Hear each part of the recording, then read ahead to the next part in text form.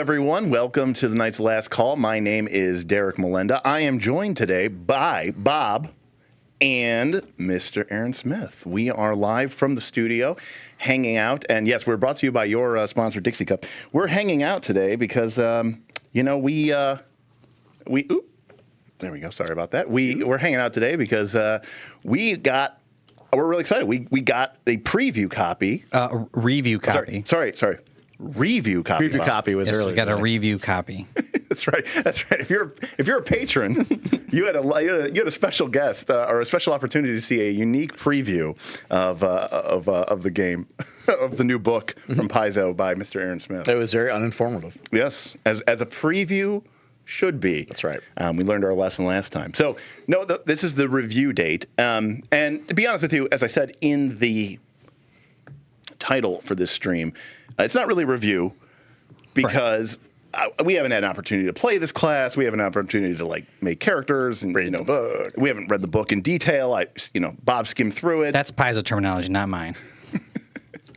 I looked at the pretty pictures. So I'm calling it more of a first look and a Kineticist deep dive because let's call a spade. What most people are really interested in out of this book is the Kineticist. And I think what we will do is we'll go through the class. We'll talk about the chassis. We'll talk about the feats. And we'll kind of give it some ideas or some assessments. And because it is a first impression, just going to apologize now if we screw up any sort of rules interactions with the Hell Knight armor. That's right. The Hell Knight armor may cause some potential issues with the metal domain. Right. We don't know. Metal elemental infusion. If someone tries to use the metal elemental infusion to create armor, but then they also try to make it look like Hellplate armor. How does that impact things? Are they cheating? Right. Okay. That's 5 gold for free. That's 5 gold for free. Cybersmith with a nice 10-pound super chat says, I'll be catching this on the VOD time zones. Yes, of course, over there in the UK. But just a brief observation, with Keystat Con and 3+ int skills, Kineticist will rely heavily on infusions for utility, not best in any skill. That's a great point. I mean, I guess we might as well get into this here. But I guess we're ready to review this book. So, again, I want to say thank you. To Bob for reaching out, and thank you to Paizo for. Yes, this is they gave us this copy for free. Yeah, for free. So thank you so much to them for giving us this opportunity. Lollipop just tipped $25. Lollipop says, I heard from a guy with majestic facial hair that this book uses words and art to convey ideas. In all seriousness, I'm looking forward to the critical takes.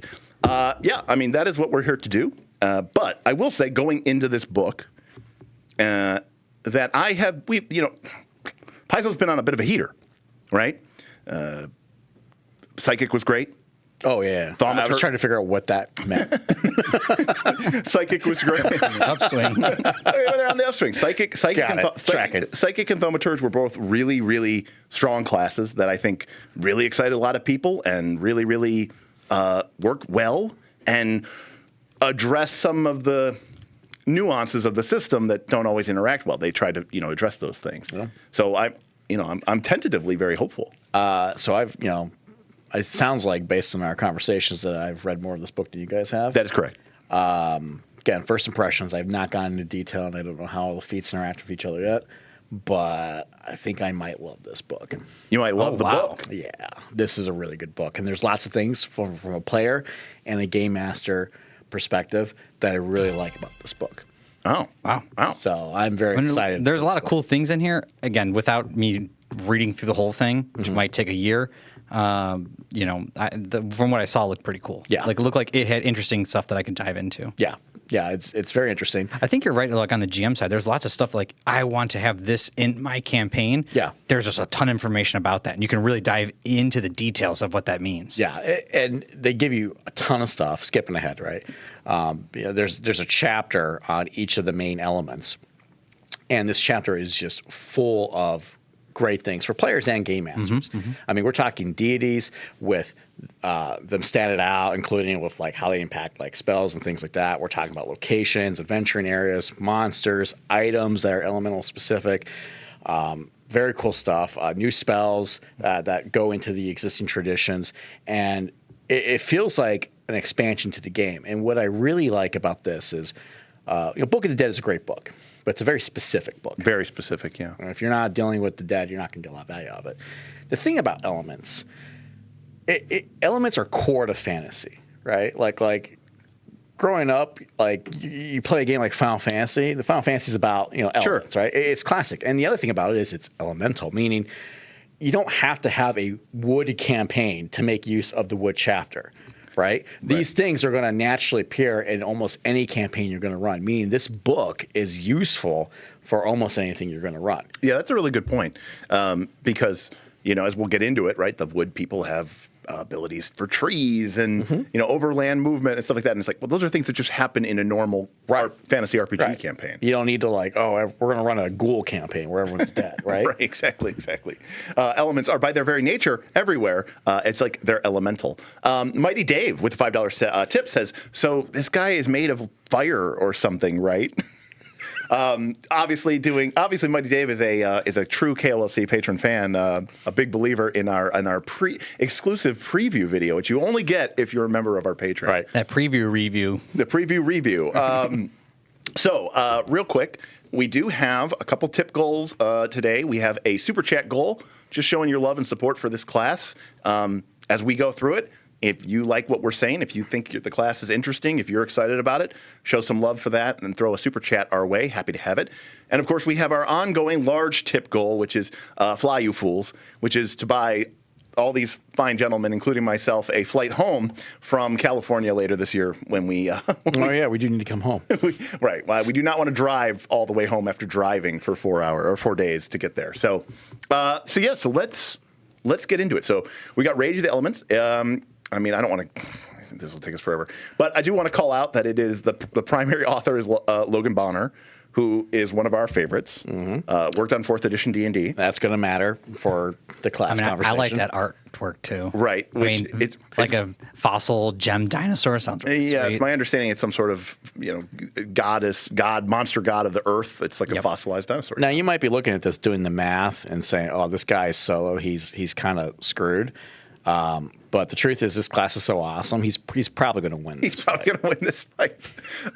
Hey, Dan is here. What's up, guys? Haven't been able to catch his live stream in a while. Busy summer. Yeah, it's been a busy summer for everybody. Same.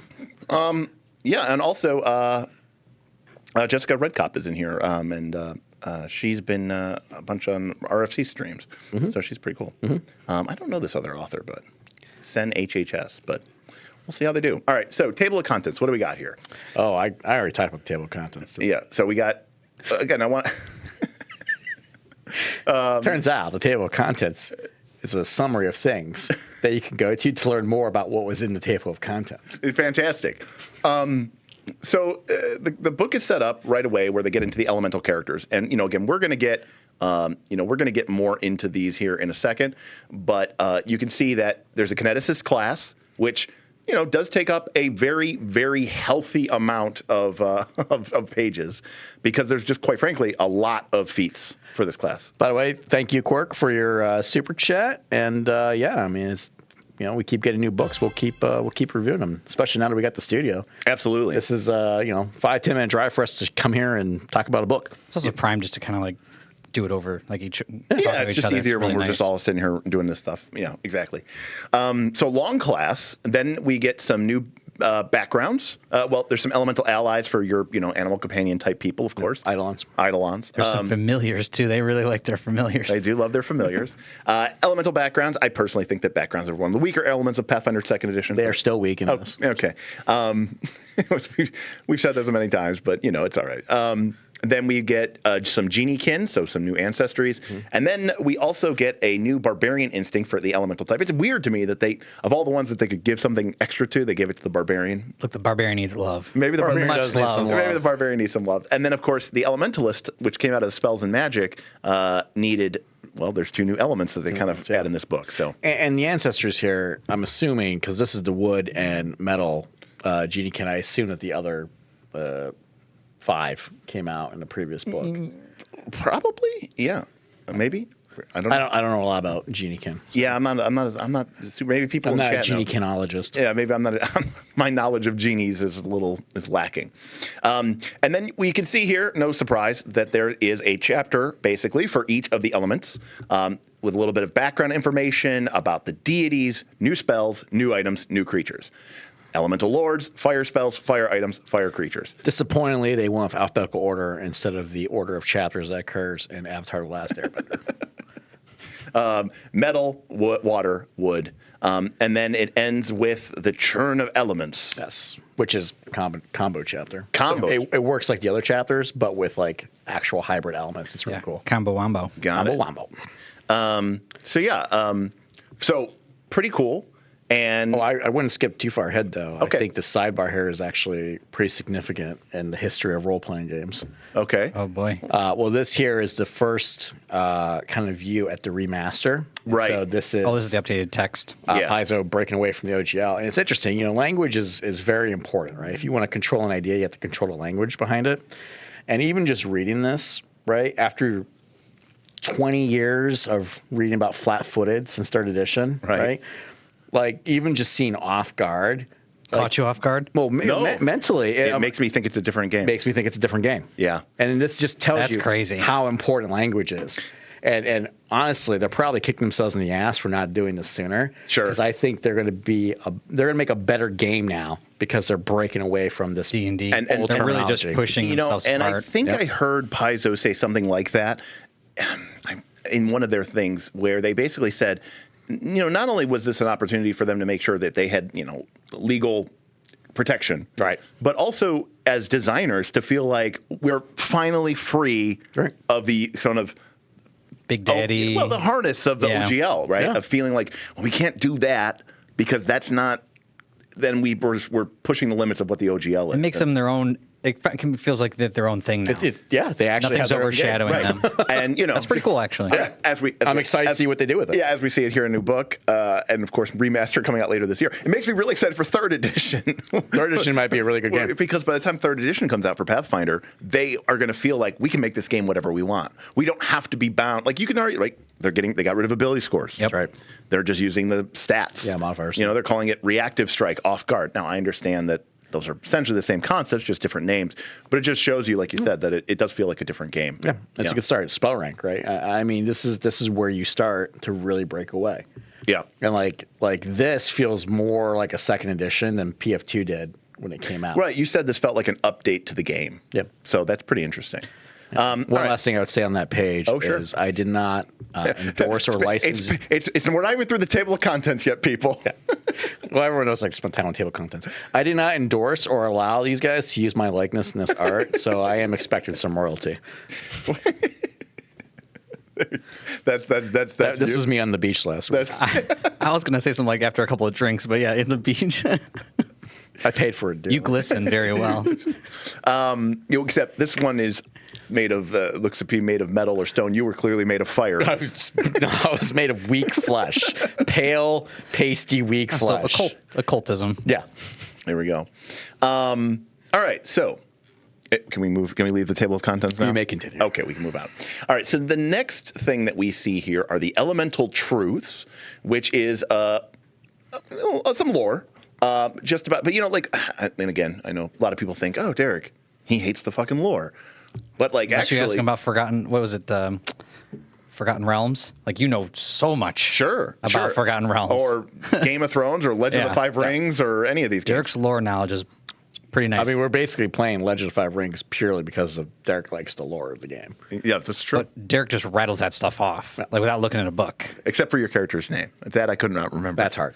I get it. So one of the things that I really liked going into Pathfinder 2nd Edition was, and I wish they had done more with it, not just lore-wise, but like mechanically, was like the whole mind, spirit, that was great. life. Yeah.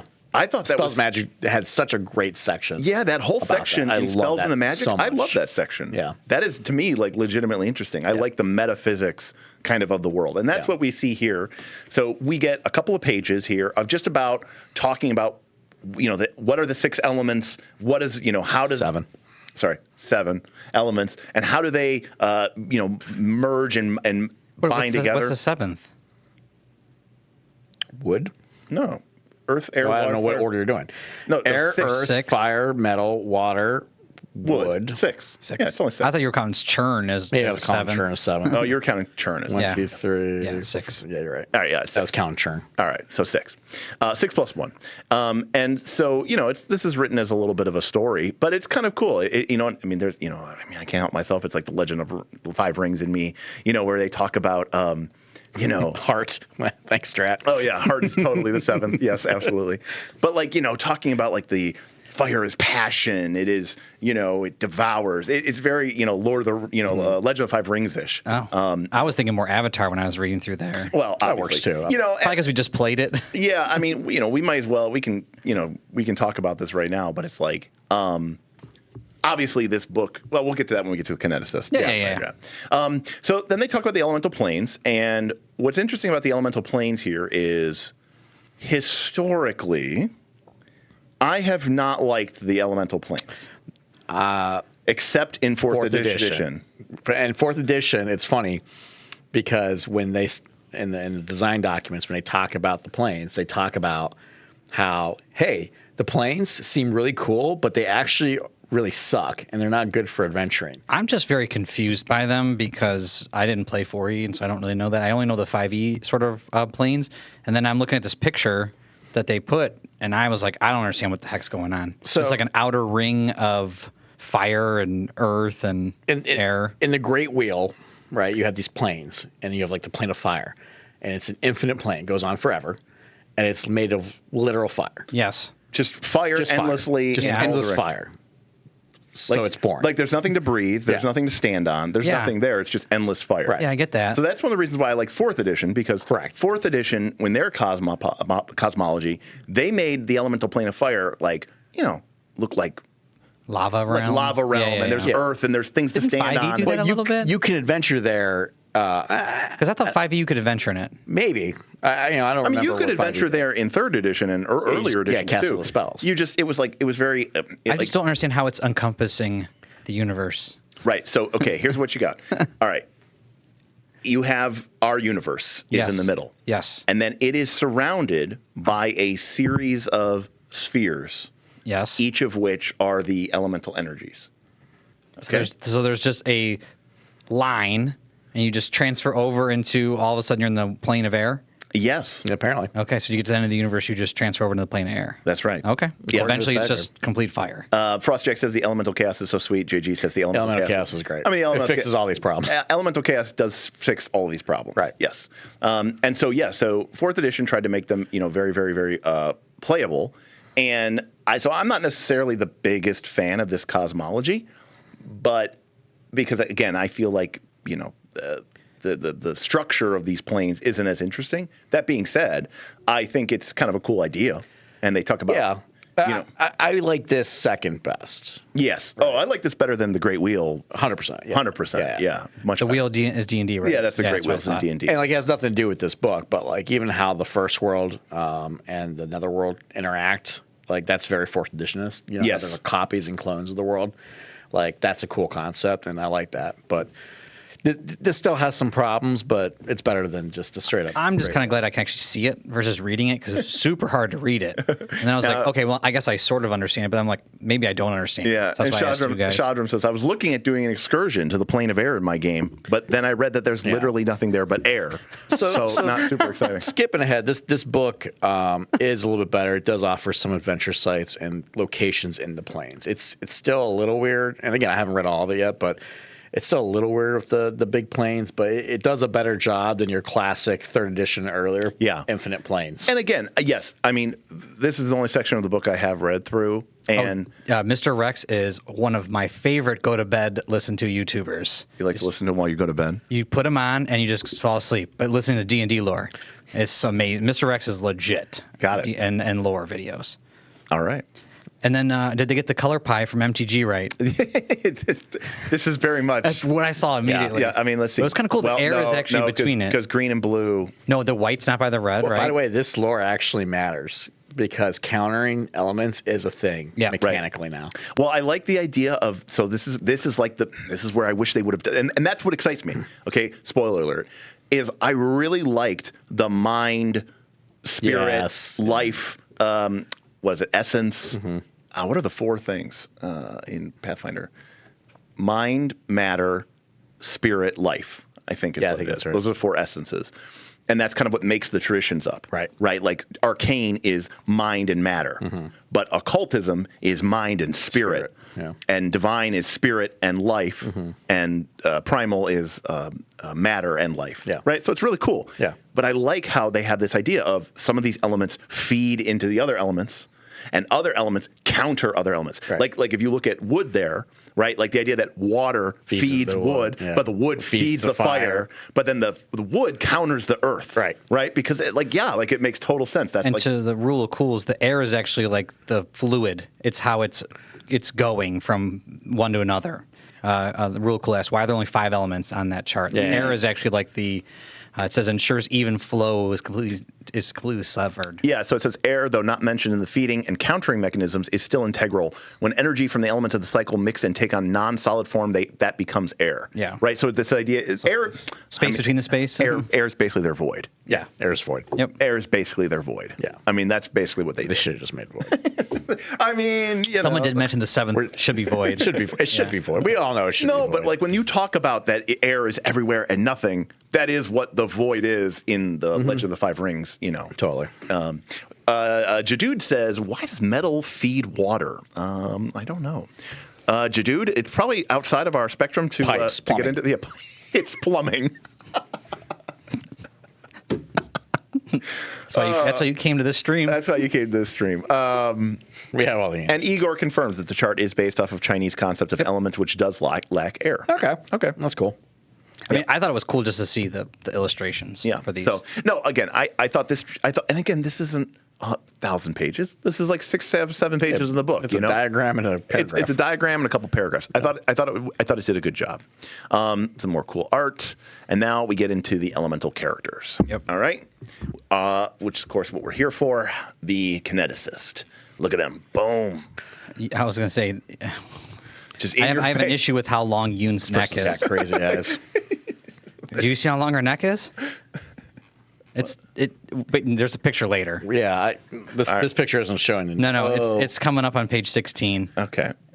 You can kind of see it on a level. Bob, this is why I don't take anything you say seriously, because we have a brand new class. I'm sitting here thinking about proficiency progression, feet, and you're talking about how long the Iconic's art neck is. All I'm saying is it's hard for me to read, and art hits me like this. All right, fair enough. Yeah, this class is unplayable because of that. Okay, so let's break Kineticist down the way that we usually do. So we're going to start by talking about its core chassis, right? And Draft class. Philippe asks, why is the art so blurry? Philippe, it's probably just because we're streaming in It takes a second for it to HD. lose the image before. It just takes a second to render it out. So it's a giant PDF for no reason. yeah, so let's call out the Why? It's been like 30 years and they still make these giant ass PDFs. Yeah, I know. It's crazy. Like, where's the WebP? Where's the WebP PDF? Yeah. But no, it's just like a Paizo thing. Everyone else knows how to make compressed PDFs. Yeah, theirs are not great. Theirs are not great. But they crash computers. But there's a lot of art assets in there. Is that why they're so big? I don't know. I think that they need to flatten them, because I know with other the APs, I'm able to extract art like from that PDF. So they're not like I don't think doing they're like a flastered. compression. Yeah, I don't They're think they're layered. I think that's what is happening. Well, and the thickness of the borders is very important. Well, and the other thing is always, you want to talk about borders? I was wondering if you had a border size from GM Scott. This book, it's more than border size. The borders change. I saw that. Every in the different chapter's got its classes. own elemental but borders. that's sweet. It's That cool. part was sweet. I kept looking at the dripping on the side. Every chapter they grow slightly larger. No, they don't. By the end of when you get to the orc, it's like the wood border feeds the fire border. It just keeps growing. So let's talk right off the bat here. We have something that stands out, obviously pretty big deal. Key attribute, Constitution. that is very weird. We haven't seen that before. We have not seen that in a Pathfinder 2nd Edition game. Yeah. I've not seen key attribute Constitution since 4th edition. Oh, So it What was sounds in 4th edition? Was it A warlock. Warlock. It could be Constitution. Oh, interesting. And there was also the Warden, which was one of the primal defenders. Yeah. So I mean, from We're talking about more like base class, right? None of these This is expansions. really interesting because like nothing in PF2 uses Constitution. Right. Like we don't have an endurance skill. and there's a reason for that. Dwarf Alchemist coming in for AV instead of fighter. There's a wonderful Or dwarf element. Kineticist. Kinesis. Yeah, and Jadood makes a great point. It is called a key attribute, not a key ability, because they got rid of abilities. Yeah, rid of Frostjack says, I think it was Battle Mind, not Warden. Well, that's the psionic. I'm thinking of the Primal Defender, which is the Warden. Yeah. So, Frostjack, you may want to double check that.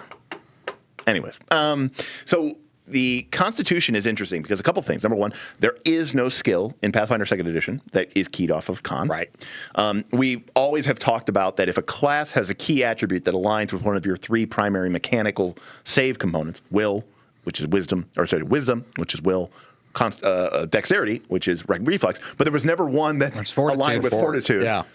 And so it's interesting now that we have a class that does this. Now that inherently though tells you that but everybody else kind of gets a double dip. I'm a fighter. I'm a barbarian. So my athletics is really good. Right. Right. I'm a cleric. I have a high wisdom. So my religion or my medicine is really good. I'm a thief. My acrobatics and my thievery are really good. This class, their key ability score does not give them anything from the skill department. They're really healthy, but they're not talented. And we can see that they, we understand, as a high level, that these characters occupy somewhere of a middle ground, right? Yeah. Between, they're not a caster, they're not a frontline full melee, It could be. That's the thing about this class. It's extremely versatile. So, because you can see they get eight hit points, which is obviously more than 6, right? But it is not 10. It is not 10. But their key stat is con. So all things considered, they're probably they're the only class in the game that can start with an 18 con. Right. So they're getting 12 hit points. Yeah. At level 1. That ain't nothing. I mean, that's a lot, Oh, wow. And I didn't notice this first time through, but they start off with expert in fortitude too, which is great. So that's sort of the one thing that we can talk about. The other thing about their initial proficiencies or the chassis is their saving throws. Mm-hmm. And they do get, and I was really. So straight means, are they like a tanky caster? Yeah, what's interesting about but they them, don't have to be a caster in traditional sense. That's pretty cool. Yeah. But we got a super chat here from the Purple GM who says, new KOTC class, the board assist is only 20 pages worth of words, but only 100 plus pages because the borders make up 80% of each page. Yes, the board assist would be very, very powerful. Hey, rules lawyers in the chat. We got Ronald in here. Yeah. What's up, Ronald? Ronald says they probably have hit points comparable to 10 hit point marshals, but as the marshals get 16, 18 con at level up, they'll fall behind. Yeah, I mean, that's reasonable. That seems fairly reasonable. I mean, I would just say that in general, I think it's going to be really interesting because, we haven't gotten into this yet, but the, they are a Constitution class, but their defenses are light armor. Right. Now, I understand that there's some options that they can get with, like, it depends on your element. Metal armor summoned to you very Toph Beifong style. Yeah, at which point you're running around plate. Right. You're running around plate. But by and large, the class is sort of, but you're paying a cost in a sense to do that. Right. You're choosing a gate and you're picking a fee. But that's the thing with this class is, Well, yeah, we're going to, we can talk about it now. It's like kind of like a jack of all trades, master of one. Yeah, it's not. That's exactly right. You don't feel like you're giving up power just to be versatile, which normally is how all of this works. Right. And yet it doesn't feel broken. Right. Which is really cool. Right. Yeah. I think so far. Again, we haven't played it. We haven't read it in detail, but it seems.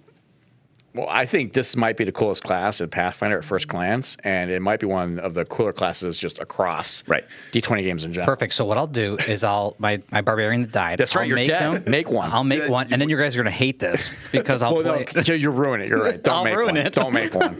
Well, we'll talk about. You're going to make like a wood kinesis who's afraid of trees. So, but yeah, they get which again showing you that they are kind of a caster, but not. They get trained in will. Right, but they are an expert in reflex, so they're going to have, really, really good fortitude saves. Now, there's one thing, and I want to talk real quick here as we talk about these kind of stats and the skills. And I've seen people, and Rules Lawyer said something here, which is they're a little mad. And I've seen people say, "Oh, finally a sad class."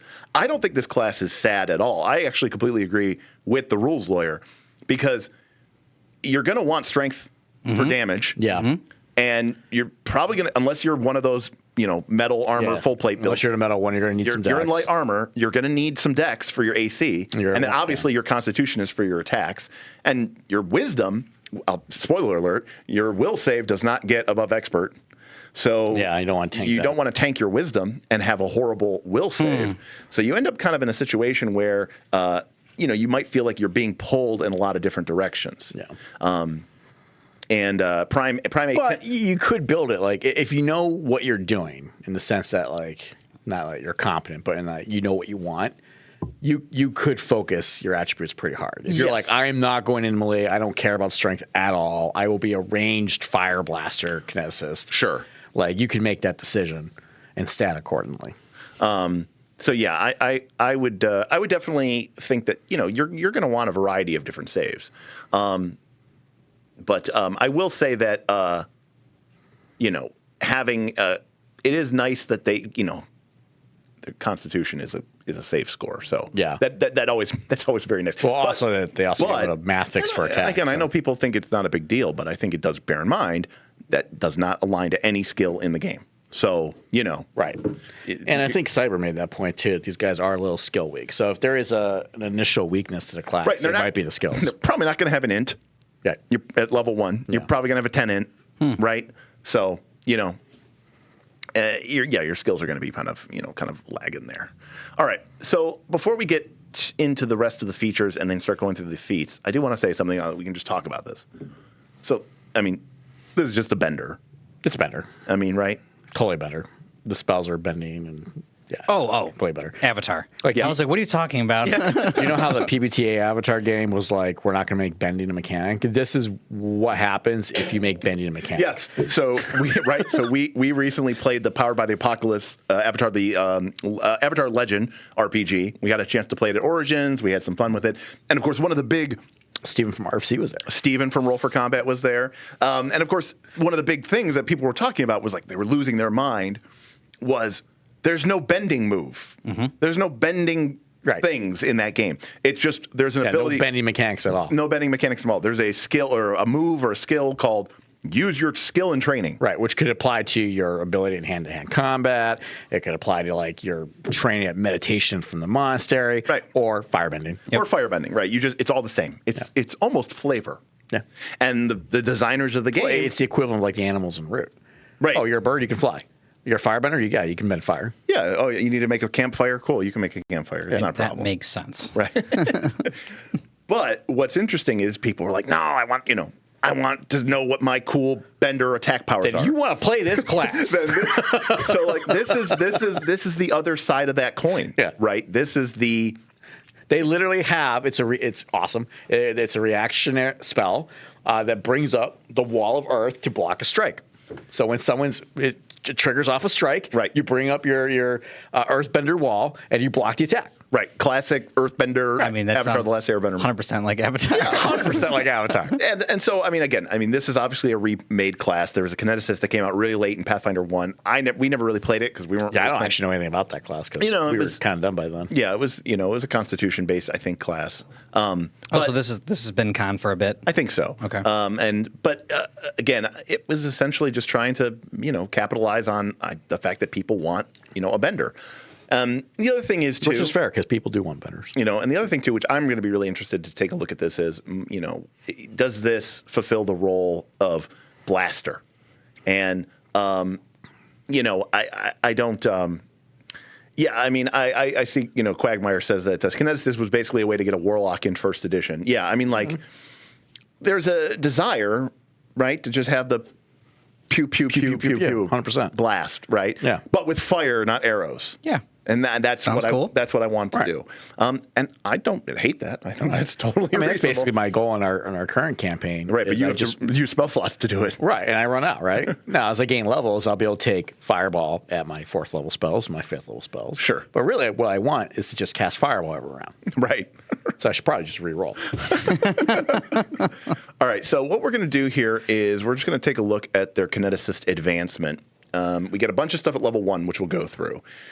We can see that level 3, we get will expertise, so will finally goes to expert at level 3. The saves really, I thought, was surprising to me. That's kind of early, isn't it? No, because their will starts to train. Oh, because it starts to train. Yeah. Okay, Right. okay. So by level 3, they're expert in triple, which is not unheard of. That's pretty normal. But what was really interesting about their saves is that they get a toughness to fortitude to master, and they get the save specialization. So you upgrade the results of the save. Yep.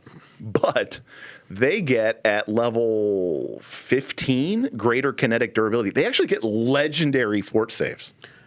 They are a con class. Which the only other class I think in Pathfinder 2nd Edition that gets legendary fort saves, I think, is a monk if they go that route. Sure. And then the barbarian. And their con kind of has barbarian vibes. and to their it, though. con is going to be really, really high. These people are going to have arguably the highest constitution or highest fort save in the game because even a monk and a barbarian can't get They can't get the the con. max con. I'm liking it more and more. And plus, these guys are absolutely going to apex their con. So. Yeah, of course. Yeah. No, Strat, I completely agree with you. A lot of classes get legendary saves. That's not out of a question of anything. But so they end up with a legendary fortitude, a expert will, and then a master in reflex. Again, this is like a elementalist barbarian. I mean, even the book is called Rage of Elements. Well, they do have an elemental barbarian in there. Hey, maybe that's why they I put the think barbarian. that's why it's in there. That's probably why. But like people think of this class as a caster. I don't think this is a caster. You think of it more of like a barbarian. Yeah. That's interesting. Barbarian that throws elements around. Yeah, that's interesting. So probably gonna slide into this when we get back to AV. Well, I thought you were so excited about the fighter. All right, so Only because the barbarian was terrible. I'm over the barbarian. Yeah, this is like a barbarian that's good. That might be something I'm interested in. fair enough. All right. All right, we'll get to their rage mechanic, but you're gonna be like, what? All right, so How's this fair? Right, It's not. So let's see what you get at level 1.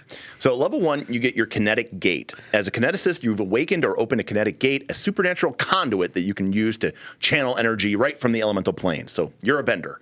But Correct. But right off the bat, you get to make 2 choices. You get to choose, a bunch of choices. You either get to pick one gate and kind of get a little bit extra. Right. Classic bender. A little bit extra, little bonus, classic bender. Right. Or you could be a dual gate. Budgetard.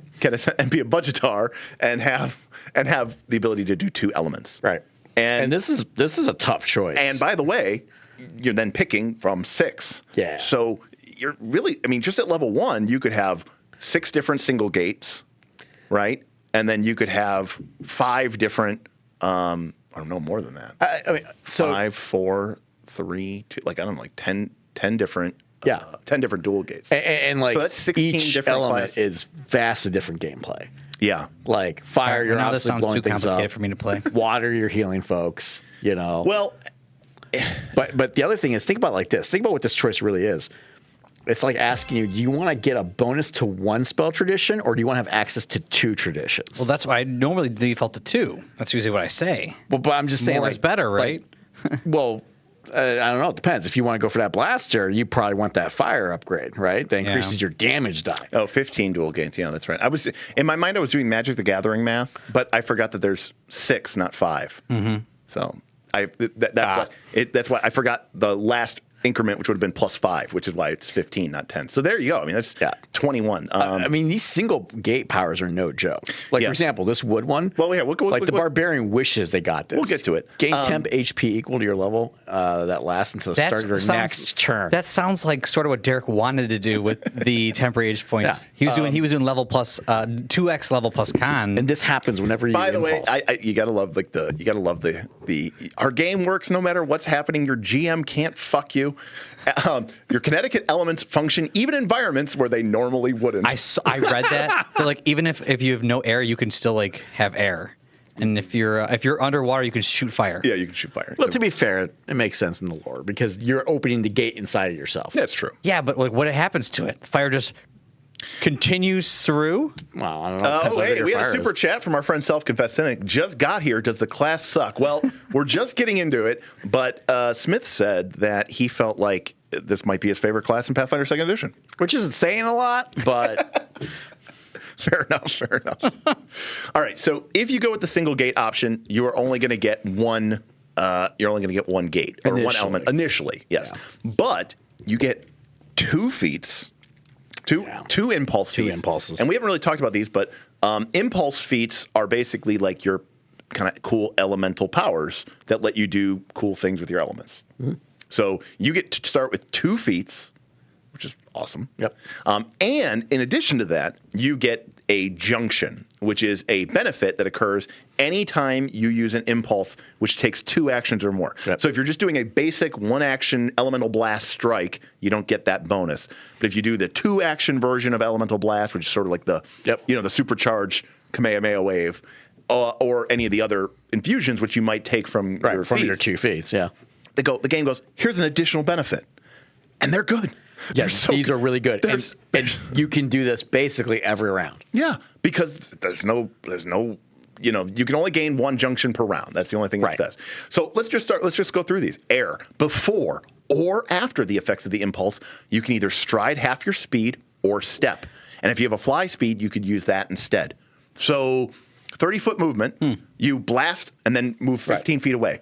You just the action economy of that. You just two That's actually action really cast a huge. spell and then get a move. Yeah, 2 action, get a spell, and get a move. And by the way, speaking of flexibility, it's before or after. Right. So you might be like, hey, I want to step first before I do this ranged attack. Right. Or maybe I want to move after. And so, like, it's tremendous flexibility. Earth isn't as, flexible, but it's just really, really useful. Yeah, I mean, and listen, we know AC is the hardest thing to get in this game. Yeah, it is, and it's basically the shield spell, right? And if you're this guy, you're casting this in your plate armor. Yeah. If you're the Earth guy. Yeah, I mean, Ayla says I really like this action rebate design, and we haven't talked about it yet. Yeah, but like, think about what this is like. Okay, in this class, you're going to start first action with your channel elements, which is basically your rage. You're bringing up your elemental energy. Normally, that would be it. You'd have spent your action, burn your action, and now you're done. Yep. But when you do that, it gives you the ability to do a 1-action elemental blast or stance. Right. So imagine if you're a barbarian, you rage, and you got a free sudden charge every time you raged. Well, maybe not sudden charge. It's a lot of actions. Well, but like or a free a move strike. or a strike. A free strike. Yeah. Free strike. Yeah. Eggplant emoji. Right. But then you're like, okay, so I need to do this anyways. Cool. You get a rebate. Blast them. All right. Well, now I'm going to do a 2-action impulse. Cool. You get your cool power. You get your cool blast. You get your cool thing. Oh, and then you get to move. Right. Yeah, I really like being able to move. Right. Yeah. And spoiler alert.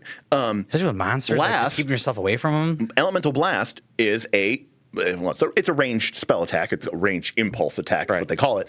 But it's a ranged attack, which means it uses your multiple attack penalty. But a lot of the impulses function like spells, which mean they use a DC. The person's making a saving throw. And we know that those operate on different... you don't have map DC. You don't have map to your DCs. So you could go channel elements, air, cool. Oh, I burned my action. Oh, yeah, no, you get a free blast. Cool, I'll blast them with air. Then for my other 2 actions, I'm going to do this cool air impulse that relies on a DC, so the multiple attack penalty doesn't matter. And then I get to stride 15 feet. Right. And I just did an attack, an AoE attack, and I did my action tax of having to channel my energy, and I got to move. And none of that costs daily resources. And I can do that every time for the rest of the whole time. Yep. And more importantly, it all feels very thematic. Yes. An airbender would work that way. And that feels like an airbender. Wow, this person's all over the place. They're moving everywhere. Like, this is really, really sweet. Yeah. All right, so Earth, +1 AC. Fire. Increase the damage die of fire damage dealt by the impulse by 1 step. And listen, if you're going fire, you're going blaster, that's cool. Yeah, that's what you want. I mean, that's what you want. People take dangerous sorcery. That's +1 damage per spell level. Right. And people are like, oh, this feats. One of the reasons sorcerers are so good is because dangerous sorcery. That's 1 damage per spell level. Right. Oh, the damage dice? Yeah. Yeah. Plus, Bob, would you rather, like, what's cooler? Oh, you get +1 66 or 68. 68. Or in Fire's case, 60-10. Now, all that being said, I'll skip ahead a little bit because it's relevant to page 16. You'll look at this and you get excited about that power, and then you look at Elemental Blast, and you got Earth 1d8, Air 1d6, which is reasonable, Metal 1d8, Water 1d8, Wood 1d8, Fire 1d6. Right. Because they need another one to be ranged. Yeah, but the Fire one is what gets upgraded, which, 1d8 range, I guess, is pretty cool. So it's back to 1d8. I mean, but it's back to 1. That's what, it's one of those things that, Balance like, it back out. it feels a little, Right. right? Like, because it's not 1d10, which is like, oh, Yeah, 1d10 would be obviously sick, right? would be sick. But then at level 4+, the damage increases by 1 die. So then yours goes to D8. Then it goes starts to to feel pretty Then it cool. goes to D12. Or Yeah. D10. Sorry. Yeah, d10s. Yeah. I mean, Rohit says Fire Junction looks weak to me. It corresponds to a minor increase in average damage. You do get more dice of damage with your impulses. Right. So, I mean, at the end of the day, you're going to be doing 4. I think it caps out at 5 dice is what they cap out at. Yeah. So you're going to be doing, on average, 5 extra points of damage, which in this game is a lot. I mean, that's not nothing. Okay. So metal gives you like a damage shield. Water lets you. Oh, that just says damage increases by 1 die. So it's 2d8? Or does it mean 1 die as Increase One the die damage size. dice size of by 1 step. Okay, So that's 1d6 that one. to But the 1d8. other thing I was reading on page 16 just says 1 die. So that actually just means 2 Oh, die. yeah, So never mind. Disregard what I said. Yeah. Sorry, guys. So water lets you move 1 creature targeted by your impulse or in its area, Right. 5 feet in any direction. That's awesome. 10 if it's in the water. Cool. And you can move people around. You can shift there. You can only choose a creature that's willing to be moved, that failed its save, or that you succeeded at impulse attack roll. So the flexibility. Right. This could be a reposition of an enemy, Right. but it could also be a reposition of an ally, Right. which is awesome. And like so many of the feats and powers and impulses work like this, where just baked into one thing, you have like 2 or 3 different options. And that's what's really cool about this is like you get so much flexibility with just everything. And then wood is you gain your temporary hit points equal to your level that lasts until the start of your next turn. Which again, you can just keep refreshing. Right, because remember, the way this works is in order to get your junction, okay, if you have a single gate, then you have to, if you take an impulse that takes 2 actions or more. So if you're only using 1 action activities, you won't get these benefits. But if you do, basically, if you cast the elemental spell, Right. aka you spend 2 actions, Right. if you do the big thing, Right. then you get this cool extra benefit. Right. So, which makes me feel better about investing 2 actions into an activity. Right. For sure. If you had the barbarian, and then you also were a kineticist, does a temp HP stack? No. Oh, that's kind of... Never mind. I believe the general rule is you would just take whichever is the highest. Yep. Yeah. Whamp, whamp. Now, that's cool and all, but you start with one gate, Right. one element. One element tradition. Yeah. The other option is you can dual gate, which allows you to combine elements to give you a versatile set of abilities. You select 2 elements to be your kinetic elements, and then you select 2 first level impulse feats, Right. one One with from the trait each, of the first element and one with the trait of the other. So you can't take 2 fire. You have to take fire and earth. And this is awesome because like, again, it's like having access to 2 traditions at level. Right. And and I thought I saw a diagram. I don't know if it's something that Paizo came up with or someone built, but I wish I would have grabbed it. It was a pretty good diagram.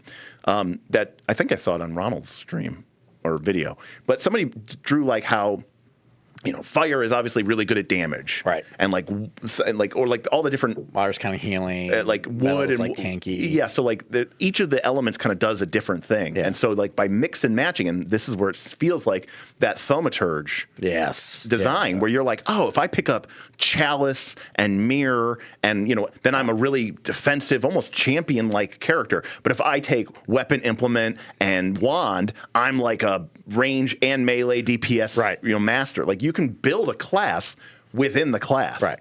Without having to like pick a subclass at level 1 that you have to ride for the rest of the game. And that's actually a really great point because, like, imagine if you try to make a fighter who's good at ranged and melee. Like, it's hard to do that because Yes. you don't have the stats. But here, everything's keyed off of con. That is a great point. So Yeah, you can be effective ranged and melee character at the same time. Yeah. Yeah, you don't usually see that. Right. And in fact, that's an important thing too. When you think about this class, right? Because again, people get locked to the idea that this is a caster. You could make a melee version of this class. And in fact, you get incentives to do that too, because you get to add your strength bonus to your impulses if you're making melee impulse attacks, or if you're elemental blast. In addition to your con. Right. So you're you stacking add- 2 attributes. So if you had damage. if you had 18 con and a 16 strength, you would be adding +7 damage.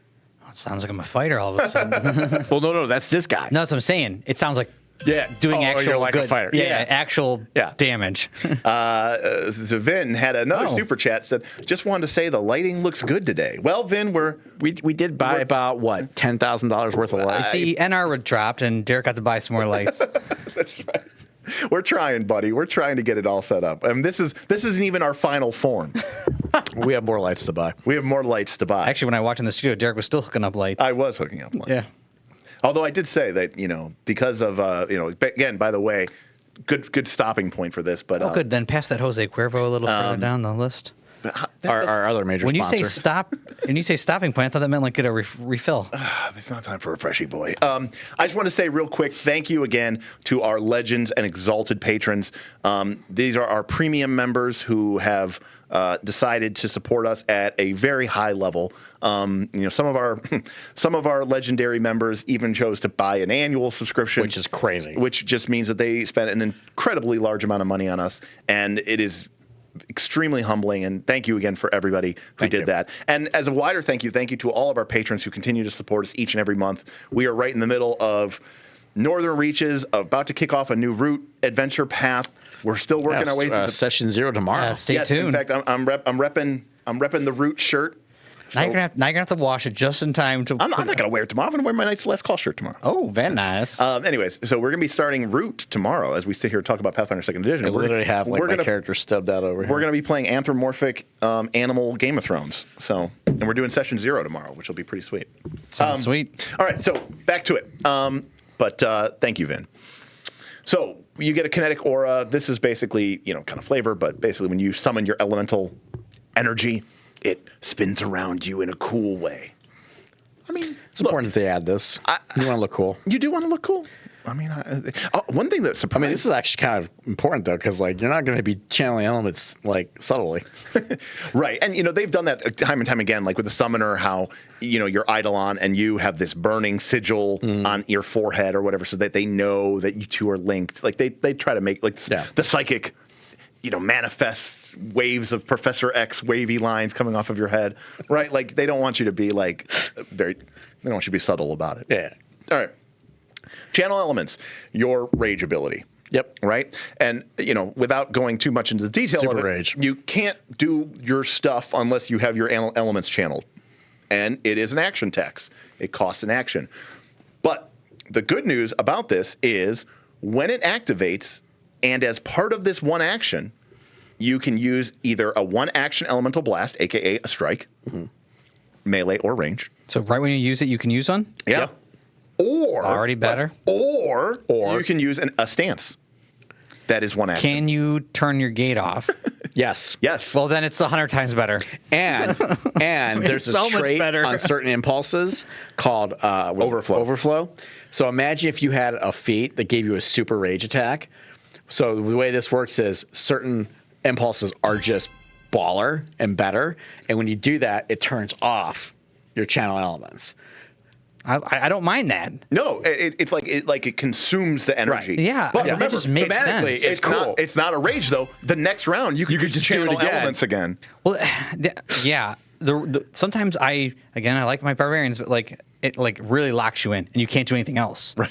I mean, obviously you want to channel elements so you could do your stuff, but I like the idea that it doesn't have to lock you in. We have a couple super chats we'll get to in a second, but Strat says barbarians actually have such a feat. It just screws them. Yeah, the Furious Finish. Yeah. Which lets you cash in your rage to do 1 extra point of damage per round of your rage left, and then your rage ends, which means if the thing that you're fighting doesn't die, you can't re-enter your rage. You're fatigued. It's so horrible. What's really cool about this channel elements is not only are you able to bring this back and up, is it becomes kind of a resource subgame. Yeah. It's like, hey, I've got You have a choice to make. Right. I have my channel elements up. Blast, blast, blast, Is blast. it an action to turn it off? That's a question. It says you can dismiss it. It says dismiss with a capital D, which means so it's a that's the dismiss action, which is dismiss. one action. Okay. Yes. It does, by the way, it does automatically deactivate if you're knocked out. Like, for example, rage does.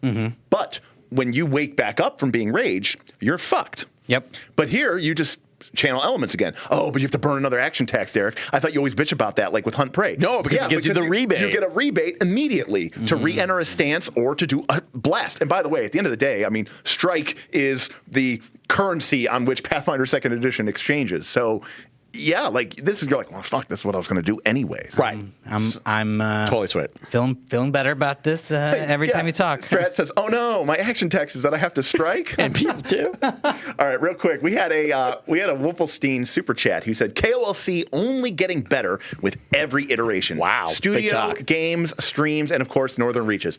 Big shout out to our boys Bob and Mr. Smith for all the hard work on the amazing season so far. Well, thank you, Wolfelstein. Thank you. Yeah, we really appreciate it. And yes, it has been a lot of work, but it's been a lot of fun. And again, that's the cool thing about Northern Reaches, right? Like each season is distinct. Yeah. Right, and that's what makes it What unique. is Northern Reaches? What's Northern Reaches, Bob? What is Northern Reaches? Northern Reaches is this mega online multi-PC, multi-GM, West Marches meets MMO. How many PCs and GMs? You would be surprised. Actually, today we're going to hit 101, but we're at 100 PCs that are logged in and about 45 GMs. Yeah. Wow. Yeah. So 2-to-1 ratio, players to GMs. Yeah. Pretty good. About averaging about 3 games a day. A day. Right. Just Wow. How long are those games, Bob? I know. Didn't we have one that was 8 hours? There was one that was 8 hours a day. Yeah. The average is 4. Sorry, no, the average is probably 5 because 4 is like almost like the minimum. There's a few that go 2, but Yeah. most games are 4 hours, 5 hours, 6 hours, somewhere in that range. Yeah. So. Also, our Saturdays are insane. Saturdays are like 4 games in a day. So Northern Reaches is fun. If you're part of the Patreon, you obviously can join that. It's a giant PF2 mega campaign where the world's created by the GMs, by the players. Everything they do interacts with the world and creates more of the world. We don't know what's going to happen. We were just talking today about some of the stuff that just happened in the game and how that might impact actually what's going to happen going forward, because we didn't write what's going to happen. Right. We just wrote the guidelines. Yeah, Bob came in and dropped the bombshell on Smith and I. Strategy knows what's going on. And it might shake up the very foundation of Northern Reaches. But that's why it's fun. Right, exactly. We did have another super chat who said, it was from Vin from South Dakota. Yep. Lots of talk in the chat about damage, keying off of con. What does this class's attack bonus look like across the level range? So you are looking at a spellcaster proficiency gain, so legendary at 19, but con is used for the impulse attack attribute. Right. Sorry, ability. So, okay, I mean, we're we're getting a little off, we're getting a little early here, but the long and the short of it is, right, for those of you who might not be super hyper into Pathfinder 2nd Edition, your standard classes, which rely on attacking, are trained at level 1, they are expert at level 5, and they are master at level 13, and that's where they stop. Yeah. And those are your, barbarians, your rangers, your monks, everybody who uses kind of attack rolls and strikes. And now, in addition to that, they get to add an ability score, strength or dexterity usually. Yep. And they get to add their item bonus from their magic Their weapon. apex, yeah. So +1, +1 weapon, +2 weapon, +3 weapon.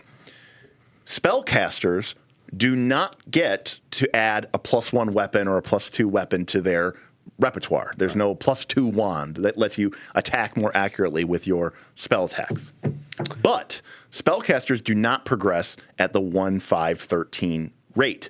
They go 1, 7, 15, 19, which means that there's a 2-level gap between 5 and 7 and 13 and 15 where the casters are less proficient than their martial allies.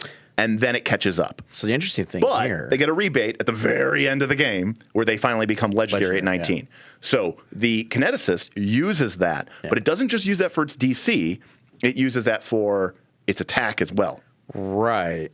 But they get a gate attenuator. I was going to ask, because they don't get true strike, so what's the math? They get a chakram thing that they can put on them, which is basically like, and people have been saying this should just be in the game anyways, it increases their range, it increases their impulse attack rolls, but not their DCs. So when they attack. So when they attack. So they are like perfectly balanced. When they attack. So they're still going to be... They're a little lagged because of spellcaster thing. They're a little lagged because of spellcaster thing. That's what they pay for the versatility of everything they can but do. they're not as completely... Like the way we say that, like spell attacks... Keep saying that... But you're saying that they're not spellcasters, but they are in terms of how they're... proficiency. Proficiency rate. Okay, that's what I was getting at. And I'm saying that more of like as a way of thinking about it. Correct. I just wanted to make sure that that's what we're talking about because he was saying spellcaster. I was like, I thought we said... Yeah. So, but what's interesting about it is like, what ends up happening basically is like they will have legendary attack. Yeah. with their primary attribute, which is with great. their primary attribute, which is pretty good. Yeah. Now, I do think, and we can get to it, and the chat will probably catch me up real quick. Gate attenuators cap at +2. I missed that part, so I don't know no what they do. +3 gate attenuator, which means they will not. They will be 1 point below the fighter and the gunslinger at level 19 and 20. Because the fighter is legendary and they have a +3 weapon, and they have a max stat. The Kineticist will be legendary with a +2 item bonus, and then their maxed out key stat. So what ends up happening? So they get close, but they somehow managed to make these the Kineticist really cool, and didn't shit on the fighter. Somehow the fighter still gets to be the most accurate person in the game. Right. That's pretty cool. I mean, it is really cool. Yeah. Ebro just confirmed here +2. Yeah. So attenuate. Now, to be fair, the last attenuator is also your con apex item. So but I mean, again, if you start with an 18 con, and you get your attenuator, you can still end up with a +7 modifier at the end of the game. Yeah. And you'd be legendary. And so you're like, oh, so you have the same attack bonus as a fighter? No, because the fighter's going to have a +3 item potency crystal. You're going to have a +2 item bonus. Feels so much better than a -2. Oh, yeah. Well, no, no, because a caster would be. Well, I'm just saying, nothing. Like the barbarian is still down. Well, the barbarian's down 2 points from the fighter, and the casters are down. Well, the casters are down a lot. Right. So I'm saying this class is sneaking in on a -1, which is not something that existed before now. To be fair, the casters are down 3 from legendary, which puts them 1 below everybody else. Sure. But the point is, this Kineticist is going to be more accurate than a barbarian. Is going to be. At the end of the game. That's pretty sick. Now, granted, there are going to be those 2 levels, 5 and 6. Right. You got some hell levels. And 13 and 14, which are like hell levels. Right? If you're a caster, you already know this. At those levels, you do not. Spell attack rolls are already bad. You do not make spell attack rolls versus AC at levels 5 and 6 and 13 and 14. Just support and buff through those levels. You'll be fine. Yeah, I mean, you can. DCs aren't the worst thing you could do because but. I just imagine this I've leveled to level 5. Oh, we got this joke. Time to pull back and not do anything this level. Okay, all right. I'm going to go off on a little bit of a side tangent here. Yes, it is an artifact that is created because of the staggered progression of proficiency in Pathfinder 2nd Edition, that you have these weird hell levels. But I kind of like that. I like that the game basically, whether it's doing this intentionally or not, basically says, hey, stop doing fireball every turn. You have to change up your play pattern every so often because the game rules aren't really supporting you really well right now. Yeah. I feel it's a little inelegant, but I appreciate that at least it mixes it up. Yeah, right. I'm trying to make the most of the situation here, Yeah. We had a super chat from Whipplestein who said, so 2 basic questions I likely missed earlier. Base hit points on the class since they are con-based. 8 base hit points, Whipplestein. And are there reactive strikes on impulses? Good question. There are, to my knowledge, not. No, here. All right, Paizo, I see you. They got rid of nested traits in the remaster, right? So now spells just say manipulate, concentrate, right? They got rid of somatic and that you have to look that up. And then one of the things they said is we want to get rid of nested traits. They said that at PaizoCon. They did. Okay? But can we take their word for it, though? Impulse. The primary magical actions kineticists use are called impulses. You can't use an impulse you can only use an impulse if your kinetic aura is active and channeling. And only if you have a hand free to shape that elemental flow. The impulse trait means the action has a concentrate trait. Come on! Come on! They were supposed to get rid of nested traits. Joe Paizo strikes again. But I can forgive him for this. But to my knowledge, because they are theoretically supposed to be getting rid of nested traits, except for impulse, apparently. That means that the channel elements only has aura, kineticist, primal, which means it does not trigger a reactive strike.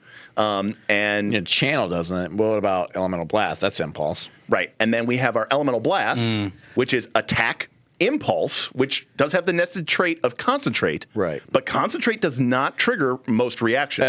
Those are triggered by manipulate traits. But if I'm raging, I can't elemental blast. Actually, That's Oh, is that under the elemental barbarian? They have a special clause Okay, where good. their impulses get the rage trait. Oh, good. So we got a $2 super chat from our buddy Vin who says, "Oh my God, no nested traits." Well, apparently some. there is a God. Oh wait. Yeah, check it Yeah. out. I mean, Accurate. I got to admit that just somehow slipped. Slipped. Well, okay, so I will say one negative too about bad. this book. It needs another editing pass because they're trying to do a lot here. You know, they're making a new version of the game while making a new book with a new class, and there's just some things in here that are There's just a lot. messed I up. mean, Oh, yeah. 250 pages, I mean, 240 pages. I'm it's assuming. hard. Well, no, I'm assuming that this book was like written or nearly written, and then they like, you know, Oh, yeah. Paizo was like, Went back hey, and by the redid way, it, we're getting rid of the OGL. You need to rewrite all this. I I guarantee. believe I saw on Reddit that somebody. No, maybe it's not from this book. Maybe it was a different book. Well, I know there's like an armor in this That- book. Okay, yeah, there's something that like is like a 5th edition. Oh, that's from an adventure. Okay, that's from an That's an adventure. But in this book, I want to say there's an armor that still uses the old strength. Oh, it attribute. uses you need a 16 strength. Yes. Yeah. Yeah. You're absolutely right. Yeah. So, I mean, again, what they're doing right now is super ambitious and super hard. So I'm not really faulting it, but I'm just saying this book is probably going to be the roughest new era of Pathfinder 2 books. Yeah, So just be aware of that. That makes total sense. Not okay. Yeah. Hassel says, "Sir, thumbs with weapons will trigger on that concentrate." Yes, I mean that is true. I'm saying that your generic, what used to be called attack of opportunity, now called reactive strike. And Rules Lawyer apparently also very frustrated with that. He says they need to errata that. To be honest, I'd like Archives of Nethys to reflect the new philosophy. And Hassel says a Paizo book that could use an editing pass, unheard of. There were definitely some. I mean, late they night- jumped more up so the, than usual. They jumped at the game with this book with sending the link. I mean, we noticed this with naming. Oh, They that like, we didn't even talk about we're this. super excited about that. blew my mind. Biggest news: forget the Kineticist, forget Elemental Wood. Okay, Paizo now fucking putting the name of the book in the file name for the PDF. It's a new era. It is New era. Yeah, new era. I don't know what part of the OGL forced them to not actually name the file what the name of the file was, but this is super exciting. I mean, I for one loved PZR 2256 PZ02-113. I had to put my thumbnails on so I could see what book I was about to open every time. I was so awful. Yeah, that was. I mean, obviously you could just rename it, but Which I did. I had to go back to every one of mine and rename them. KCC. Wait. It's not P0227. No, it is, but then it says Rage No, then Elements. after They it says kept Rage the Development. ID, but then they tell you what they it kept the is. ID, but they tell you what it is, which is fine. Yeah. Yeah, Quagmire. We did see that they changed the grab trade on monsters. I'm not a fan of that, but I just I didn't see that. I just don't like unnecessary rules. But Lots more dice rolls now. Lots more dice rolls. But we don't need to talk about that today because we're trying to get through this. Okay, so. You have your channel elements, you summon your aura around you. It's pretty awesome. And then you have these impulses. And impulses are basically like 4E powers. Yep. Totally. and again, this is why this class is so good because, Logan was like, hey, there's this edition of the game I worked on and it was really awesome. We should just steal everything from that and then just like scribble out the names and rewrite it in PF2 format. And that was an incredible idea. Yeah. So the only caveat here is you have to have a free hand. So they are at least giving you some a requirement that you need to make sure that you can't just have your hands full, but that shouldn't be too problem. You automatically I don't know gain. what these guys are holding anyway. I mean, I don't know. I mean, not scrolls. well, they could if they took the feat. That's true. But you're making a choice then. Yeah. So yeah, Whippleseen, the grab is no longer an automatic success. Which is fine. Vin says follow-up stream for the other changes. Maybe, yeah, we could. I mean, we'll talk about what we know about remaster. To be honest with you, I think other people have done that pretty well. Yeah. But okay. The thing I don't like about the plus grab change is not only is it an extra die roll, but it's also now an extra rules exception because it triggers after a strike. So now there's like this form of memory. I know it's stupid. It just literally just happened. But now you have to remember, it's like, okay, so you striked. And then before it was like, okay, then you're qualified to use the grab action for one action to grab them, to grapple them. Now you have to make that check instead of just rolling them. But it ignores map, but it doesn't increase map. So it's this weird mapless I am not a fan attack of rules in the middle. And now we lived in this world where things had map. Attack trait meant map. And now there's this weird thing where you sometimes don't have map. And that's really weird. Like, nothing else does that in the game, and you're just used to map increasing. It's definitely, they were trying to fix a problem. Yes. Which, respect. Right. But it was a tough design space to work in. They didn't have a lot of room to move. Correct. I agree. Math is tight. I wouldn't It's the same thing with like how they do the attribute increases now. Right. Where you get like a half, like But it's a not half. bonus. But it's not a half. But it's not a half. It just says, remember that you took it. But they, like, their other option was to redo the scaling. Right. To be honest with you, I think it should just be you get 3 ability boosts, but then they have to redo the whole book. That's the problem. Yeah. Anyway. That's the problem. Okay. So again, why the real answer is worst third edition. Yeah. True. So impulses are magical, but they're not spells, although some things that affect spells will affect impulses. Abilities that restrict you from casting spells, such as being polymorphed into a battle form or protect against spells, also apply to impulses, which is nice. It's like, yeah, they don't want this to be a separate system that, fucks everybody else that is, working outside the system. They're like, look, yeah, they're not spells, but they're magic. Okay, so, And this is important because I would say, like, in earlier editions, like third edition and whatnot, you would get so many exclusionary new systems that didn't apply to everything before. And it's just like, even as a game master, if you're running an open table and someone shows up with a class and they have a whole different system of magic, you're like, you don't even know how to interact with it. Right. You can read this and just be like, okay, so it's magic, so it's spells. Okay. Right, it just works. Whipplestein, yeah, the grab still takes an action. Improved grab is still free. Regular grab is just it takes an action. Your impulses scale. For example, if you're 5th level, then your elemental blast would be 5th level. And your counteract rank would be 3rd rank, not 3rd level, because they got rid of spell levels. Yes. Even though you gained it at level 1. So, your blast just scales with you straight up. And many blasts get more powerful as you go up. An impulse requires your Kineticist DC, which is, some of them require your impulse attack roll. And this is what we were talking about before. It's like a spell attack modifier, but it basically uses your con. Yep. And more importantly, we'll see, it says here at the end, you can acquire a gate attenuator to gain a bonus to your impulse attack modifier. That's the big distinction. That is a big distinction. That allows them to sort of be competitive. Yeah. Well, because Elemental Blast, by its default nature, is attacking AC. Right. So, and like spell attacks, that suffers because there are times when spellcasters are 2 to 3, 4 points behind the baseline attack roll. So you get just a little bonus. Yeah, so you get Elemental Blast, which you can do as a 1 action or 2 action. Here we're getting into the versatility of the class. By the way, there's a lot of powers in here that are like 1, 2, 3 actions. Yeah. Which is like the big thing from the That's spell actually really video. cool. Yeah. Yeah. Yeah. Again, you look at this, you just versatility. You have versatility in building, you have versatility at the table. Right. Because, it's really cool to go single element and get that junction. But look, if you picked up 2 different elements by going dual gate right off the bat, you could pick up water, and now I can do bludgeoning and cold. I'm sitting here looking at this going, look at it. I got to make this character. So you get, if you go with 2 actions, you get a status bonus? If you go 2 actions, you add your strength modifier to the damage roll for a melee elemental blast. Meaning, so if your strength modifier was +3, you would add that to your damage. And if you make a 2-action elemental blast, you get a status bonus to the damage roll equal to your constitution modifier. So it'd be like plus. So basically, if you do +4. if you do the 1 action elemental blast, it's kind of like shooting a bow. Yeah. Right. You don't get to add anything. Right. You don't get to add any damage. If you do the 2 action, you get to add your con bonus to the damage. It'd be like +4. It'd be like adding your dexterity to your damage roll of a ranger. But you're doing it as a 2 action. And if you're doing it in melee, you get to add your con modifier and your strength modifier. To the damage roll. But then if you're a single gate, then you also get an impulse? Yes. Oh, yeah, there we go. Now we're talking. I was trying to add it all. I'm like, I think I get to do all these things. You get them all.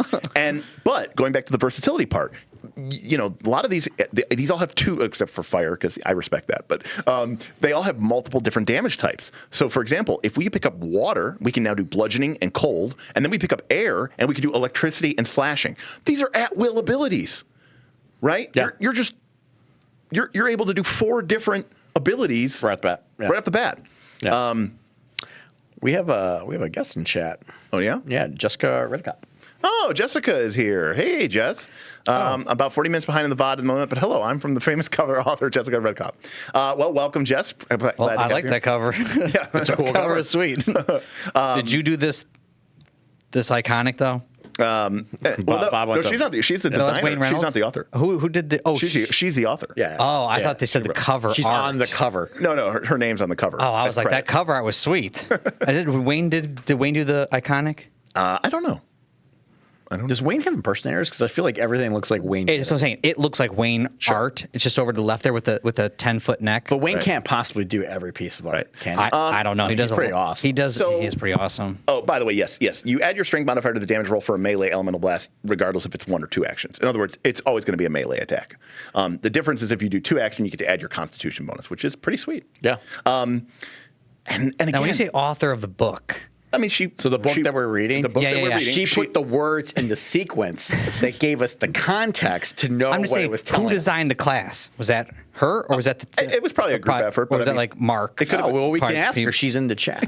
She's just 40 minutes because behind. so far I'm really liking what I'm seeing. Right, So if right. it's you, kudos. We haven't gotten to the level 1 feats yet. Okay. Right. Because I'm already excited. Right. And here's an interesting thing. This scales at your level. So for example, level 4, most melee characters are going to pick up their striking rune. Right. They get an extra die of damage at level 5. Yeah. But then they get an extra die of damage at level 9. Yeah. And then they get an extra die of damage at level 13. Oh, now and we're getting interesting. Now we're getting interesting. Yeah. So they end up with actually 5 dice of damage by Right. the end of the game, which is better than a. It's every better than 4 a weapon. levels? It's every 4 levels. Yeah. So if you're doing a metal thought that meant, or like, water or after wood attack, 4. you're doing. I mean, it's overstating it, but like at level 1. With a melee 16 strength build and Do you like 18 more con dice? for 2 actions, you're doing 1d8 plus 7 damage. That's a lot of damage for 2 actions. I mean, that's pretty good. Yeah. That's pretty good. I mean, the crit's 2d8 plus 14. I like math. Or I like dice. That's big numbers at level 1. Right. Now, that's true. They do not have property runes. That 100%. Oh, that's true. I do agree with that. It's nothing's broken here. That's the key thing about it. I personally think that it's cool that like it's not just like, oh, it's just like weapons. You just shoot it out of your hands. It's like, no, this is something different. Interesting you should say that, Doug, because there's a feat later on. Yeah. Rule of Cool says no striking at level 4, another dead level. That's interesting. Your damage bonus, yeah, that's probably an interesting point, Rule of Cool, because you don't get your second striking rune to level 12. Yeah. So they're going to be at 3 weapon dice of damage by level 9, which is great. But Yeah, the beginning's a little hard. at level 4, you're that is a tough level. I don't hate that. No, I don't hate it either. Like, I feel like I mean, you can't make it perfectly elegant in all things because obviously if they were getting plus 1 die every 3 levels, it would be way too much. yeah. And like getting it at 4, like, I don't know. Like Rules lawyer, when we say dead levels, we just mean that like at level 4, the baseline math of the game is assuming that your melee and ranged characters are going to have access to a striking rune, and the hit point totals of the monsters reflect that. This class at specifically level 4 will still only be doing 1 die of damage. dead levels is a bad phrase. It's more like hell level or hard level. Yeah, hard level. The math yeah. just doesn't, give you the boost that you need as well as you can. All right, but it's not just about blasting people. You also get this base kinesis. All right. Yes. And this is so cool. Yeah. So for 2 actions, by the way, remember you can just do this at will. Basically, you can just do cool minor bending shit. Basically, kind of prestidigitation. It has a range of 30 feet, and you can't really do anything of substantial bulk. But Initially. yeah, you can create elements, you can move elements, you can suppress elements. And then as you get higher level, automatically, you can do more and more bulk, all the way up to bulk 4 or 5. Right. So you can just make cool elemental shit. Flick maze test. Right, it can definitely pick up a flick mace once you get to level 5, because they did lower the bulk. They did. No, They no, did. yeah, they did. They did lower the bulk. Yeah. So it's a minor thing here, but honestly, I like this power a lot. if I was a kineticist, aka a bender, Right. and I couldn't just make a stone chair for me to sit in, Right. or it's light a campfire. it's raining. It's like I make the trees bend, Right. over us to like shelter us from the rain. Yeah. Right. Like that would be very lame to me. Right. So I love that this is here. Right. Because those things are important to me, Agreed. and I think it's cool. And I think there's practical things with this too. And yeah, there's also some fun little shit you can do with this. I can move stuff. I can affect stuff. Yeah, I mean, I was talking to Derik before the stream, but like, you could do something with this where, like, let's say you're the Earth Kinesis, and you have time, right? You're getting ready for a fight or just coming to you. So think like the light in AV, right? When the undead attack town, the tower, you know light that's tower. coming, right? So if you're like the Earth guy and you have an hour or two to prepare, you could like make some walls, build some terrain up. Well, I was even thinking like in our L5R where I was moving stuff to scare the guy. Yeah, stuff like on that. On the in his room, like moving his statues on his bedside. Obviously, I was doing that with a ritual. Right. But the idea is that you can still prestidigitation stuff around. Like this is so cool because like you look at the spells, right? And Derik said us a lot during the spell review stream. The spells are so specific and so locked in. You have to do it like this, like this, like this, like this. You can't have this things happen or it doesn't work, right? And this is an example of really just like the designers letting their hair down and letting people have fun. Hey, you can channel Earth? Cool. Well, you can do Earth stuff. You can make more of it. You can move it. You can get rid of it later on. You can expand it. You can do more things with it. This power here, you could take feats to make it better. Like, one of our members is going to bed.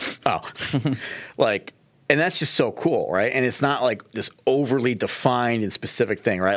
Like whoever wrote this was not worried like, oh, what's Pathfinder Society going to do with this power? How are they going to ruin all of our adventures, right? Which is what it's like reading like the earlier stuff. This is true. This is like, oh, man, it's like we're playing a role-playing game and we could do really cool things with the elements. I mean, baseline, I want to do two things as a bender, a.k.a. a kineticist. I want to blast people with my element, and I want to be able to do cool, fun little minor shit with it. And you get both of these right here. Right here. Boom. All right, so that's what you start the game off with. You get the blast, and you get the ability to kinetically maneuver and generate your elements. Very sweet. So as we gain higher levels, what do we pick up? Well, at third level, we get extract element, which lets you. This is a very strange one to me. Creatures with a strong tie to your element might be troublesome for you to deal with. So I get where they're going with this. It's like so that your character class isn't gimped out, like if you're a fighting a fire elemental. If you're a fire kineticist firing a fire elemental who has a lot of resistance to fire, this is actually kind of clever. You might be. It is, but I get why. I mean, it's solving a game balance issue, but sure. Yeah. But anyways, you extract elemental matter from a creature's body to weaken it and take its power for your own. Target a creature within 30 feet that has a trait matching one of your kinetic elements or is made of one of your kinetic elements. They take 2d4 damage with no damage type, which is cool, and then become susceptible to your impulses depending on its fort save. And if the creature fails its fort save, excuse me, then whenever you do extra damage to the creature, it's in one of those success things. Success. The creature takes half damage, and you add some of its elemental matter to your kinetic aura. Your impulses bypass any immunity the creature has to their elemental traits. That's if the creature passes its save, by the way. They have to critically succeed to avoid this. And the target takes a -1 circumstance penalty to its saves and ACs against your impulses. If the target normally has a resistance that would apply to damage from one of your impulses, ignore that resistance. Yeah. If it normally would be immune to that damage type, just straight up immune, it instead has resistance equal to its level to damage. And if it fails, it just takes full damage from that 2d4. Which is as success, but more damage. And critical failure is the same thing. So really, realistically, these are all kind of doing the same thing because the damage is fairly trivial. And damage scales, which is cool. The cool thing about this is that it's a weird way of turning what was essentially a gameplay problem into an interesting, unique opportunity. Hey, I'm a fire kineticist. Here's a fire elemental. So I can't do any damage? No. Actually, siphon it. Actually, you can kind of become better at fighting it. Yeah.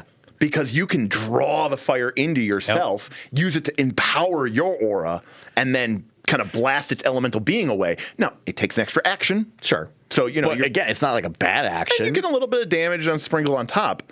But it's a very flavorful and effective and cool way to deal with this problem. Yeah. And it's very neat. And you touched on something there, which I think is important, right? And lots of elemental things, it's always like opposed, right? And even when we started this book, it was talking about countering, right? Oh, right. You would expect water to be what you would counter to fire. But what's cool is you have that, but you also have, by the way, though, if you're the fire kineticist and you're in the plane of fire, you're actually a badass because you can control that element, you can suppress that element, you can protect your friends with it, and then with a power like this, you can then also fight the things that are living there. Right. So you're like really equipped to deal with your own element and then also like destroy the element that you're countering. Right. The kineticist is like, you only adopted the fire.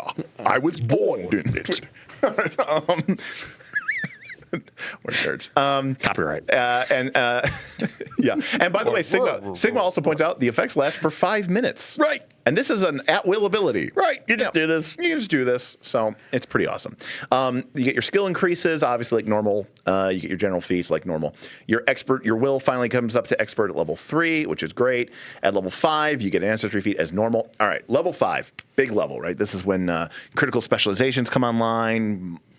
Melee characters get their expert weapon proficiency. You reach the threshold of your gate. You've reached a milestone in your odyssey to become in tune with your kinetic gate and must decide how to expand your gate's power. At level 5 and every 4 levels thereafter, 5, 9, 13, 17, you choose to either expand the portal or fork the path. If you expand your portal, your gate attunes more precisely to one of your elements. Gain an impulse feat at level 5 of your level or lower from one of your kinetic elements. If you have more than one element, you can choose a composite impulse. Nice. So if you took dual gate at the beginning. Right. You also gain a gate junction for one of your kinetic elements, meaning you get you finally gain one of those junctions that we talked about. Yeah, but, well, the single gate starts with one. This finally gives you one. If you have no valid options for the feat, typically because you have one kinetic element and devoted your class feats to gaining that element's impulses, you can instead select any class feat of your level or lower for which you reach the prerequisites. So this is basically, you're doubling down on fire. Okay. You're going deeper into it. And if you started with a dual gate and you didn't get that junction, when you expand into the fire, you can now pick up the fire junction. Or if you expand into the earth, you can now pick up that earth junction. Or vice versa. Vice versa. You can fork the path. Your gate reaches to another elemental plane, add a new element of your choice to your kinetic elements, and still gain an impulse feat. But you cannot select a composite impulse. So, I mean, already at level 5, you have just such an awesome choice to make. I mean, this is they were like, wow, implements are sweet. We did a good job with that. Let's do that again. Thaumaturge, yeah. Because you could say, you know what, I'm getting a lot of value out. Maybe I went dual gate, and I'm like, I'm fire metal. I'm kind of this defensive blaster. And you're like, you know what, though? It'd be nice to pick up some healing. Yeah. So I'm going to open my gate. I'm going to fork the path, and I'm going to bring in wood, which has a lot of great healing support in my toolkit. HP, And by the way, immediate reward. Here's a feat. Yeah. It's not just pick it, you'll get it later. Oh, you'll pick it at 5, and then at level 6, you can pick up a wood feat. Right. No, they give you a free feat right away. You're like, I'm going to pick up. I can see that being very important, like as your party's like traversing this AP or something. You're like, we've been really struggling for a few levels. Like, if we get to the next level, guys, I'll fork over and get over this healing thing. You're like, actually, that'd be really, really sweet for the party. Or I can do this because we need extra damage or something. It's like, okay, now you can start to jack of all trades. You said, I'm now going to go something that helps the party very well, just as part of it. Yeah. Or as just progressing through. Yeah. So it's pretty nice. It's a very compelling choice, and I think it's really, really cool. These are the junctions over here on the right? These are the junctions over here on the right. So when you gain a gate junction, you develop a specialized kinetic technique. Choose one benefit from the gate junction table for one of your kinetic elements. A critical blast junction occurs when you get a critical success with an elemental blast, so your baseline, Hadouken. An elemental resistance grants you resistance to damage while your kinetic aura is active, so long as you have your flailing aura of elements. This resistance is equal to your level, which is great. Yeah. And it applies to damage of any listed type or that comes from a creature or effect that has any of the listed traits. Equal to your level. Yeah. So 10 at 10, 20 at 20. Yeah. Resistance. That's fantastic. I was thinking about when we were playing, like later on, we're like, can we just get level 5? Can we get resist 5? It's like, yeah, but we're like level 13 now. Right. Yeah, no, this is... I wish I was level 13 resistance. This is insane resistance. Yeah. Even 20 is probably not good enough, but it's still better than what I've seen. Pretty legitimate. 20 is probably really legit, but we're talking about at level 20. But resist 10 at 10 is solid. Yeah. That's pretty solid. Resist 10, I mean, the best item, I think, is 15. But you get both. Yeah. You get, like, say, for air, you get air and electricity, right? So it's not one or the other. So Correct. That's great. So Coral Chat makes a great point. Playing all Kineticist party, you could absolutely do that, and everyone would be different. Right. It would be really cool. Yeah, it would be really cool. You can also pick up the impulse junctions that we normally, the ones that we were talking about at the start of the game. So, like, if you didn't get it then, you could get it now, like the air thing, which lets you move whenever you use a 2-action air. The moving thing is really nice. At skill, but at level 17, you become immune. Wow. Okay. So thank you, Robert. Awesome. I did miss that. At 17th level, you gain immunity to effects with any of the listed traits. Well, that sounds actually like Robert, being a 17 it's level even better. character. Resist Robert 20. says so. You don't get resist 20. That's true. You just go straight to immune. Which actually I sounds was Razor. I know. Right. This is an anti-razor. It is an anti-razor. I would not have expected to see that. This is a beard. And you get an aura junction, and you can get a skill junction. You can select each junction only once, unless otherwise noted, yada yada. And again, look, there's a lot of crunch to this class. Oh, so the skill junction is interesting because this is how because these guys are weak in skills. Yeah, but if that matters to you, you you punt have it a in. way to deal with And by the way, you can see this. While your kinetic aura is active, you get a +1 status bonus, which, to be fair, doesn't stack with things like heroism. Sure. Status bonus to listed skill. Bonus increases to +2 at 10th level and +3 at 17th level. So it does kind of make up for that distinction. Yeah. But yeah, for most all intents and purposes, it's a +1, +2, +3 bonus to your skill. Oh, so it's immunity to effects. What? Someone says, note the immunity at 17 isn't immunity to damage, it's immunity to effects, Okay. which I think is both better and worse. At 17th level, you gain immunity to effects with so any you of the still listed get resist traits. 20. This doesn't make you immune to creatures with such a trait. You can voluntarily go, oh, that's interesting. Like, is damage an effect? I would. If I get hit with a fireball and I'm immune to the effects Well, they're of fire, saying the resist 20 will be there for creatures with that trait. so I don't know. I'm not So gonna if it was worry. an electric person or electric being, Well, this doesn't make you immune to creatures with such a trait. Like, if the creature is made out of electricity, you're not necessarily immune to everything that they do. If a person made of electricity Sure. hits you with a sword, you're still going to take damage. got it. That's how I read it. Oh, Right. well, you guys can figure that out. Anyways, in terms That's of just interesting. In terms of effect, I look at the action. Does it have that trait? If it does, then I'm immune to it. Yeah. That's how I look at it. Yeah. Anyways. So yeah, you get these amazing list of junctions.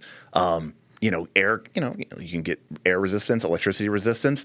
Look at this. I mean, this is so busted.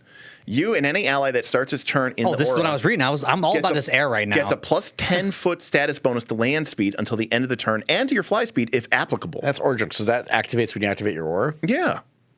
So it's like. It doesn't say the air one is like where I'm leaning right now. I mean, this is like Sweet. this is like a bard ability, but you can just do it at will. Yeah. Yeah, you just turn it on. Well, no, it's anytime you junction, which is anytime you use a 2-action. Oh, that's only when you impulse Impulse. junction. Yeah. Okay. Which is going to be most. But you rounds. already get so you do that, right? You impulse junction, this triggers, and then you get to move? Because if you were the air? Yes. Yeah. I mean, this sounds... Oh, nope. It adds to your kinetic aura when you channel elements. Never mind. So aura, it's when you turn it on, when the it's one turned on. action. Yes, when you turn it on. All your allies are like, let's go. All your allies that start within your aura Let's go. get plus 10 foot. That's sweet. Wow. That's So, sweet. like, at the start of a fight, everyone's getting a bonus to movement. Yeah. Getting in position. That's Right. ridiculous. Right. That is insane. Yeah, I think the air one's really fun. Like a lot of stuff going on. Yes. And again, it's not like They're discussing the rules in the chat about the trait, about immunity. effect. Yeah. Rules lawyer. I trust your rules lawyering better than my own. So, I mean, so someone said this is where somebody said either someone messed up and I said maybe it'll get errated. Okay, Earthgate Junction. Yep. Gets a critical blast. Okay. Yeah. Oops. Basically, Earth is a hammer. I zoomed Can in you too read? much. I zoomed in too much. So obviously, we all know that in the remaster, the word is out that critical specialization hammer is going to get rid of the auto prone. It's going to be a save. Right. But Here it's not a save. This is not a save. It just says. I mean, if the target is on the ground, it's not prone. This is a remaster, so they easily could have screwed it up. But I mean, Or they were they could have aware. been like- they were aware. They were aware. They were aware that this change was coming to the. And they might have just been like, yeah, we're It's going to also go kind with of the Earth the guys. game. because it also helps with the flying creature problem. Right, but also, it also can knock people down to the ground. Yeah. But like, I guess my point is that like, according to this right now, if you choose this critical blast Earthgate Junction level 5, you will be able to, for all times, crit with your Earth blast or whatever, and people will be prone. Yeah. Just like they were a hammer. Yep. You're a living hammer. Yeah, you're a living hammer. Anyways, Which Aura sounds Junction. pretty cool. Squares in the aura are difficult terrain for your enemies. Awesome. Again, just when you have your kinetic aura up. Fire. Enemies in your kinetic aura gain weakness to fire from your fire impulses. It's equal to half your level. So plus 5 damage, plus 10 damage at level 20. Plus 2 or 3 damage at level 5 when you get this, plus 10 at level 20. Critical damage lets you Persistent fire. do persistent fire damage, and you get an item bonus to this persistent damage equal to your item bonus from your gate attenuator from your item. So it could be like 1d6 plus 2, 1d6 plus 3 fire damage. Persistent damage is not a joke. That stuff adds up. Yeah, it does. Metal. Enemies take a -1 status penalty to attacks with metal objects and a -1 status penalty to AC if they're wearing metal armor, which is fantastic. Yeah. That's pretty nice for the campaign if you know what you're doing in the campaign, inner city type stuff. You do rust damage. Yeah, I mean, water aura not as great, but look at the elemental resistances. You get fire and water, Which is powerful. Metal, you get electricity and metal. I mean, obviously, this one fire is cold and fire. What? No water pressure rulings on that? This because like a lot of these elemental types, like metal type, water type, those are pretty rare in the game. Yeah. But cold and fire are really the two most popular in the game. Correct. So being fire. Woods in the next page. Okay. They couldn't put all of this on one page and one side. Listen. It just continues on the next page. On the next page After over there. writing all those in our books, I actually appreciate the challenges of layout. It's a pain in the ass. I get it. There were definitely a few That's why times I'm where I'm so like, I proud of should just cut Steven. this feature. Huh? Steven, who edited his, because I was complaining no. about it. It's amazing. Yeah, Steven's awesome. This Aura Junction for Woodgate is a little weak. Life-giving blossoms spring up around you. Any ally that begins to turn in your aura gains 1 temporary hit point. This increases to 2 temporary hit points at level 10 and 3 at level 15. Yeah, this feels like old Pathfinder too. This is a little too low. This is a little too low. Like this is like someone let the witch guy This back in. But the should- critical to blast is inspire. kind of, they can immobilize somebody. This is basically is a bow shot. It's like when you get crit with a bow, right? If it's adjacent to a surface, Yep. it gets stuck. It has to That be checked. woodwind's really disappointing. The wood one is, and you know what? Elemental resistance, poison, and wood? and wood are pretty low in my opinion. So the wood one is probably striking me as the one that I'm the least interested in from a junction Yeah, it standpoint. needs a pass. I mean, I'm really into that air one. There's just such flex. But look, 5 out of 6. I mean, That's pretty damn good. some of these are legit. Like that's awesome. Yeah, no, absolutely legitimate. So at level 7, your fortitude goes up. At level 7, you also finally get your Kineticist DC to expert. And again, remember, like we said, level 5 and level 6, you're going to be a little bit behind, but that's okay. Expertise gets a 9. At 11, you get master in reflex saves. At 11, you get reflow elements. This is cool. Okay. You twist one of the impulses you've learned into a different but still similar magic. When you make your daily preparations, you can replace one of your feats with a different feat that has the same trait.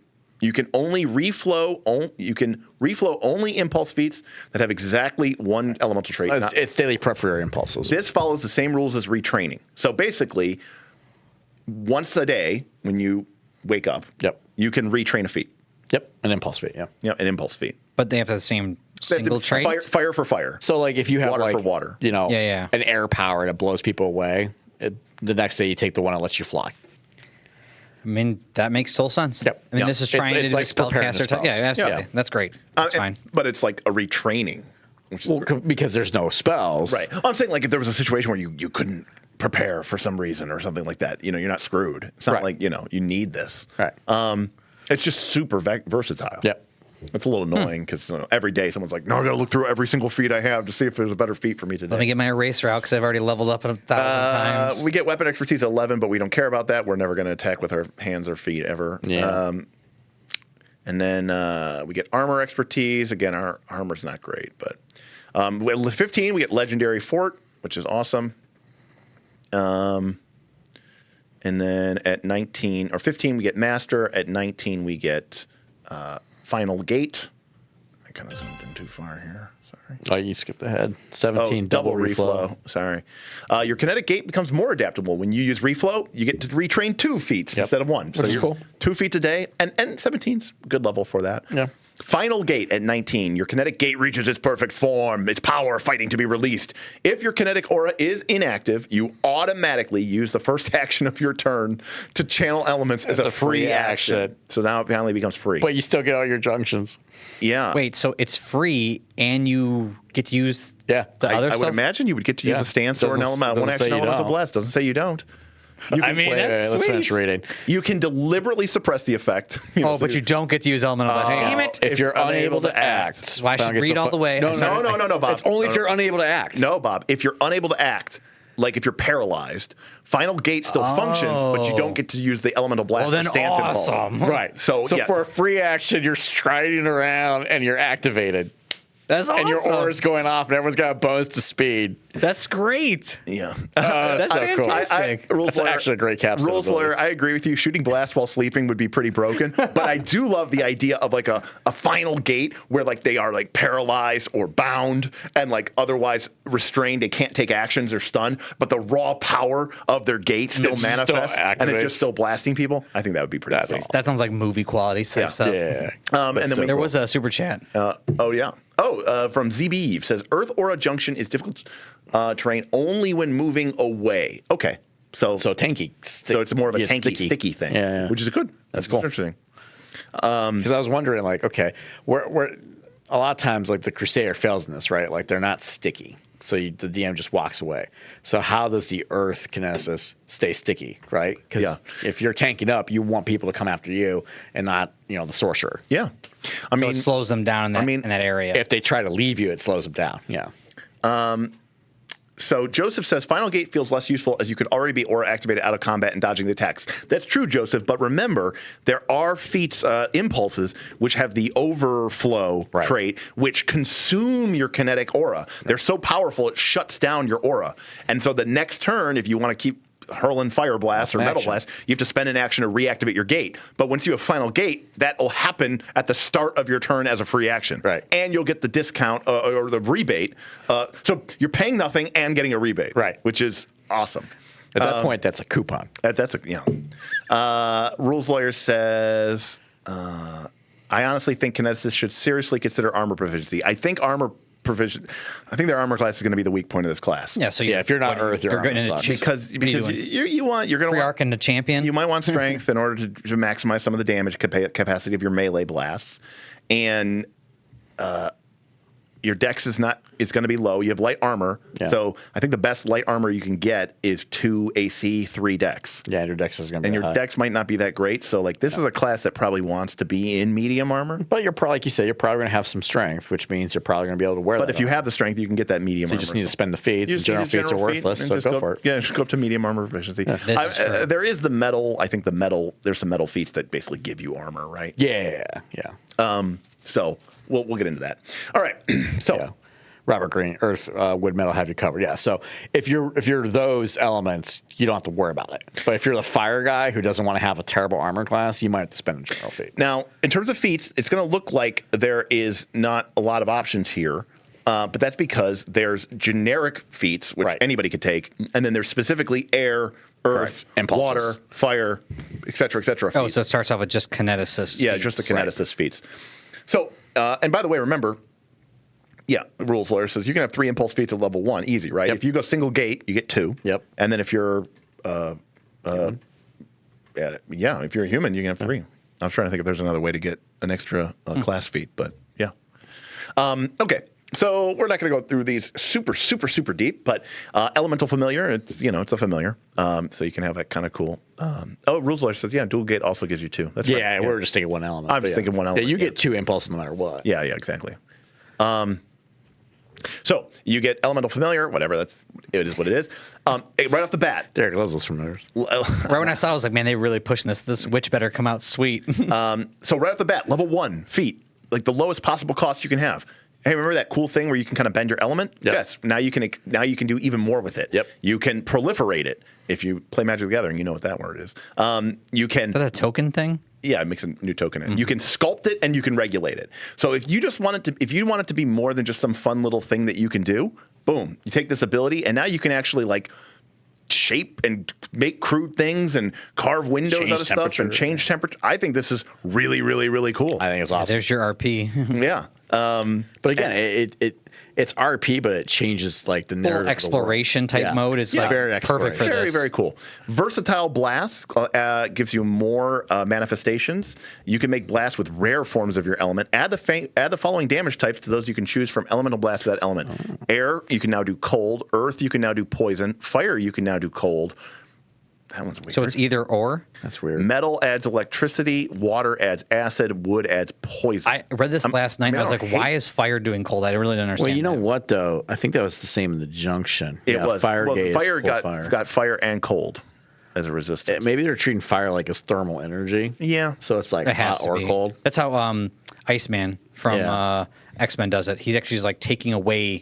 Yeah, heat. fire is because you're pulling the heat out. Yeah, exactly. Right. That's exactly how Iceman But is. I mean, I don't need to tell you that versatile blast. I mean, like damage types matter in Pathfinder Second Edition. That's pretty awesome. And that's just a lot of versatility right So there. you just choose either or? Is that what it is? yeah. So now, if Man, these level 1 feats are better than like some high level. so feats remember, in the core book. True. do you remember? True. You remember the air blast? That you probably don't, but the kinetic could do bludgeoning. Yep. Or it could do electricity. Yep. If you take this, your air can now also do cold. Yep. So your air could do electricity, cold, or bludgeoning. That's a good range. All in one thing. All right. Then we get to this, which is somehow a level 1 feat. This is so awesome. Bob, pay Infusion? attention. Okay, Weapon okay. infusion All right. is incredible. This Focusing. level 1. This might get the MVP. I thought you said we weren't even having a weapon. This gets the MVP. Oh, you don't need to. You don't need to. Oh, okay. Good. With a signature flare, you shape your blasts of elemental power into the form of a weapon, such as a sword made of whirling wind or a bow that shoots flames. If your next action is an elemental blast, aka your strike, choose a weapon shape for it to take. This is a free action feat. Calendar. Okay. It's a free action. I cannot. This is the lowest cost feat that this could exist in the game Right. because it's level 1. There's no level 0. This could feats. be one action, and I would probably still use it. That's a free action. If this book was published 2 years ago, this would have been an action. Right. This would have been an action. Right. And now it's free. Yeah. This is such a difference. Rule Slayer says, honestly, I think it should cost an action. You are a meanie. That is very mean. Anyways, if your next action is Elemental Blast, choose a weapon shape for it to take. By the way, more versatility. You can choose this as it thinks because you can choose the change your blast damage to bludgeoning, piercing, or slashing. Man. And this is a free action. You can use this for every single Right. blast that you make for the entire game. And think about this too. The versatility. that's huge with monster type. This is a massive feat. So remember we're talking We before haven't about even done range.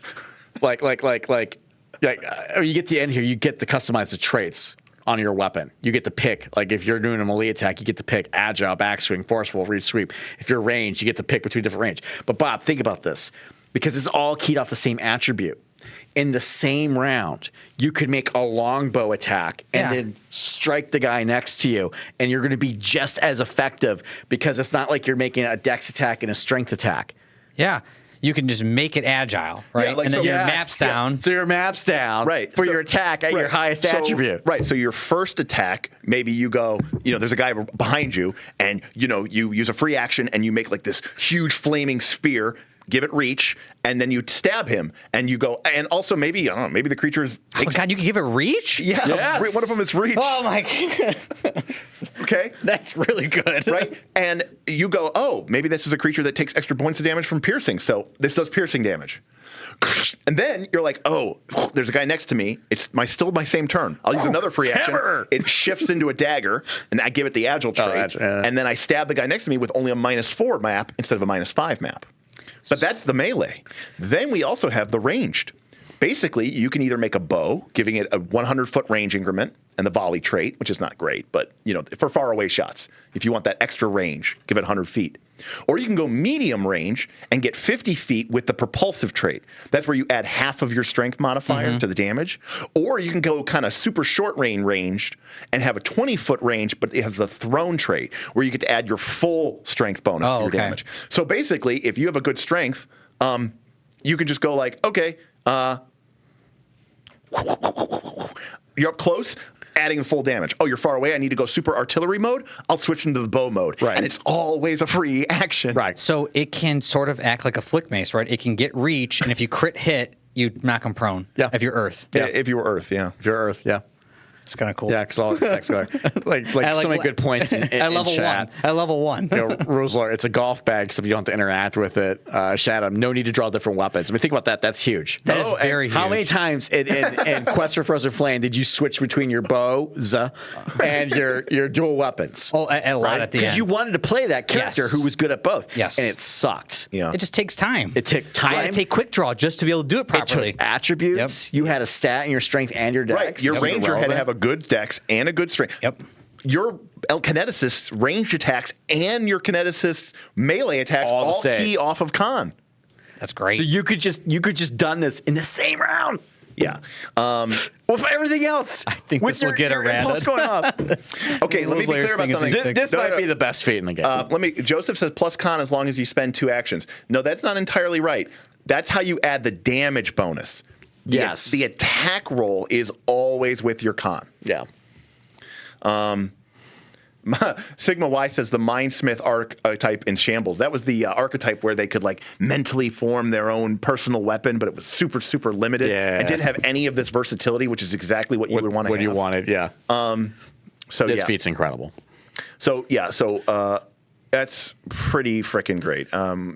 Ronald, he thinks it's gonna rat him. Ronald is betting that this is betting money, rules lawyer, that this will get errated. Ronald, I will take you up on that bet. Ronald, I will bet you $10 that I will super chat or tip to your stream that this does not get errated. So I think this represents a change, a sea change over at Paizo. What if he made this game fun? They were watching too many of our videos. Clip it. Clip it. All right. And with that, the bet is sealed. Now, again, remember, these are just the generic ones. So I'm going to skip ahead here because the rest of these are higher level ones for Kineticist. But remember, at level 1, you're going to pick, let's say, a gate. So let's say you picked the air gate. $10, but however much, reason to find plan, 6 months. Rules lawyer will say by the end of the year. So on January 1st, Yep. if they haven't, or by the time like the remastered has come out, the first remastered, if it hasn't been errated, then I mean we would know by then. I think. Oh, jeez. All right, rules lawyer. He's on. 2-element infusion. The deal is shook. 2-element infusion, counter element. So right. many good feats. So again, we're back to. So let's say we're at level 1. We could have taken any of those feats that we were just talking about. By the way, remember we get 2 of these. If we're a human, every Kineticist is going to be a human because you're going to. I thought being a dwarf. You're going to want an extra feat. We skipped over so many amazing feats. No. I'm skipping to level 1. I know. You went to air impulses. I'm just saying, just the base he's still feats at impulse. are so Kineticist. good. I don't want to show. No, I'm saying I don't want to show people level 4 and 2 and 6 and 8 feats. I want them to all see the level 1 feats in one group. This is where we start changing the border. Yeah, this is where the border changes. Right. Yeah, you get that and go into the air. So what else could you do with your air? Well, at level 1, you could take aerial boomerang. Now, by the way, this is 2 actions, but you can see that it has the impulse. So this counts as a 2-action impulse, which means it would trigger your junction that came from your elemental impulse, just like if you had done a 2-action blast. The difference is this summons a blade of shearing wind that races away from you in a 60-foot line. Which is a huge range. AoE line, 60 feet. Level 1. It's 2d4 slashing damage, basic reflex save. In the final square of the 6 line, feet. the boomerang whirls in place. Any creature that ends its turn in that square has to save against your boomerang. And then on your next turn, you spend a single action and it zips the bind That's back. kind of fun. And it returns in a line from the current square to your current location So when he hits anybody else in that, with the same effect as the initial line. that's sweet. And it has, it has to be 60 feet. You can't- Flavorfully, that's very fun. you can do this every round. And you can just do this forever. And by the way, here's what's really awesome. While you're about also this. moving around. By the way, and wait a second. Which you're doing for free Wait a second. because of your impulse. So it moves back in a straight line to where you are, or where you threw it where from? you are now. Where you are now. Because after you throw it, you It's can a move. Legend You of can move Zelda it. boomerang. It's a Legend of Zelda boomerang, right? That's You throw it sweet. and you just zip over. That's sweet. And the other thing about this that I can't not stress enough is this, for example, it uses a reflex save. So your first action might have been to do an air blast. Right. Which is a single action strike. Right. Right? So now you got math. Now I have multiple attack penalty. Gonna throw an air boomerang. But I'm going to throw an air boomerang because that requires a reflex save, which does not. And then the next turn, I'm going to blast twice okay, now my map's really bad, but I'll just pop this third suck back because that's another reflex save. Pop this third suck back. Third action, suck back the boomerang. All right. Slam the door open. Now, someone said Also, 60 feet is huge, and this damage is decent. Rule of Cool says the 60 scaling is is really bad. big. You are used to Rule of Cool. You're used to this thinking of this as spell level. This is character level. Yeah. This means that at level 1 it's 2d4. At level 3 it is character level 3 it is 3d4. Right. At character level 5 it is 4d4 and 65d4, 64, 74, 84, etc., etc. It's Really? Yeah. Because it's not a spell, it's a feat. Exactly. I thought the same thing. I see that and I see You think spell level? I think yeah, spell. No. That's called rank now. Yeah. Good thing. So great. Listen, yeah, it's air. It's not like the super damage dealing bot. But air's the one I'm interested in right But you're now. getting 2 AoEs out of this for no spell slot. Right. For 3 actions. Yeah, 3 actions total. Split over 2 rounds, and that's what's so important about this. This would be a good spell. Yeah. It would get a good rank on Derik's spell list. Yes. Yeah. It would get a good rank in my It would get a spell good list. rank. I like the flavor of it, like that it sits there and kind of hovers and then comes back. I think that's really cool. By the way, Great Role Playing Debbie says, with $5 Australian says, as an Australian, I can confirm that this boomerang is true to life. There you go. Flavor lines up. They did their research. Flavor lines up. And I agree with Dreadon, which says so many action economy choices. I love Yes, it. finally, they're taking advantage of this game system. Yeah. My question is, I'm already seeing this. This is what you should do with a 3 It action sounds economy. awesome. Is it too complicated for like a new PF2 player? So here's what I'm going to say. Because it already looks like it is I'm going to to say me. no. Okay. And I'll tell you why. That's what I want to know. Because you don't have spell slots. Right. You take your feats, and that's what you can do. I think this is easier in spell slots. Right? I mean, It's just more reading up front to figure out what you want to do. But I mean, you know what? Someone's going to make a decision based totally off of fun and feel. I really love Toph. I'm going to go Earth. You go cool. Go single junction Earth. Right? Pick 2 cool Earth powers. Yeah. Oh, I want to be able to smash fist and do this other thing. Cool. You're done. That's all you can do along with your blast. This is how 4E works. Give George a hero point. You read a couple powers, and you pick the one you like, and you're good. Scroll down more. Hold on a sec here. Rules lawyer makes sense to me. You can get to attack twice with it. Oh my God, I'm agreeing with Derik. What is this? What is this? Let's see here. There's George Lance. Okay, boomerang. Boomerang. Hero point. Very nice. Boomerang. Fantastic. All right. So what else do we have? We have air cushion, which is basically featherfall. Right. And it's a reaction. And Level 1? And it's level 1, and you can just do this at will as long as you have your impulse up. And then again, once you reach level 8, not level 15, because this is not spell rank 8, Right. this is level 8, then you can create cushions for up to 5 people with this. 4 winds, 2 actions, mimicking the Anemone, the monarchs of the 4 winds. You propel 4 creatures. Target up to 4 willing creatures within 30 feet of you. Each of those creatures can stride up to half its speed, and if it has a fly speed, it can instead move half its Knight's speed. move. Yeah, it's Knight's move as a party. Also, at level 10, it's their full speed. Like, what? Yeah, the air is. I'm telling you. I haven't seen the rest of it too much, but air is very nice. This And rules there says but air this is elemental crazy. motion. Yes, motion. And you know what? Here's I talk about this all the time. I talk about the marriage of mechanics and flavor. Yep. And flavor without a mechanical base it's hollow. It doesn't have that. It's faith without works. It's faith without works. Yes. And so what I love about this is this. Air is the element of motion. Like, you normally get all this flavor text telling you about how air is so versatile in motion, and then it shows up short.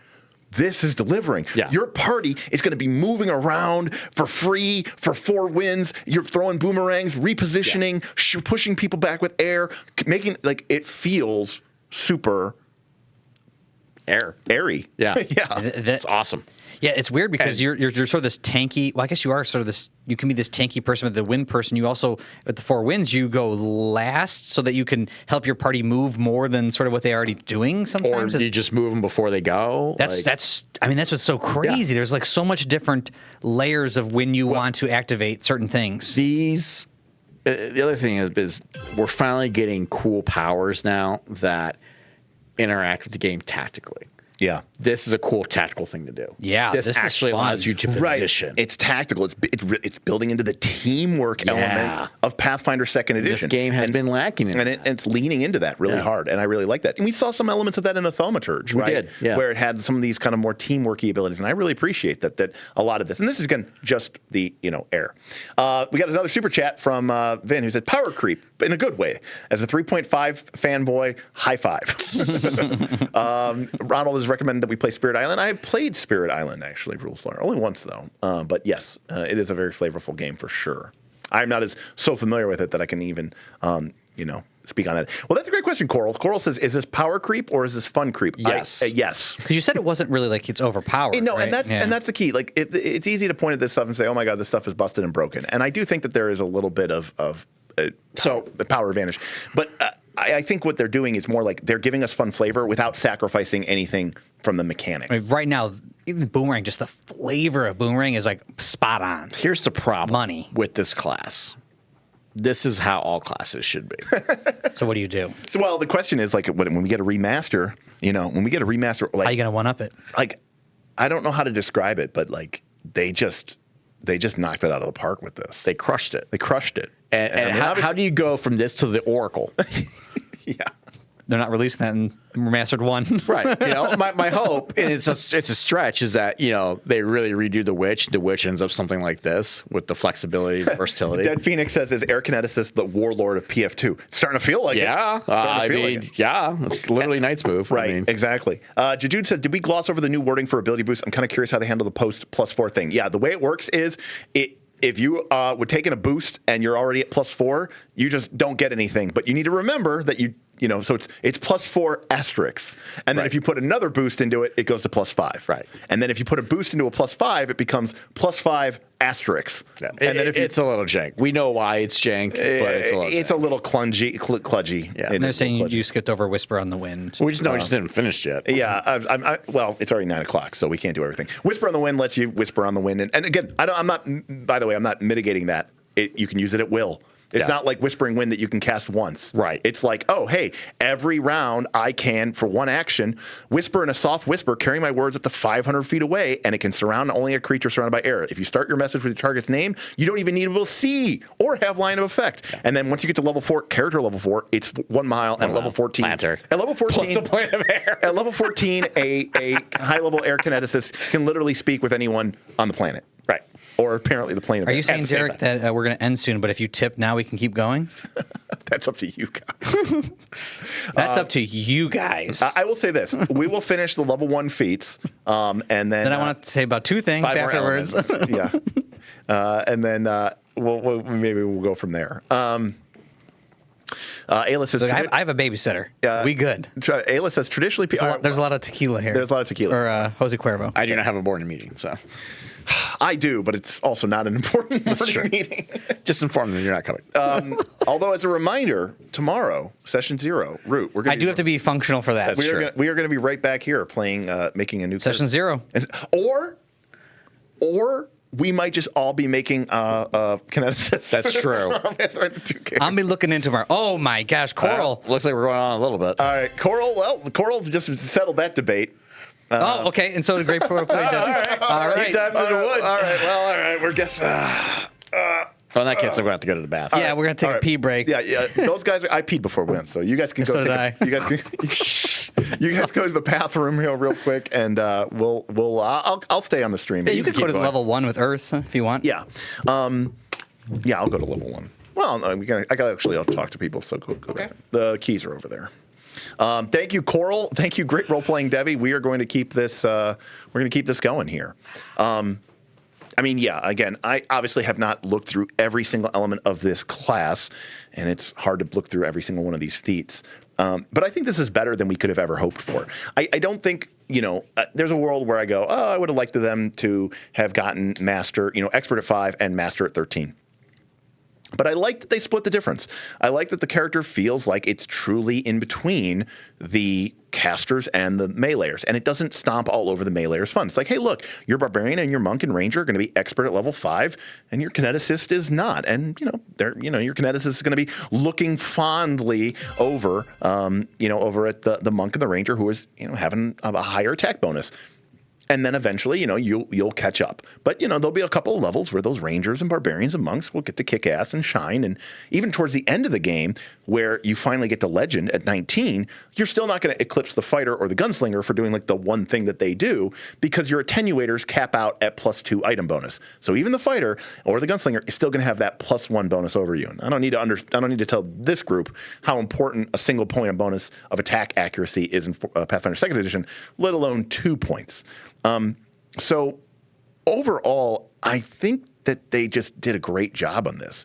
I think that it's balanced against the skills in that they don't get a lot of skill points. Intelligence is probably not going to be a high priority for their ability boosts, even as they move up through the levels. And so, you can take it with your junctions and you can kind of improve it. But, it overall feels like this class fits in really well. And again, I really like that we get these we get so many extra impulses, because even at level, we're not used to thinking feats. We think we get these at 1 and 2 and 4 and 6 and 8. But like when you get 5 and you get your gate junction, you can take an impulse. If you specialize into it, you can take the impulse of lower levels. So when you get to level 5, you get to pick up a level 4, 2, or 1 feat. So you're going to have a lot of these feats, and there's a diminishing return, right? Like, you can only have so many attacks before it just becomes kind of a waste of time. And so what you're going to end up probably doing is picking up some of these non-attack impulses, which I think is fantastic, And I think that's really, really, really, really cool. We got another super chat from Vin, who said, chat paying for Bob's babysitter. Let's do this. All right. Well, sounds good. Yeah, Bob will get some recompensation for the babysitter money. Yeah, and again, a lot of these abilities are useful out of combat too, and that makes up for fewer skills. I agree, Shadram. Even just the elemental kinesis ability, the ability to shape and reshape things, alone feels like you're much more versatile. It's a built-in ability, and you can improve it with some of your feats, but it already makes you feel like you can do more than just blast people, blast people, blast people. I think that's really, really, really exciting. All right, so we got the boys are back. They're getting in here. We got Armor in Earth, which is level 1 feat. So this is where we were talking about before about the class suffering from AC problems. Well, because they're not going to have high dex and they're only in light armor. Well, you can pick up Armor in Earth. Stone encases you like armor. The stone armor is medium armor, but it uses your highest armor proficiency. So it's going to get to use your whatever your higher training, whatever your proficiency is in. The stone armor statistics are AC bonus +4, dex cap +1. Perfect. That's what we wanted. Speed penalty -10 feet, strength 16. So this is I put 16 into strength, I put 12 into dex, and whatchamacallit? I want to have a not horrible armor class. Yep. He's looking for an extension plug or something like that. I don't know if it's enough range, but there is a. I thought there was one up front here somewhere. There is a strip behind the wall. I don't know. I know to reach his laptop. We also got a $10 super chat. Yo, okay. To keep going. So. I think is there any room at the end? Yeah. Okay, good. Okay, that's fine. He's real burnt. By the way, this is level 1. You get its armor specialization effect. Right? So, like a champion, you get armor specialization, but you're getting at level 1. Right? Any bonuses, runes, and magical abilities of your actual armor are suppressed, but any runes that could apply to this armor are replicated onto it. So you can basically take your armor and encase armor earth around it, and if you had awesome runes on your armor, they transfer through to your earth armor. By the way, at level 3, just 2 levels later, it becomes heavy armor. Its AC bonus is 5. So this is what we're talking about with and it gains bulwark. This is where you can get a little bit of your AC back. Yeah, big time. Yeah. Big time. +5 ain't a joke. By the way, the stone armor lasts for 10 minutes, and you can dismiss this impulse. If you use this impulse again, any existing one ends. So every 10 minutes, you just pop this. And it doesn't cost you anything. You're just in this armor, and you're solid. You're good. You're golden. I mean, that sounds great. It's a feat, but it's level 1 feat. It's level 1 feat. And it gets better automatically. So win-win. Yeah, you don't have to take another feat later or something like that. You don't have to take another feat later to boost it up. It just works. And, it works the way you want it to as well. Look at the numbers are just so lined up perfectly. Yes. If you're going this Earth route, you probably put 18 in con, 16 in strength, and 12 in dex. Boom. This gives you your max AC. This gives you your 5 at level 1. This gives you your 5 total bonus. Yep. Amazing. Yep. And you're done. And it keys off of your armor proficiency. So it's none of this train bullshit that never scales. Nope. When I become expert in my light armor, I become expert in this. Yep. When I become master in my light armor, I become master in this. Yep. It just scales perfectly for you. I like how Storm's like, I need this in Path Builder because people want to play Path Builder so bad. $5 super chat from Self-Confessed Cynic said, Satir nailed it. Paizo finally realized that it all comes down to actions. Actions aren't the king of balance, or actions are the king of balance, and the new power budget reflects this 100%. And if I had to take a step away and say that this is the number one thing that they have realized, and if you've seen my all classes ranked, you know that what I have complained about a lot is the action economy. It's not just the fighters aren't just because they get +2 bonus to attack. It's because they're not burning action. Right. They don't have to turn on. They don't have to turn on. They don't have to waste actions doing things. Whereas monks and rangers and barbarians do have to spend 1-2 actions ability. And so they finally realized that it's more fun when you can do stuff. I think Self-Confessed Cynic with a $2 says, hopefully the remastered classes are similar. I think that's asking a lot. I don't think we're going to see that level of... Maybe the ones that they fully redo? Yeah. Maybe. If they're going to redo the Witch, maybe they have some fun with it? Maybe. It depends on how deep they go. The other ones, I think they're just sort of reworking them a little bit. Yeah, I don't think they're going to go super deep on that. I'd like for them to do that. But that being said, it would be it wouldn't fix the Barbarian, but it'd be a big step if the Barbarian got a rebate rage. Joseph, I'd lose my mind. Joseph, I do not know the interaction between overflow ability and that dismissing your elemental aura and whether that would dismiss the armor in Earth. The armor in Earth does seem to indicate that it lasts for 10 minutes regardless. So we'd have to kind of look at that, and I'm sure the traits could figure it out, Actions are the king, says Dice Master. It's more fun when you can do stuff. The PF2 robs the players of action economy. It's more fun when you can do stuff and you have a choice in doing that stuff. There's a lot of choice. So there's just a lot of good stuff here. All right, so geological attunement. You tune to the Earth. They just watched Avatar and just copied this. Listen, of all the things they could copy, that was a good choice. Right. 1 feat, it's a stance. And this is a great example of this. You tune to the Earth. I feel like that should say you attune to the Earth, but you tune to the Earth and the stone around you, extending your senses through it in rippling waves. Flavor text. And tremors. You gain tremor sense imprecise within your kinetic aura. Once per round, you can point out a creature with your tremor sense as a free action. This is them understanding the action economy. Yeah. Right? Where you're because no one uses a point out, but it's no, your other players don't know where that person is. Yep. That's invisible. You do because you have imprecise sense. They're still invisible, but you know what square they're in. But to tell your players or to tell your allies which square they're in, takes an action. Right. That's the point out action. This game is give it to you for free. And by the way, this is level 1, and then as we see here, boop, it just auto scales. You don't have to take another feat. Right. That actually really is nice. Auto scaling is so great. And level 13 feels exactly right for that to become precise. Yeah. And by the way, that means that once you're level 13, that they're invisible and they're on the ground, then you can touch. You don't get a mischance at all. Right. That's amazing. And our super chat. And obviously, it's like seeing it with your eyes. Great Roll Things. Debbie says, my poor witch. They hurt her so badly. Favorite Pathfinder 1E class. I'd love a remaster. We were talking about before we went live about how I'd love to see the witch be the master of curses, debuffs, I tried her. Damage over times. Yeah. I tried her and I was like, no, this isn't. She needs help. Rules Lawyer says, though I think Toph has precise sense, which I house rule in my combat demo. Yeah, but to be fair, Toph is probably level 13. At least, yeah. At least. So she would have the precise tremor sense, right? She's one of the better. She's like the earthbender, right? I'm saying, as a child, she's incredible. Who's a better earthbender? Avatar Kyoshi or Toph? Ooh. That's tough. I don't know. Because, Toph did create metal bending. So Toph was around a little bit longer, though, wasn't she?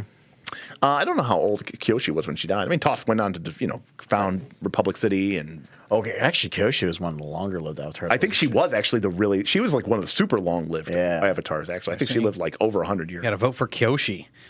Oh, too bad you can't do polls. She didn't move an island. Here, can you? People know their avatar lore. 230 years old or something. Yeah. Okay. All right, that's true. Kyoshi could move islands. That's true, but. Stepping stones. Discs of rock fly to points. This has the manipulate trait. This is important to note. So this would trigger an attack of opportunity. Discs of rock fly to points that you designate to make a new path.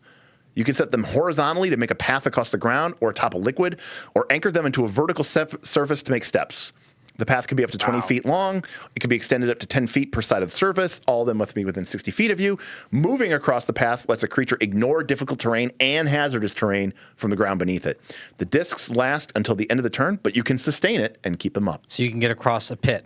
And as you go up in level, and your Kaz, you like earthbend some steps down the cliff instead of climbing, ending the campaign prematurely. And then, of course, as you gain every 2 levels that you gain, you just get more and more length of these. Yeah. So this is, you being an Iceman, but with Earth, right? You can create paths, you can create steps. I just remember playing in the Dark of Winter. We always had to try to figure out how to get over these things. Yeah. Do we have a ladder? Do we have some rope? Do we have a swan boat? We have a swan boat. We're going to jump over this. It's like, no, I'm just going to put rocks there and we're just going to walk. Yeah. Oh, good job. You brought that seems to make sense. You brought an earthbender. A. Whitney says, yeah, we have a swashbuckler who's currently frustrated, burning turns, trying to get panache. I feel for them. Yeah, exactly. That's the type of stuff. That's the type. Chronos says, this gives me Deep Rock Galactic Engineer platform gun vibes. Oh, yeah, 100%. 100%. And what else will we expect? Of course, Tremor, 2 actions. Now, this is our first one that we've seen that has overflow. Oh. So this will. What's overflow again? Overflow means your kinetic aura will shut down after this. That's right. You were sort of talking. Now remember, you can reactivate your kinetic aura. It's not like Rage. You're one and done. You can reactivate it for a single action, and you'll get a rebate. You'll get to either enter a stance or you get to throw off a blast. Or later on, it just happens automatically. Or later at the very end of the game.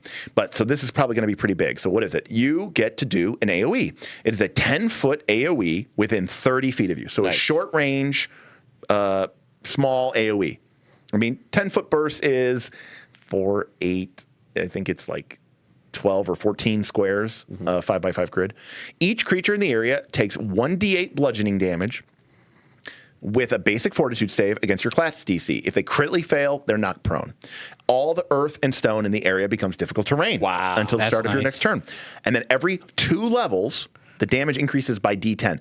I think it's weird. Typo. Is that typo? Weird. That's Either weird. It should be 1d10 or it should scale by 1d8. I feel like it scales by 1d8. Let's imagine a world where the D8 is a D10. I like that. It's a D10. I mean, if it's D10, that's great. I like a D10. I feel like the writers of this book would have totally been like, that's the official Knights of Last Call errata is that the base damage is D10 and it scales by D10. You can only see how confusing it is at the table. Get your D8 and your multiple D10s. Assuming that it does scale by D10. This is awesome. This is a great spell. And again, I like the difficult terrain. It really messes up that and here's monster. The thing. This isn't just slowing them down. This isn't just the damage, the AoE, and then the fact that it's all difficult terrain to the end of turn. Someone at the center of that is going to have to burn an extra 15 to 20 feet of movement. Yeah, this is huge. Just to clear that. That's going to burn at least an extra action. That's what I was thinking. Which can be absolutely huge. But also good against low-level minion groupings. Like this is this isn't a single boss thing, but 3 or 4 minions over there. I've heard a bunch of them with 1 action, or 2 actions, obviously, but 1 feat here. It seems pretty solid. Yeah. And make it all difficult terrain in that area. And what I like about this is, great. see, if Overflow didn't let you reactivate your kinetic aura, you would never use it. You would never use it. Right? But now you're like, okay, but at the same time, but because it does have Overflow, I'm not going to use this every level, every round. So technically, I'm not going to spam this. Right. I mean, you could, but it would be very action inefficient. So it's really like a 3 action type thing over the course of 2 turns because you're going to probably reactivate your channeling. Right, but when you reactivate your channeling, you do get a free action. That's great. Right. Yeah. The point here that they're making is that it's compelling. It's a compelling choice, but it's still a choice. It's not so good that you're going to spam it. It's not double slice. Right. Yeah. It's not where you go, it's 2 actions and I get to attack twice with no map. I'm going to do that every turn for the rest of the game. And it's not so bad that you would never take it. Yeah. Like it's right in the middle. It's right in the middle. It's perfect. And it's fun enough. Here's what these things are. Everything that we've seen today, for the most part, has not been S tier. Right. It's been solidly A and B. tier. Which you've always talked about. Right. S tier is down. not good. Yeah, S tier is S not tier good. is bad. It's bad game design. Slow S tier is 6, as bad as F. Way too big. Right. Yeah. When things are so good that they crowd out other We literally options. in AV made you not take slow No, I just didn't take it because it's just it would have been fun. it's so broken. Yeah, it's just lame. Yeah. You know. Yeah. So no one wants to play S tier. Well, people do, but you shouldn't be. And then no one wants to play F tier. Right. And to be clear, A's and B's. Yeah, and to be fair, there's nothing wrong with C's. I get it. You know, Yeah. like we can kind of like those are average. You know, it's like a Magic the Gathering deck. You're not upset if you end up with a C tier, card in your deck. Those are the bread and butter of your limited decks. But what you want in your deck are A's and B's. Right. Now, obviously, Magic's a competitive game. You want your busted rares that are slam dunk S pluses. But really, what you want is a bunch of really fun and flavorful and effective abilities. Well, and these are all the way I would think of it. Rohit's is like, probably right. Weapon infusion probably is S tier. A plus at least. I would want like an elemental blast, which is a really cool power, to be my C tier. Yeah, And I want my feats to be. You know A's what? and That B's. is exactly that's a great way to put it, right? Because you don't want elemental blast to be so boring, Right. Like or so good that you just do it all the time, Right. You wouldn't. I don't want to be so bad I never use it. Yeah, exactly. Fantastic. We got a super chat from Great Role Playing Debbie who says, you did a great game job when it takes ages for each one at KOLC. This is wicked. Yeah, This is true. When we can spend this much time getting excited about these abilities, I mean, that's pretty. We're on page 29. It's pretty great. Bob and I were going to the bathroom. Bob's like, fuck, I think I should just make this for AV. This sounds so cool. Rules Lawyer had an important rules question. Can you weapon infusion with a free blast when you channel elements? My guess is no, because if you use the free action to weapon infuse, I'd have to go back to it. You can't action it. But your next action immediately must be a blast. Yeah. And you can't free action between, I think, the Sounds about right. component actions. I could be wrong, but I think Rules are actually saying the same thing. Oh, okay. He said a little bit later. He was Got like, it. I think you're right. Yeah, but anyways. All right, so let's take a look at our other fire level ones. By the way, I cannot stress this enough. I'd be thrilled with any of these powers. I don't And even this need higher level And feats. this I is would just level take 1. these. I don't even need higher level feats. That's right. First of all, if they were just like, you only got those 2 elements, you'd be like, that was a great class. The We other haven't got the 19 other levels one. are dead. Yeah. Okay, I'm good. Okay, I'm good. All right. But even their elements, like the first 2, great. Okay, so Burning Jet. Here we go. 2 actions. A condensed burst of flame. So this is Avatar Firebenders flying. Yep. Propelling you forward with its sheer force. Stride up to 40 feet in a straight line. Which is this crazy. ignores difficult terrain and does not trigger All right, I reactions. take it back. This is no longer 4th edition. This is Book of Nine Swords. This is Book of Nine Swords. This is very Book of Nine Swords. Yeah. And again, they can get This is super anime. Oh, this is beyond anime. Now, here's the thing. Now, level 1, 40 feet, ignore difficult terrain. I mean, obviously, that's great, and it ignores reactions. But, 2 actions to do that is not great. You could stride twice and probably move 50 feet. Sure. But at level 6, you can go 60 feet. And you can choose to leap 40 feet in any direction. And at 10th level, at 6th level, but you hover briefly after leaping. If you leap, you don't fall until Every the end of anime your I've next turn. watched does this. So this is Jetfire. Yeah, this is Fire Jetpack. Yeah. 100% is what this is. This is just so fantastic. This is all just really, really, really good. Jess said I didn't write any of the Kineticist material. I did write a good bit of the intro lore section, though. Yeah, There you go. Yeah, Yeah. which we loved. I Yeah. thought that was Well, really yeah, essential. everything's pretty dang good so far. Yeah, everything's really good. And again, I really like that they specifically have that. Paizo has very specific rules for what makes you a cover author versus just an author on the author list. So in order to be on the cover, I had to write over 30,000 words. Respect. Derek, how much did you have to write to be in the top 3 authors of Battle Zoo Indigo Isle? Well, currently that would be 0. How many words you got in your Battlecry 3 article? 1,000 and 0 somehow at the same time. Self-confessing, the whole thing gave me a tome. Okay, the whole thing gave me tome of battle vibes. Yeah, 100%. This is very tome of battles. Okay, Eternal Torch. 1 action, you open your gateway large enough for torch flame to flow. You create a magical torch-like flame within 120 feet. Any color you choose, it's bright and hot as a torch. So not just light, bright, hot torch. You can have it orbit around a willing creature or emit from a target object. If you create flame on a weapon, you still need to use it as an improvised weapon to attack with a flame just as if it was a torch. It has an unlimited duration, and you can have as many of these as equal to your con modifier. Oh, so it's like dancing light. Wait, so you don't have to sustain it? No. It's permanent. So you just like put a So if torch your- over there? If your con is 4, you can create 4 permanent torches. Just like over there. Yep, and if you make Oh, a new one, you can dismiss them each individually. By the way, at level 8, they just become very bright radius. Now again, What I like about this Weird, is it's also impulse. when you go into fire, you are crazy. expecting boom, boom, boom. But already we have 2 really awesome utility powers. yeah, this is a movement power, and this is a fun dungeon exploration light power. But you can impulse this one. But I also point out that this is 120 feet. Well, no, they're all impulse. oh, they're all impulse. They're all- You're thinking overflow. Oh, sorry. Yeah, but this is bright and hot. There is an overflow one later. Oh, man, there's a triple action overflow. So here's the thing. This is bright Don't and scroll ahead. So this is hot, meaning like your character, you're in camp, and you know there's a bunch of tents of the enemy encampment, and you 120 feet away Yeah. create a bright flame on a target object that's unattended, a stack of crates. One burst into flame, as hot and bright as fire. Right. It catches on fire. The tent, the tent catches on fire. And you might be thinking Derik is reaching here, but several places in this book Specifically talk about attacking objects and burning them, Yeah. freezing them, etc. Like object destruction is back, baby. Yeah. Flying flame, 2 actions. A tiny shape of a flame appears, choosing the form of your choice, a bird, an arrow, a sphere. It flies 30 feet in a path you choose, which means you can zigzag it.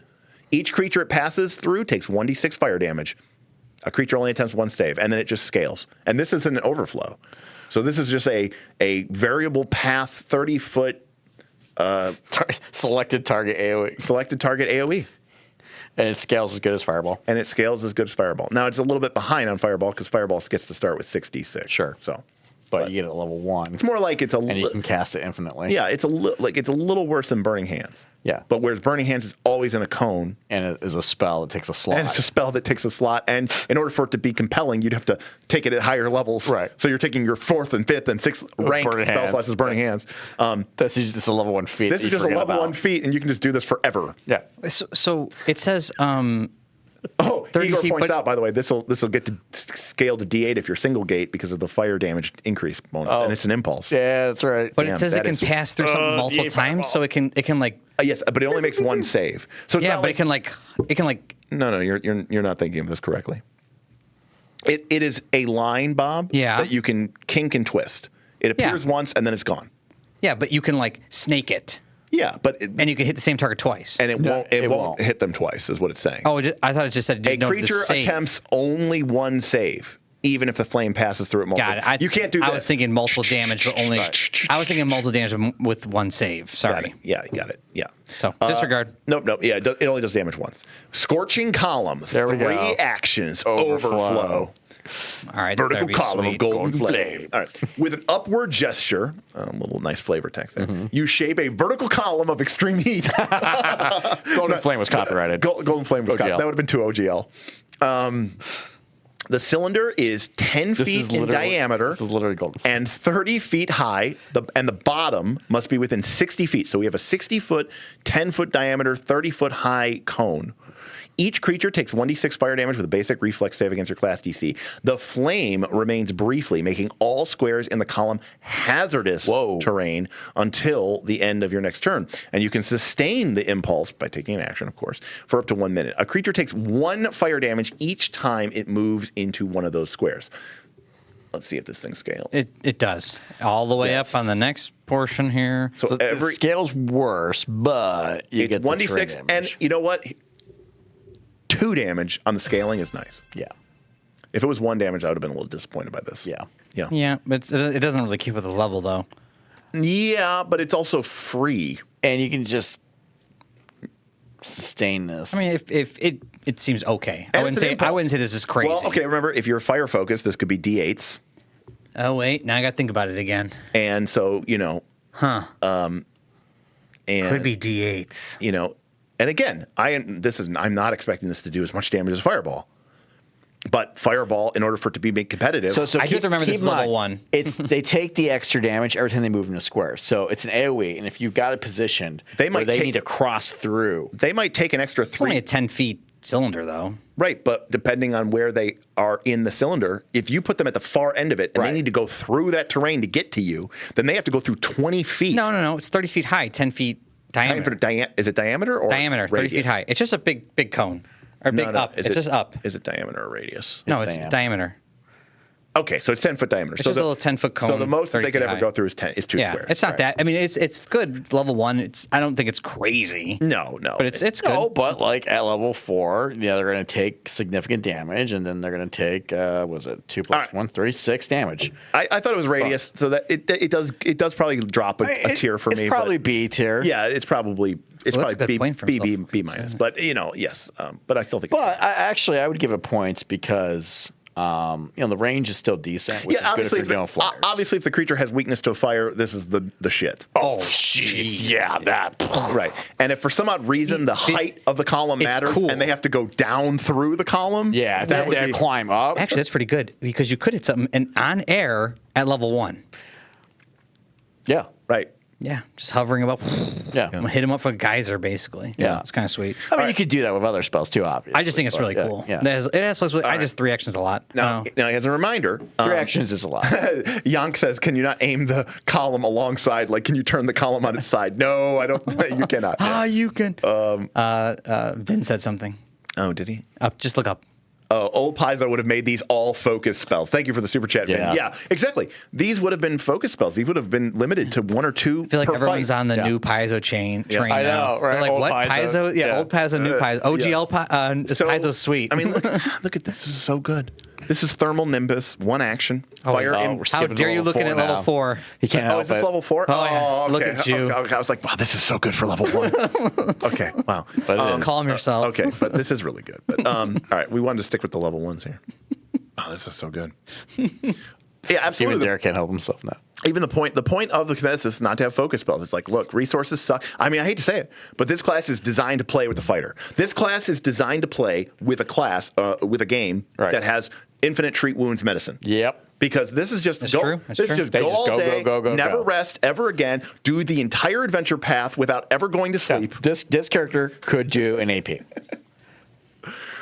You can never sleep again because the army of giants is attacking every second. Smith said that- This is how you know that fucking something happened at Paizo.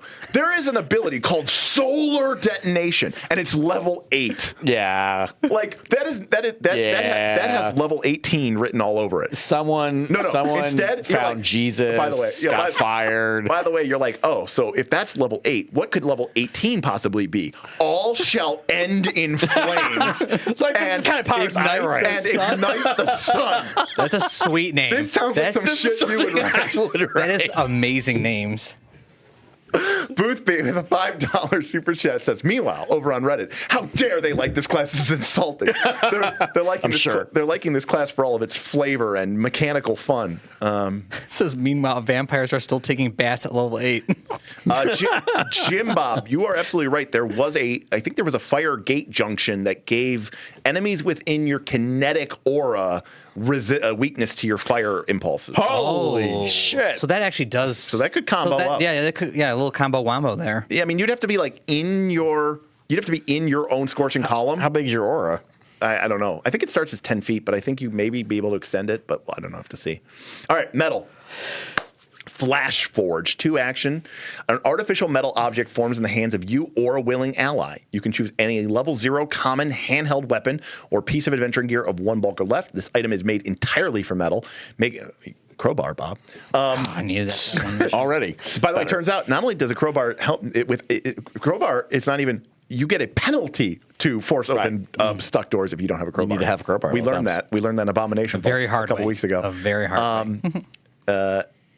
Let's see. The item is entirely made of metal, making some items impossible or impractical to use. If it's unclear, the GM decides. You can make items with simple moving parts or magnetism, like a compass, a poor lock, or a merchant scale. The item lasts for 10 minutes, but each time it's used, it must make a DC 5 flat check or it's destroyed. So, Flash Forge. You can just make stuff out of metal. That's cool. That's Awesome. right. Very fun. And again, This exploration type it's stuff's very really fun. exploration stuff. Yeah. It's not just for flavor. It's not just for FBT. It's not just for fluffy bullshit time. This is for shenanigans. Yeah. This is the kind This of is stuff that you could do. shenanigans. Like you can make up a lot of really cool stuff with this. I put a metal in his pocket and he sets off the metal detector. Got him. Got him. They got those in Absalom. Jefferson is confirming that yes, you can increase the aura of your kinetic aura with a feat. Nice. Magnetic pinions, which are wings, right? Small pieces, and this has overflow, 3 actions. Small pieces of metal fly from you, propelled with magnetism at great velocity. Oh, I guess not. So it's a railgun? I guess it's a railgun. Make ranged impulse attack rolls against up to 3 creatures within 60 feet of you. Ooh, all 3 attacks count towards your multiple technically, but does not increase until after the attack. And a +1 to Yeah, you get a attack +1 against circumstance creatures wearing bonus. metal. Wearing metal or made of metal. And they deal, I thought, they only deal 1d4 damage. They deal 1d4 damage and 1d4 piercing. So 1d4 piercing, 1d4 bludgeoning, which is 2d4, which is 5, which is better than a d8. It's slightly better than a Slightly d8. better. So it's like between d8 and d10 damage. 3 attacks, no map. No map. Bonus to attack potentially, And then 2d4. Right. Man, that's not bad. And then it's overflow. So you're gonna have to reset your But this is kinetic but because aura. 3, you're not doing this on their first action. You First are turn. not. You're going to be doing this your second Unless turn. you're level 19, Bob. Right. Also, by the way, Bob, you could pretty cool, because though. there's no reason you couldn't. This isn't like Rage. You could have your aura up before you enter the fight. There's no reason why you can't. Oh, don't tell me that.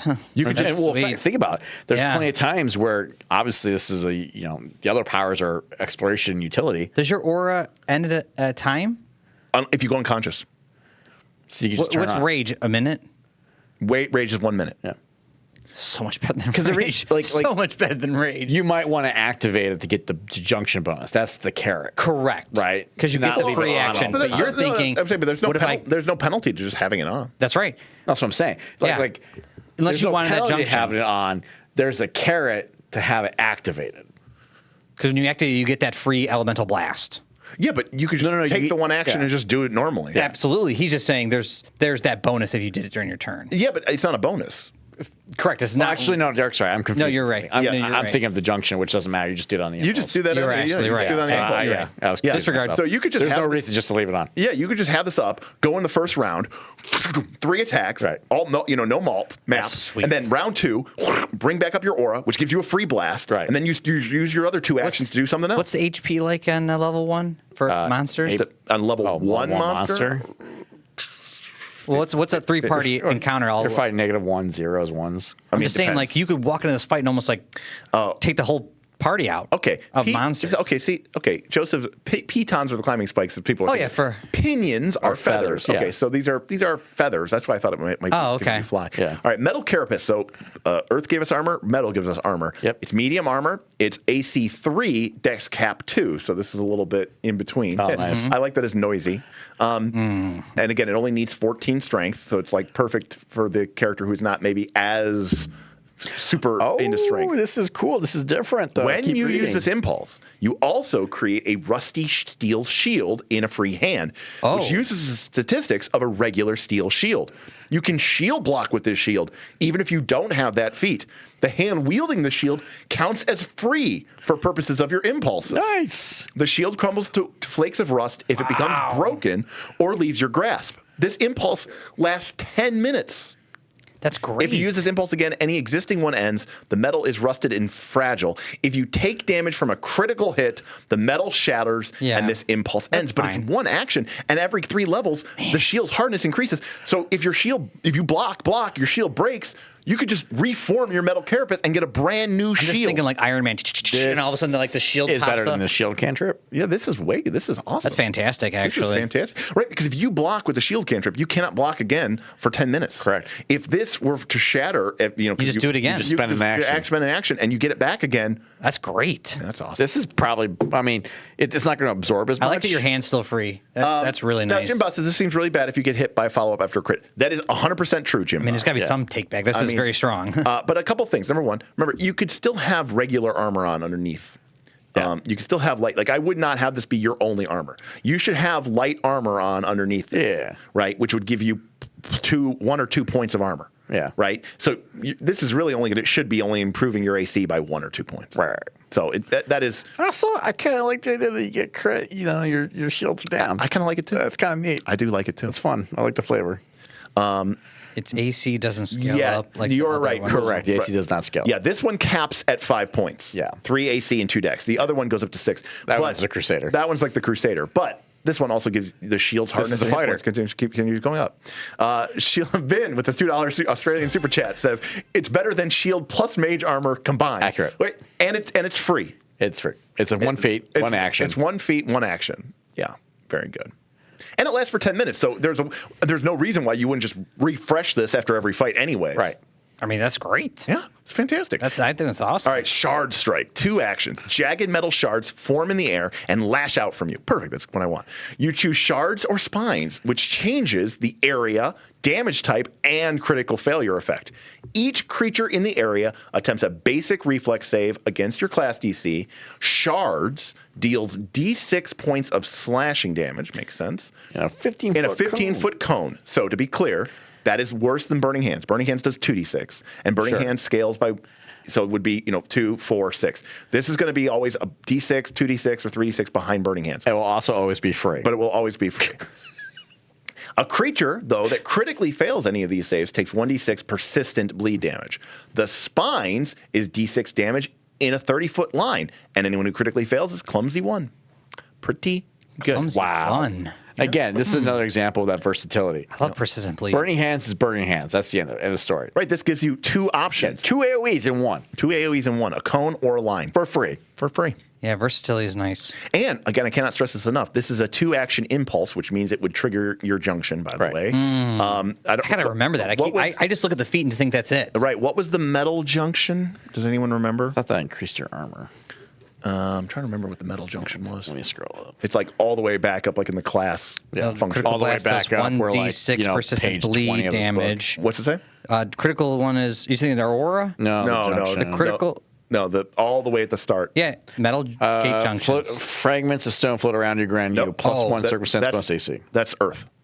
No. Oh, we're on metal, you're right. We're on metal. Choose acid, electricity, or piercing until the start of next turn. Each time a creature touches you or damages you with an unarmed melee attack or non-reach melee weapon, it takes damage of the chosen type equal to half your level minimum. So it gives you a damage shield. So you cast Shard Strike, you throw out a 30-foot line, and just as a random bonus, you also get this electricity or whatever damage shield. Yeah. You get the porcupine a little bit. Wow. You get a little porcupine action going on. Wow, that's so good. And the thing I want to point out, this is a reflex save. So my first action could have been a blast. My second action could be an AoE, and those are operating on different components. Yep. Love it. I think it's so cool. All right, what else do we got here? Water, deflecting wave, reflex. All right, perfect. I love a reaction, rather. Yeah. Trigger, you would take acid, bludgeoning, fire, or slashing. So that is a really good list of acid, I was like, whatever. Bludgeoning, slashing, and fire, those are, that's a good list. Yeah, I mean, bludgeoning is huge alone. Well, bludgeoning and slashing is pretty much almost every attack in the game, and then fire is the most common damage type. From an enemy's attack, a spell, or any hostile effect. So this means it could affect a creature that's attacking you. It could attack a spell that is targeting you. It could be a hazard that's triggering on you. You have to be aware of it, and you cannot be off guard. Off guard. All right. A cascade of water blunts or disperses the incoming attack. You gain resistance to the damage from the triggering effect equal to your level. Or double your level if it's acid or fire. Wow. That is so much of a better effect than I would have ever dreamed of. It's a reaction. Wow. That's fire, that's fire resist. Wow. That's fire resist 40, level 20. I mean, again, I don't play that high, but like Whatever, fine. at level It's fire, 10, fine. It's fire resist 20. At level 10 is level 10. great. It's insane. That's great. That is a big wave. And I mean, What I by the like way, about it too is you can change where you are positioning. Like, okay, now we're going to in a fight that is Gotta be clear. fire. I put me in the front lines. I'm ready to go.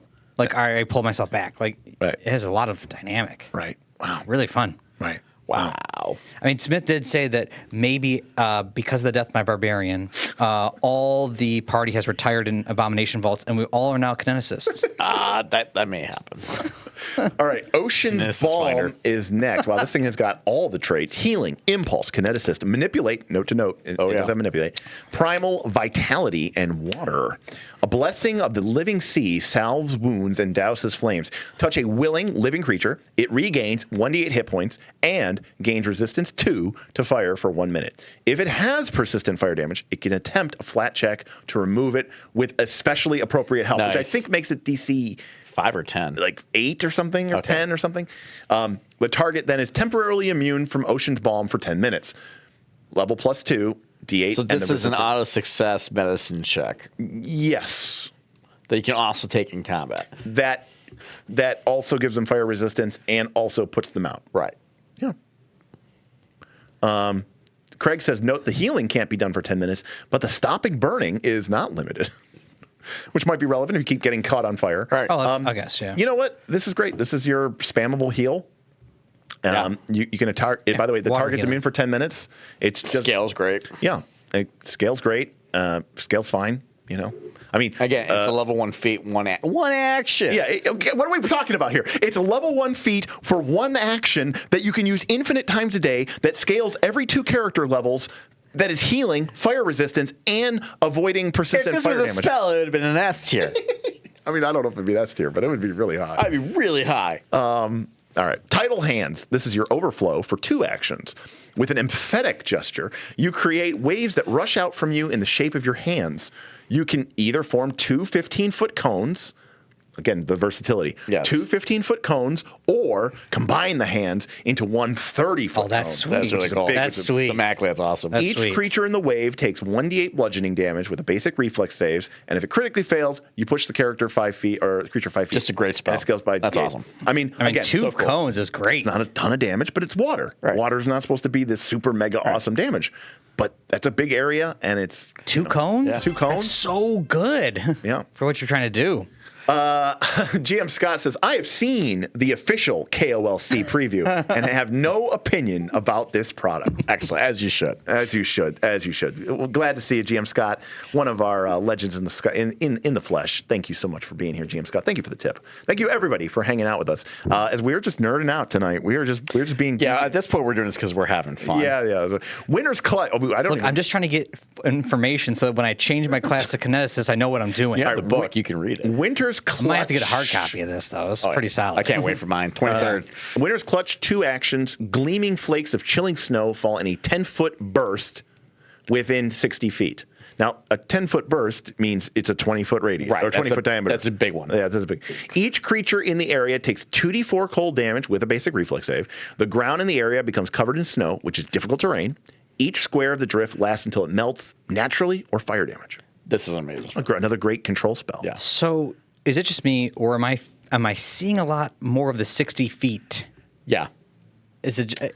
I feel like I'm seeing more. There's way less 30 There's foot way less 30 That's the foot. thing. Everything seems to be up a little bit, like double, like 2x map, like Yeah. Derik likes to do, but everything seems to be a little bit bigger. Is it just me, or am I just seeing No, things? I'm seeing it too. You're right on. Rule of Cool says, I just realized there are no level 2 feats for impulses. That is true, but remember, you can take a level 1 feat with your level 2 thing. And I also think there are some generic level 2 Kineticist feats. There are generic feats to scale normally. Yeah. And it looks like impulses. Well, no, because we have 6 and 8 here. Yeah. So it's interesting that they're on level 2. But They had to make things bigger because KLC keeps doubling map sizes. you know what? That makes sense. Because you can also take these at level 1 if you're human, right? So that's why they did it. Well, yeah, that's what I'm saying. Yeah. A great role-playing Debbie had a super chat from Australia. An adult red dragon's breath weapon deals 52 points of damage on average. You're deflecting 28 of that with a level 1 feat. Yes. Every round. Yeah. Self-Confessed Cynic says for $5, in 3.5 terms, this class seems like a broken tier dip for an archetype, super front-loaded. That is possible. I mean, we'll have to see how That's probably true. We'll see how the archetype works out with this, but yeah, I mean, this could, GM this Scott could be says, does the Kineticist a popular have one to dip Oh, into. yeah. GM Scott says, does the Kineticist have a barbarian subclass, Bob? Sort of. I mean, they threw the barbarian a bone in this one. All right, last one we got is Wood. All right. Come on, Wood. Your junction game was weak. So what do you got here? Your junction game was weak. Wood needed. Fresh produce. We're off to a good start. All right, well, we got the healing. You grow a nourishing nut, vegetable, seed, or fruit. Could not benefit from Choose this a fruit. creature in your kinetic aura. The produce grows in their open hand or in their feet if they have no open hands. The produce is light bulk. A creature can eat it with an interact action to regain 1d4 plus 1 hit points. This is a healing vitality effect. The creature feels full for 10 minutes, during which it has resistance to void damage. That's negative. Right. And can't eat another piece of produce. Produce not consumed by the start of your next turn withers away. But it scales. The healing That's really good increases scaling. by That 1d4 seems really plus good. 5. That's really good So scaling. 2d4 plus 6 at level, once you're level 3, 2d4 plus 6. And again, it's one action. The cool thing about this is splitting the 2 actions. One for you, one for your ally. Yeah. It's not just 2 actions Yeah. for me. It's one for me. you have to eat it. Because you have to eat it. That's really cool And play that of is really action cool. economy. action economy play. Jim Scott, answer your question. Impulse.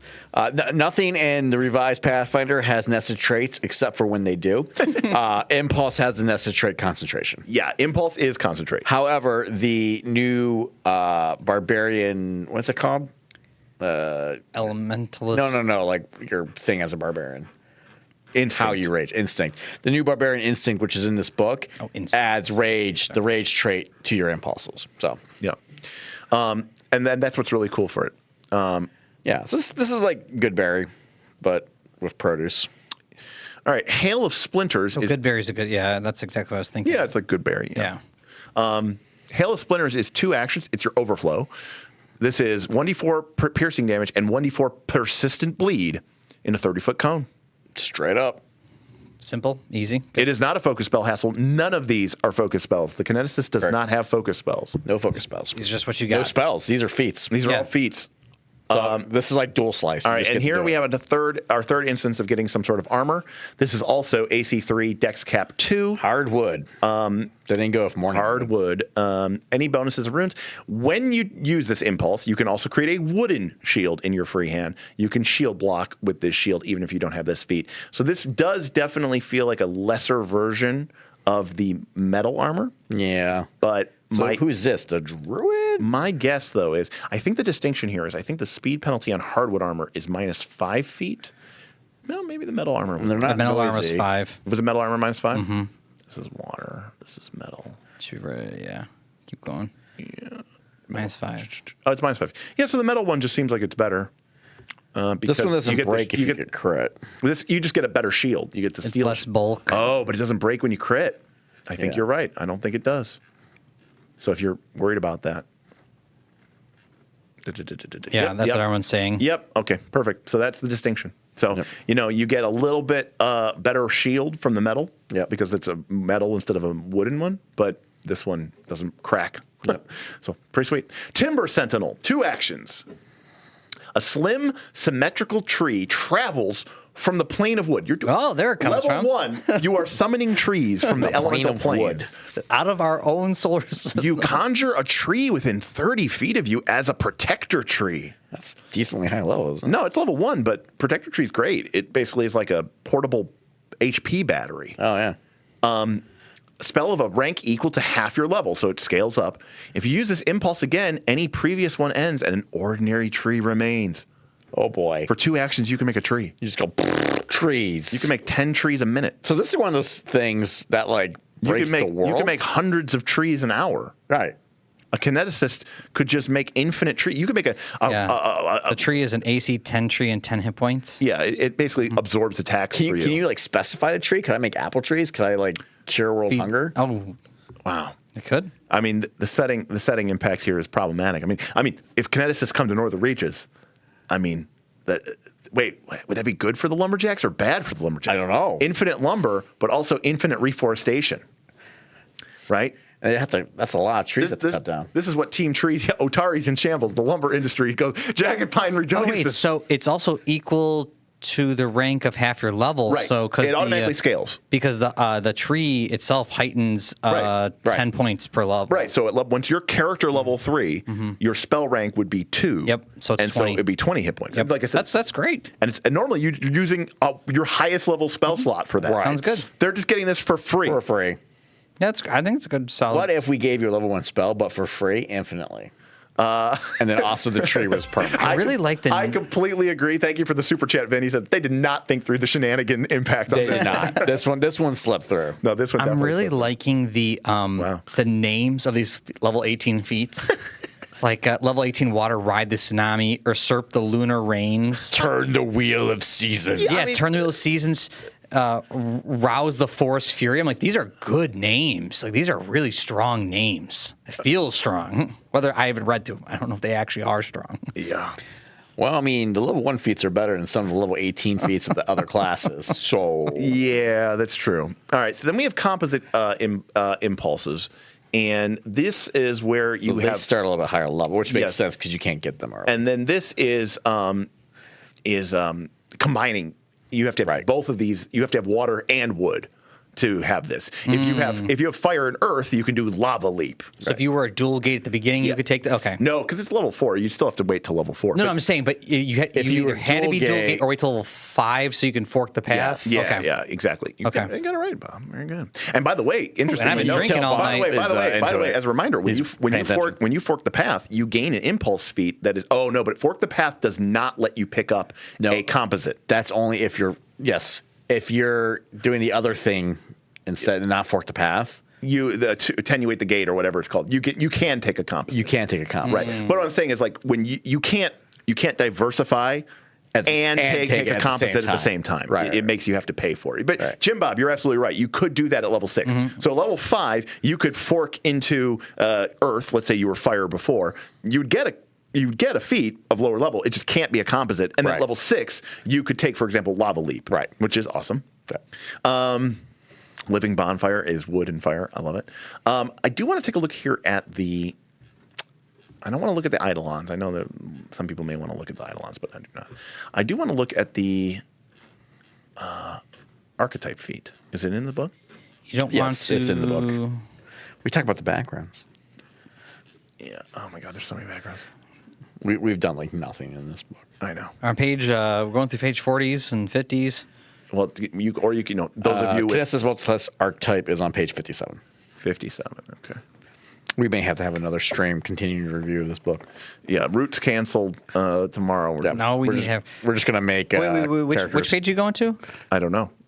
57. Why are we skipping over the elemental barbarian instinct? Because on we want to 55. see the multi-class. I want to see the. I want to see how busted it is. The answer is it's busted. I want to see the archetype because there's a lot of really powerful level 1 feats. Like the downside of multi-classing or archetype multi-classing most of the time is the archetype kind of sucks. And then the question is how good are the low level feats? Base Kinesis feat 4. Wait, wrong one. All right, so here we go. It is page 50. Archetype. Next page. No, I'm reading right now the archetype rules. Dedication. Through the gate, feat 4. Investigate. Okay, here we go. On the left there, at the bottom. Kineticist, multi-class Kineticist characters. There's a great fit for characters with high constitution who want to add some magical blasting to the repertoire without managing the complexity of spell slots. Yep. Sounds great to me. Kineticist impulses can provide damage types that are useful against certain creatures and special utility abilities that'll give you better movement or battlefield control. That was one of the best written paragraphs I've ever read in a paragraph. Yeah. Champions looking Maybe Jess wrote it. Champions looking to diversify their capabilities, barbarians with the moment of clarity feat, and particularly stout druids may all find suitable options. All right, so the dedication, you get trained in, and you do need a Constitution bone modifier of +2. It's weird to see not 14. Right. You become trained in a Kineticist class DC and the impulse attack rolls. Great. Choose one element to be your kinetic element: air, earth, fire, water, wood, or metal. You gain a kinetic aura. Cool. You gain the channel elements action. Cool. Although you do not get to use an elemental blast or stance impulse when you take the actions. You don't get the rebate. Love it. That's fine. That's totally right. Totally fine. You do get the elemental blast action. Your elemental blast does not automatically gain damage dice every 4 levels, instead requiring you to take the improved elemental blast feat. Fair. That's a very fair, totally reasonable. Which is a feat within this. Yeah. Okay. At level 4, we can pick up the base Kinesis. You gain the base Kinesis impulse, which the other people got for free. This, of course, is what lets you affect the element that you can modify. Which is very cool. Totally fine. Through the gate. Here we go. You gain a first or second level Kineticist feat of your choice. Your options include impulse feats for your kinetic element as normal for a Kineticist.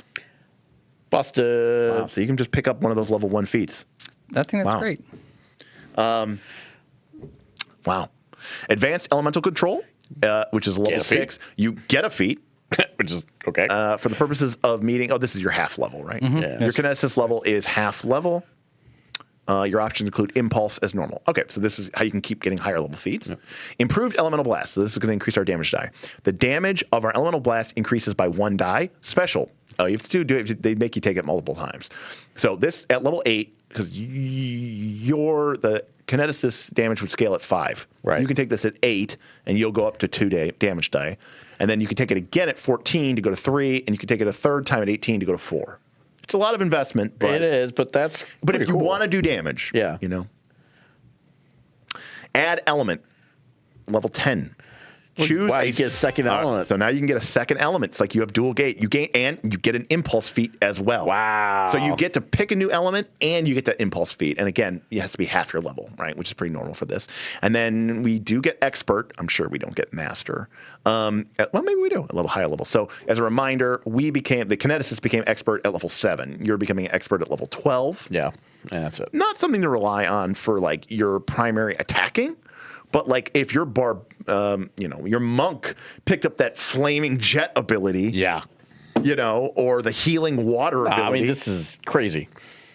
So it doesn't look like you can. Yeah, doesn't look like you can gain impulse junctions or the gate threshold abilities. Correct. So you can't gain any of those really cool like freebies, and I'm okay with that. Yeah, I mean that's fine. This is a really good. I feel like this somehow is perfect. Yeah. Because it lets you feel like a kineticist and actually get cool elemental abilities. And the feats are freaking awesome. But at the same time, the kineticist is just going to be so much better at doing this than you. Right. And they are going to get so many cool little the rebate when they channel elements or when they channel energy. The junction. When they do the impulse on a 2 action, the air person gets to make the free move. You don't get to do that. Right. Oh, but you get my cool air power. Yeah, Cool. You still get the blast. You still get, boomerang. Wow.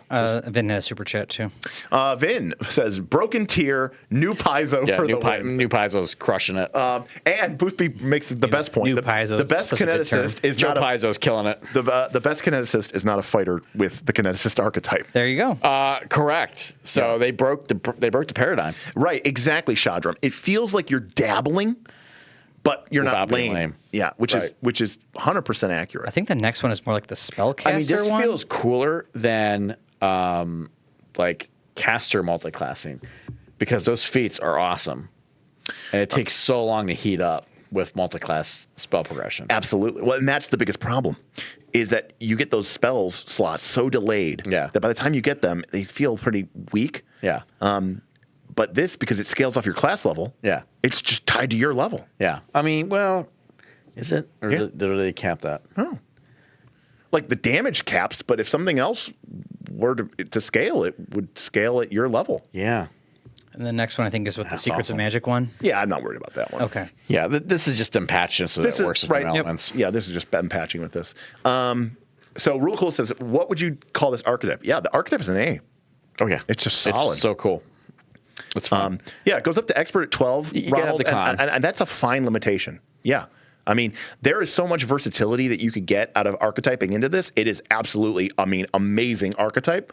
And the best part about it is con was always kind of a secondary stat for a lot of classes anyways. Yeah. Fighters, barbarians, monks, rangers, they could said maybe some druids who are a little bit stout, Yeah. The only people who really aren't going to be taking this are probably even rogues usually end up with like a 14 con. Yeah. You're going to have a good con at some point. It's just a question of when. Yeah, at some point. Yeah. And I mean, that's very cool. And yet, Like no one dumps con. and yet between the composite feats, the the gate junctions, all that stuff, and the rebates, the kineticist still feels like the absolute master of this. Because you know what it is. Like this archetype feels like what the kineticist would have been if they made this class 2 years ago. Right. We're like, okay, that's decent, but they spend an action to build up their aura. Okay, so then they can take their action to do something. Yeah, the multi-class archetype is like the barbarian. Yeah. You're like, okay, I guess this is playable. Yeah. But instead, that's the multi-class, and then which is cool, and then the core class is like legit. Rule Cool says it would be nice to have a master feat at level 16 or 18 though. I think that would be pushing it a little too far because like you would be as proficient in your kinetic mastery as you maybe. I don't know. I could see it. It would. You know what? It wouldn't have been broken at like level 18. I agree. That's. I mean, yeah, Roseloy has a good point here too. Like, What's that? Just taking the archetype for weapon infusion, just alone. I mean, yeah, it's absolutely great.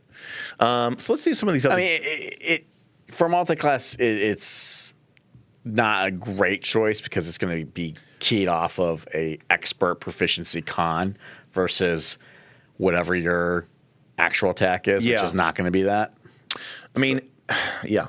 But it's still No, it's still amazingly versatile. Yeah. And I probably wouldn't be really. I mean, as a fighter, I might be picking up just so I can have some cool random fire damage that I can maybe trigger against somebody who's weak against fire, or to pick up some cool like healing or maneuverability. More than I'm interested in damage. I'm a fighter. I should be doing damage with my weapon. You know. So I agree that like accuracy, if you're multi-class, it's probably going to suffer. But it's going to suffer. But the utility of this class is so good that who cares? And then similar to what we saw with Thaumaturge, you can see right away, level 2, kinetic activation. Rather than incantations and gestures, you can use your kinetic gate to directly unlock the potential of elementally empowered magical items. You can activate magic items that require you to be able to cast a spell, provided you activate them to cast a spell with the same trait as one of your kinetic elements. Your firebender can cast scrolls of fireball. Yep. That's pretty sweet. Yep. I mean, that makes sense, but it's kind of sweet. It's ridiculous. Yeah. Hell, you can even prepare staffs. Well, I could already see that would have been an argument. But I'm a firebender. Why can't I cast you this can scroll? use your spell attack roll or spell DC. You can replace it with your impulse attack or impulse. Oh, that's DC. great. Yep. So you're going to be using your con. So not only does this class have all these cool fire abilities, for one feat at level 2, they also can now basically tap into all of the consumables that are available in the Pathfinder 2nd Edition game, which is also makes them feel more integrated rather than being this new separate subsystem that lives alone. Yes. Whereas, you like, oh, here's magical items and here's scrolls and like here's staves. And the person's like, man, it's cool that I have this cool class, but it doesn't work with anything else in the game. Oh, it still does. No, take this feat. Now you can use staves. You can use scrolls. Yep. That's awesome. Super chat from Craig. Oh, Craig Hellstrom. I like that you don't get master here. You get the utility, but your combat should still primarily be... Yeah, agreed, Craig. Agreed. Your combat should still primarily be your main class. Agreed. Another little bit more flavorful type feat, but again, maybe potentially useful for talking to mindless creatures. You can make a diplomacy check against mindless elements, but it's more of a flavor one, I will say this. Voice of elements. Command elemental. You can... you can command an elemental. If it becomes controlled by you, if its level is equal to or lower than your level -3, kind of rough, but slowed one, as long as you sustain the effect, it can attempt a will save in order to resist being controlled. So you can just... So here's the thing. Control elementals. With this feat, this is better than all the summoning spells. It's 2 actions. It has roughly the same progression. I mean, you need to have a creature there that you can actually control. Yeah, but like if you come across an elemental, which is, they're common enough, you can basically just snatch one. The larger issue is going to be like come across a low level element. Sure. I mean, critical failure, you can sustain it for an hour. It's pretty good. I mean, I'm just saying, like summons might be like C or D tiers. Yeah, This is a B tier feat. Yeah. Vin comes in with A tier class. Thank you for the super chat, Vin. A tier class, S tier archetype. Good work. Thumbs up. Let me think about that. I mean, the class is an A tier. Yeah. Class is great. In fact, I would say the class is A tier mechanics, A plus S tier flavor. Oh, the flavor. The flavor and the interaction of the mechanics is just incredible. Boomerang kind of blew my mind for just nailing it. The Boomerang is a great example. A fun mechanical effect. Or the Four Winds one. That feels unique and different and feels at the game table like a boomerang. Well, and it's going to cause you to play differently, and it's going to have this fun experience that you wouldn't see otherwise. What's so awesome about this, and you know this from just going through spell reviews and the archetypes, is in PF2, like all the haters that we have that don't like our opinions on things, always boil down choices to flavor or mechanics. Sure. And it's dumb because why not have both? Right. You should have both. Absolutely. Por qué no los dos? Right? Por qué no los dos? Why not? Why not just have both? Yeah. Both. The Four Winds one also was great. Yeah. I thought that was totally cool with the idea of winds. The Four Winds and moving people around. Makes total sense to me. Not only that, but it's like, well, why 4? Why only 4 people? Because there's only 4 wins. Right. I love it. Yeah, it's like so flavorful. Yeah. It's just so fun. Was it the D&D movie? How many questions did you ask the dead? So, hey, well, now that you mentioned it, it does seem rather arbitrary. So, how about Northeast? All right, safe elements. When you channel elements or use stance, you can designate a number of creatures equal to your Constitution modifier. You can choose whether they are immune to the benefits of your kinetic aura or immune to its damage and drawbacks. You don't have to be able to see a creature to designate. So this is nice if you want to play with your party a little closer and don't want them to be getting blasted away by your elemental energies. You can counter elementals. These are all just the generic ones. Counter elemental is legitimate. You are targeted by or in the area of effect that has a trait matching your kinetic element. Your absolute dedication to a single element lets you attempt to gain control over it. Even when the element is in service to another enemy, you attempt to counteract effect using your Kineticist class DC -10 as your counteract modifier and half your impulses level as a counteract rank. If you counteract the effect, you protect only yourself, unless you get a critical success, in which case you counteract. Yep. I guess the whole thing. If you get, once you're level 12, if you successfully counteract it, you can have it target or affect a different creature within 30 feet of you. If you get a critical success, you can choose that affects targets or entire area.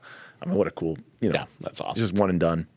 And also what's really neat about these counter elements is if you do end up forking your path a bunch, this becomes much more useful better, because you'll end up being like, well, I have fire and electricity and cold because I have 3 or 4 different auras. And that's such a great subtlety in the class design because it's like, yeah, you'll get really good if you hard focus on one element, but like when you branch off, like you get so much better at all these, because like so many of these generic things are like your element, which could be 3 or 4 elements. Rules are said it's exactly 1 kinetic element. Is that what it says? Yep. Got it. Damn it. Well, never mind. The razor's back. I got excited. I got excited there. wait. Does that mean to take the feat? Yeah, prerequisites is exactly 1 kinetic element. Right. And now when I gain more feats. Yeah, how's that work?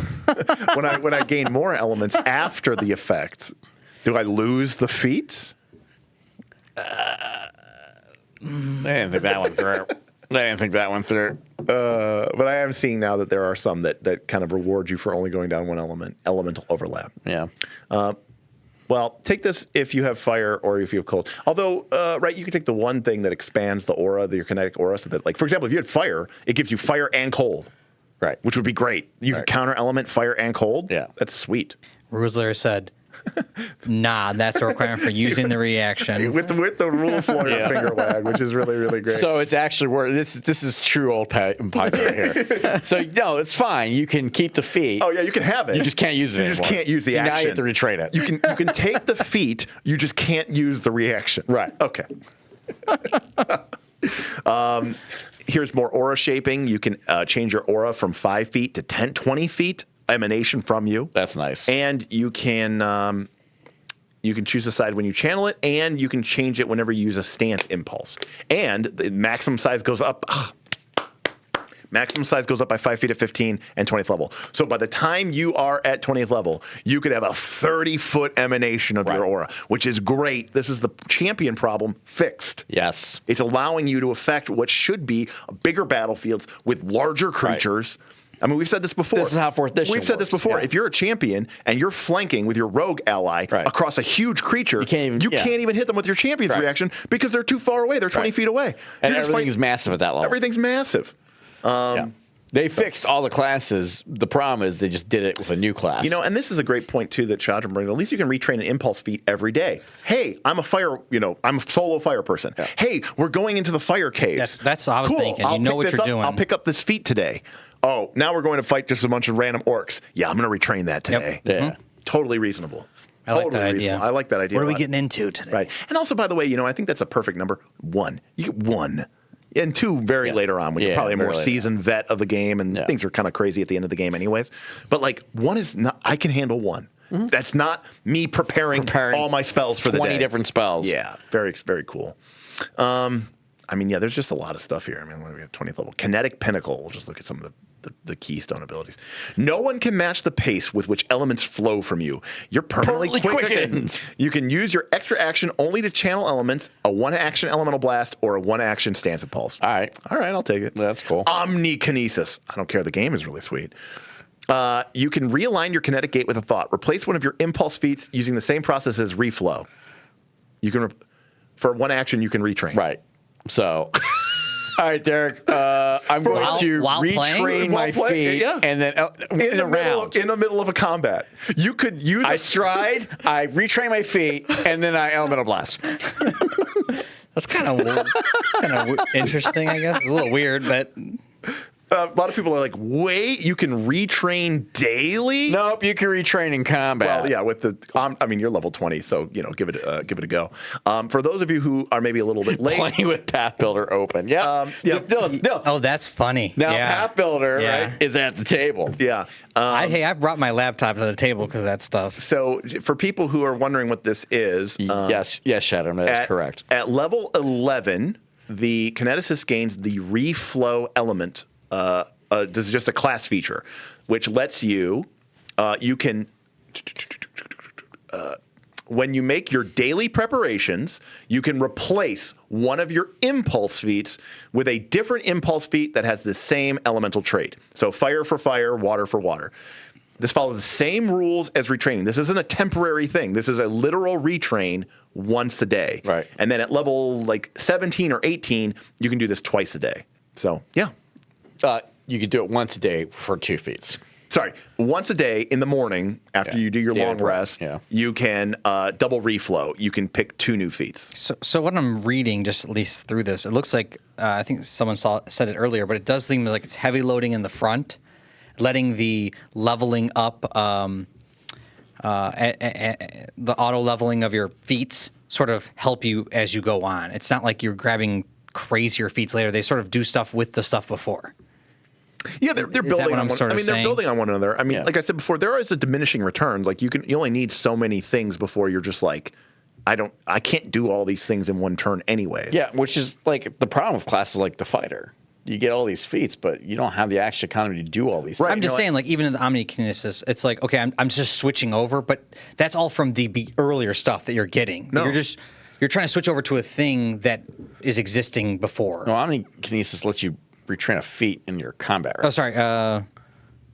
You replace one of your feats using the same process as if you were reflowing your elements, but it's one action. So technically, you can retrain 3 feats. Yeah, but the level 20 is not giving you something like a new spell that's blasting you. It's sort of grabbing onto what you've done. Generic feats. Yeah, I guess that is true. I am not looking at the big you have ones. level 18 impulses. I don't think there's level 20 impulses, but remember, at level 20, you could take a level 18 impulse. So. Right, so you can take both. You could take Air? such as the infinite expanse of bluest heaven. Infinite expanse of bluest Crowned heaven. in Tempest Look, Fury. air's the best, so what are we looking at here? Crowned in Tempest Fury. All right. So this is a one action stance, which remember means you could do this for free when you channel your energy. Right. You become one with the devastating thunderstorm from the plane of air, placing a crown of lightning upon your brow. Sparks flash from your eyes, and lightning constantly strikes in the air around you as howling winds lift you from the ground. End flavor text. Let's see if we deliver. Because that sounded sweet. Yeah, that's pretty awesome. So we're looking. The crown appears. We're looking for a crown of lightning. We're looking for sparks from our eyes. We're looking for lightning strikes around the air, and we're looking for howling winds that are lifting us. Okay. Any creature that enters your kinetic aura or ends its turn there takes 2d12 electricity damage. Okay. Check. If you don't have a fly speed, you gain a fly speed. Okay. Check. If you have the cyclonic ascent impulse, you instead gain that fly speed and the benefits. Okay, so what's that? That must be an level earlier, 8 earlier thing that you fly. You get a plus 10 bonus to all your speeds, and your air blast deal an additional 1d12 electricity damage. It's okay. Or It's one action. Oh, Bob. it's one And action. Bob, Oh. Bob, Which could be free. which is free because by that level you can enter your channel elements for free action, and you. I get didn't the even look at rebate. how many actions it cost. I just assumed it was like a 2 to 3 action spell. Yeah, and this is yeah, exactly, rules lawyer. It's a free action at level 19, and it's a one action stance, which means that when you channel energy, you can do that for free. Yep. You can just enter this. By the way, and it's a stance, so you maintain this, right? yes, once you're in it, you cannot enter it outside of combat. Right. You can only enter a stance in an encounter mode. Right. But yeah. There's a new super chat. By the way, that's a good point. I like that rules lawyer's point. The capstones are 18, so you can get 2, Yeah. or you can take both. Yeah. Oh, that is very nice. I really do like that, so you actually. could get both, or you could get like a fire and an air. Yeah. If you've been focused on 2 from the It's beginning. really cool. That So makes logical sense, you don't have to pick. too. Like you're like, I have been doing I've been this whole time, this whole campaign. Yeah, I've been this whole campaign, air and fire, air and fire. And now I got to pick one? Yeah. No, you get both. You get both. Yeah. We do have a super chat before you jump into this last Great one. role-playing Debbie says, I don't care what Bluest Heaven does. Best name ever, already S tier. All right, let's take a look at this. 3 action, it is Overflow. Okay, so Overflow 18. Right, which to be fair, it's not like the end of the world because, your next level, you're getting it back for free. Sure. The next turn. An illusion For free. For free. And getting a rebate. And you're permanently hasted. Yeah. An illusion of limitless expanse with an impossibly blue sky makes all within feel the sensation of falling forever. The vision appears in a 20-foot burst. Again, so that's 40-foot diameter. Right. Within 100 feet. Which is great. Good range, good AoE. Scaling to the appropriate level. The illusion lasts until the end of your next turn. So not this turn, next turn. End, not start. You can sustain. But you can sustain it for up to 1 minute. Using this impulse again, ends any previous ones. Each creature in the area or that later enters it must attempt a will save versus your class DC. Creatures with the air trait, Which is almost legendary at this point. Which is almost legendary at this point. Any effect of the illusion ends for a creature as soon as it leaves the area, or if the impulse ends. It then becomes immune for an hour. If it critically succeeds, it's fine. If it passes the save, it is flat-footed, aka off guard. Off guard, aka flat-footed. It's a big AoE off guard. If it fails, that's like the best. They succeed, That's the worst case scenario. If they fail, they are off guard, aka flat-footed, and it is fleeing from the illusory sky, but is also disoriented. Anytime it uses an action to attempt to flee, it must succeed at a DC 11 flat check or flee to a space that's still within the illusion. The GM determines where the creatures end up, but the creatures cannot stay stationary if they're able to move. So they're fleeing. But they have to flee within the area of the spell. But they have to stay within your spell. So they just run around in that area. They just run around in that area. So you continue just nuking. It's a little weird. This is an amazing control spell. This is a huge control spell, Bob. I'm not a control player, so this seems odd to me. Where's my damage? Where's my level 18 damage? This is crazy. I mean, if someone said this is the weakest of the level 18s, if this is the weakest of the level 18s, we're in for some shit. Yeah. I mean, 100-foot range is nice. I think, and 40-foot diameter, that is a huge AoE. Yeah. That is an absolutely huge and no AoE. in cap. And no ink. Yeah, this is crazy. This is anime as F. That's probably why I'm thinking it. All right. 18th level. This is our Earth. Okay. Yeah, Shadow's right. Trap the monsters in it and spam fireball. That's true. Was there a crit fail on that? Yes. I don't see it. No, there was No, no. there's There was not. no crit fail. Yeah. The failure was bad enough. Shout out from Vin for $2. Shout out to the new term off guard. I like it. I like it too. It's growing on me. I like it. It's growing on me. I like it much better flat-footed. I like. Dumb. I mean, flat-footed. I'm just so used to, but yeah, it's dumb. And also, too, it doesn't like flat-footed to me indicates like I'm surprised. Right. But there are so many instances where I'm prone. How am I flat-footed? I always did not like I'm that. flat-footed. Yeah. I'm on the fucking ground. Off guard is great because it's like, oh yeah, I'm off my guard. Yeah, I'm off my guard. Yeah, I think I never liked flat-footed. I think it prone makes a at the lot same more time. sense. Yeah. I agree. The vitality and void thing is a little. They had to pick something, but Yeah. positive and negative is just a weird thing. But all right, Positive and negative were kind of weird. Craig, I mean, I that's- like void. Craig's right. Flat-footed on things that don't even have feet was really, really weird. Yeah. Off guard is good. And that's another good point. Man, rules learn. That's a great point too. I'm okay with off guard since it doesn't apply to reflex save, and so it makes more sense. Yes. Flat-footed should make you think, oh, so they get a penalty of the reflex 'Cause they're not moving. They're not moving because they're flat-footed. That's Yeah. what flat-footed means. You're just sitting there on your 2 feet, and that came from Swing Ripper. I like Twixter. Off guard is lower character count than flat-foot. All right, Rebirth in Living Stone is 1 action stance. So again, we can do this for free when we channel energy. Rock. Hold time out. Sorry. I just got to say the name of the next one. The Shattered Mountain Weeps. I mean, that sounds like some Wheel of Time shit. That's great. Yeah. Yeah. The names that of these sounds like 18 something This isn't anime anymore. This is real time. This is something that Land would use to kill a Forsaken. Yes. The level 18 names are Okay. Beautiful. Rebirth and Living Stone, Primal, Stance, Polymorph. Rock overflows from within you to consume your form before cracking open to reveal your new body transformed in Living Stone. You gain 40 temp. I like that number. Okay. You're immune to critical hits. You're immune to precision damage. You cannot be pushed, pulled, or tripped as long as you are standing on earth or stone. Your Earth Elemental Blasts deal an additional D10 points of damage of their normal type. This benefit lasts until the end of your next turn, but you can sustain them for up to 1 minute. Anytime you sustain After you gain temporary hit points from this level, you cannot gain temporary hit points again for 10 minutes. And at 20th level, it's just a straight 50. Ooh, I like the level up to 20 there. Also after the feat, Just a little bit. just a little bit of Just a tip of the hat. I love immune to critical hits, and I love not being able to be pushed, pulled, or tripped because Derik does that shit to me all the time. One That's all action. Derik likes to do. One action. I mean, and just it's one getting action. like, okay, you ain't For doing free. shit to me. For free. Basically, you get the That's really nice. I really like that. now, obviously, to Only because Derik does this shit to me all the time. Now, obviously, to sustain it is a cost. Yeah. I mean, because you're going to be paying an action a turn. But flat immunity to critical hits. It's sick. Is this the only immunity to critical effects in the game? I don't know. Yeah, I mean, immunity. We got people here coming in here. Shadram says, "Wait, an ability that gives you more than 5 temporary hit points? What is happening at Paizo?" Yeah, that is the theme of tonight. I mean, there has been a hostile takeover. New Paizo. I mean, if you We're talking about new I Paizo think tonight. I think if you go back to the Barbarian class review, I was saying about how I was like, I want this thing to give me like 20. I want this thing to give me like 30 temp. Yeah. And this thing's giving me 40. And then 50 at 50. 20. But I like that at 50 least such just a a good little number. bit. Yeah. I don't see many 18 level feats like This is- upgrading to 20. this Like is there's so not good. many. Yeah. I love not being able to be tripped or pulled by. immune to crits can be so strong. Stone or earth only is tough. I mean, you're immune to any critical hit. It says it's immune to critical hits Twixter says the class is S tier now. and precision damage. Oh, That's you're great. immune to precision damage. Right, you can't Yeah. be sneak attacked. I think that's great. I saw these names getting yelled out loud in One Piece, I swear. Or was it Dragon Ball Z? Both great shows. Okay. Love One Piece.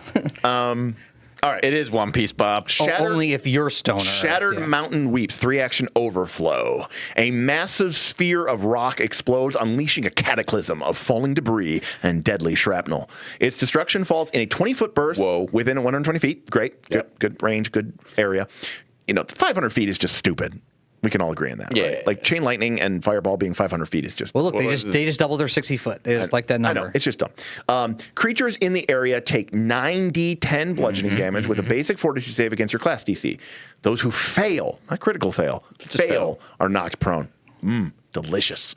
For the next minute, rocks continue to fall, making the area difficult terrain and dealing 3d10 bludgeoning damage to any creature that enters turn. Holy shit. No sustain. No sustain. You just get it. To use this impulse again, any previous one ends. So you can't double. And by the way, Bob, the scale at 20. I love it. 10d10, 40d10. That's great. Rocks fall, everyone dies. That's what. I love that. These By are the way, these are think great. about that effect.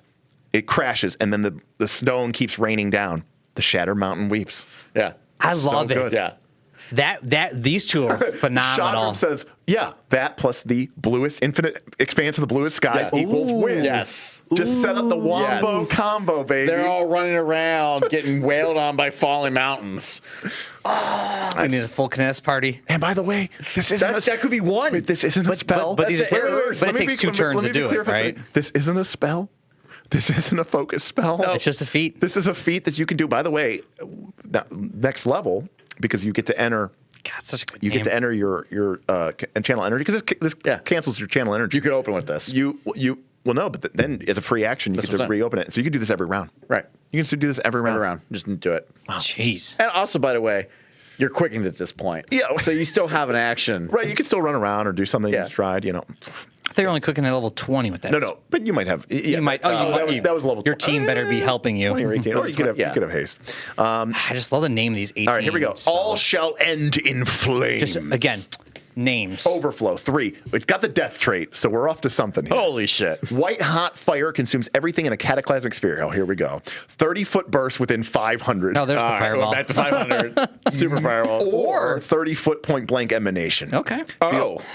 It deals 13. So let's, by the way, so 6, 8, 10, 12 at, what is it? 10 at 9, or 10 at 5. So yeah, a level 20 fireball, if you took it, would do 20d6 damage. So this is not as much damage as 20th level fireball. Does this go up 1d to 1d8 if you're fire? But maybe. Yeah. Yeah. It's impulse, right? Oh, that's true. This is level 18 feet. So at 18, if you took your 9th level spell as Fireball, it would deal 18d6. Yeah. This is dealing 13d6, which is less. Yeah, but it shouldn't be doing 13d8. If you have the right junction, probably. You'd have to do a little bit I thought it more. said you get to. That was only. I thought it said if you took your single thing in fire, Your impulse then junction increases your damage die. damage die to 1d8, right? Isn't that all impulses? This is impulse? All right, we gotta look it up. Damn it. Back to the beginning of the book. Back to the beginning of the book. And we're not that far away. Yeah, we're only on level page 30 of 200. Yeah, by the way, there's a whole book. Oh, yeah, there's other book. Yeah. There's like 100 pages of just... You can go look at that stuff. I mean, that's... Yeah, all impulses that use 2+ actions. All right, let me take a look at this here. This is... Jesus Christ. Not the junction. No, keep going. Before this. This is the... Nope. Almost nope. there. Almost there. Oh, here we Right go. there. Here. Nope. Oh, no, one more no, page. No, One one more. more page. This class is like an RFC class. Here Right we here. go. Here we go. All right. It's by Fire. impulse. Increase the damage die. The fire damage up by this.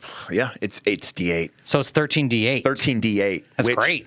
Which is equivalent to adding an extra 6 points of damage, which is equivalent to adding about an extra 2 to 3 dice. So it's really more like 16d6, 15d6. So it's much at closer level. to Fireball. So it's much closer to fire. Okay. Which, by the way, that would take a 9th level spell slot. Right, and you'd be able to do that once or twice a day. This one you can do. This one you could do every day, other round, every or once you gain one more level, you can do it every round. Yeah. Wow. All right, so let's go take a look at this, though. I think there was more. They can hurt you? Yeah, because if you do the emanation. Yeah, it says if you die to this impulse, you return to life at the start of your next turn in the same space. When you return to life, you have hit points equal to double your level. By the way, so you like could sort of just do Phoenix that yourself? every round. You Yeah, Phoenix so you yourself? Phoenix yourself. That's sweet. That's so also, cool. Robert also makes a good point. Fireball's only a measly 20-foot radius, not a 30-foot radius. Yeah. And again, we see this here too, right? The versatility, right? Wherein But you're immune to fire. This could be a 500-foot AoE, or so it could be. It could be immune to fire, yeah. Yeah, you might be immune to fire. You don't have to be. Yeah. No, but that's one of the things you could take. So yeah, that's really interesting. All right, That's cool. ignite the sun. Oh, by the way, level 20 damage goes to 15d6. Right, and then it's scaled, and then it would be 15d8. 15d8. That's which right. would be 15d8. which would be insane. Yep. Now, yes. Now let's be I clear. love how it has the Let's be depth. clear. Let's be clear. The fire element. A lot of things in the game. Fire is the thing that has the most things in the game that are resistant or immune to. Sure. And it also has the most things in the game that are weak to. Yep. So it kind of you're gonna. It's very high variance. There you go. That is actually very true. But I like the idea, by the way. Like if you're like, well, I'm pretty low on hit points. This could be like a 40 hit point heal. Oh, just a nuke everything. All shall end in flames. All right. What if we ignite the sun though? It's 2 action What impulse. if we ignite the sun? Again, remember, this is a 2-action impulse. Rules lawyers did the math. It's 16.7 d6, so it's almost 17 d6, which is very, very competitive. Right. For free. For free. Not a Every slot. round. Not your highest fucking spell slot in the game. Right. All right. You have to take a feat to get a second 10th level spell slot. Ignite the sun. The fires of creation become yours to control. Nice. The power of the sun in the palm of my hand. You create a miniature sun in a 5-foot burst within 500 feet. A creature takes 7d6 fire damage anytime it's in the miniature sun with a basic reflex save. A creature can take this damage no more than once per round. The sun sheds bright light in 500 feet emanation. This is sunlight for creatures that are vulnerable to it. The sun lasts until the end of your next turn, but you can sustain it up for a minute. The first time you sustain the impulse each round, you can choose to increase the size of the sun's burst by 5 feet and then make it fly up to 30 so feet. Super you can flaming move around. sphere. It's like super flaming sphere. Yep, that's right. The sun continues to channel fire into you and your allies. You and each of your allies within the sun's light deal an additional 1d6 fire damage with your strikes. Spells that deal fire damage and impulses that deal fire damage, except for Ignite the Sun Assault. These are not cumulative. So it is a buff AoE fire ball that expands, a flaming sphere that expands. With a little bit of control, because people don't want to stand on it. And more importantly, it's flaming sphere with an actual basic reflex save. Not that bullshit basic reflex save that Flaming Sphere says, where it says, it's a basic reflex save. Oh, but if they pass, they take no damage. Right. This is pretty good. That's pretty good. And it's a buff. And it's 2 actions. Right. That infinite times per day. This would be a good spell. This doesn't even overflow. No, we just keep doing it. We can just do this every round. Wait till you see these metal names. You can have multiple suns. Self-confessed and says, shout-outs to Spider-Man 2. By the way, that's a quote from Spider-Man 2, the power of the sun is in the palm of my hand. Is that Dr. Octavius? That is Dr. Otto Octavius, yes. These names of the Lighting are crazy. Beasts of slumbering steel. All right, does it scale at 20? No, they don't. These ones don't for some reason. Oh, the sun one does not. Yeah. It does not. All right. I do like leveling. I like some of the Nicholas. Beasts of Slumbering Steel does not scale. 3 actions. You conjure metal elemental mounts made of interlocking metal pieces. Target up to 5 medium or smaller willing creatures. Okay. Within 30 feet, large mounts appear underneath them, and the targets can immediately, capital M, mount the creatures. Each mount can take 4 different forms. One is land speed 80. The others are land speed 30 with a climb, fly, or swim of 60. Wow. Each rider chooses the initial form, and they can change the form as a single action, which has a concentration rate. Transformers. The mounts are AC 40, Fort 30, Reflex 30, Will 25, and 180 hit points. They're mindless and immune to bleed, healing, paralyze, poison, and sleep. They cannot attack. They remain for 1 minute or until you use this impulse again. You can use this impulse as a 1-minute exploration activity to make the duration 1 hour. That's great. But this halves the mounts. Summon up. Let's go to war. Yeah, very sweet. That's This cool. is cool. And you can just do it. Look at this name of this next one. Rules Lawyer says, can you sustain it the round you cast it? Rules Lawyer. I think it's the one before. He's talking about the sun. It doesn't appear to have that limitation, which Flaming Sphere says, which, right? You can't sustain spells the round you cast them or something?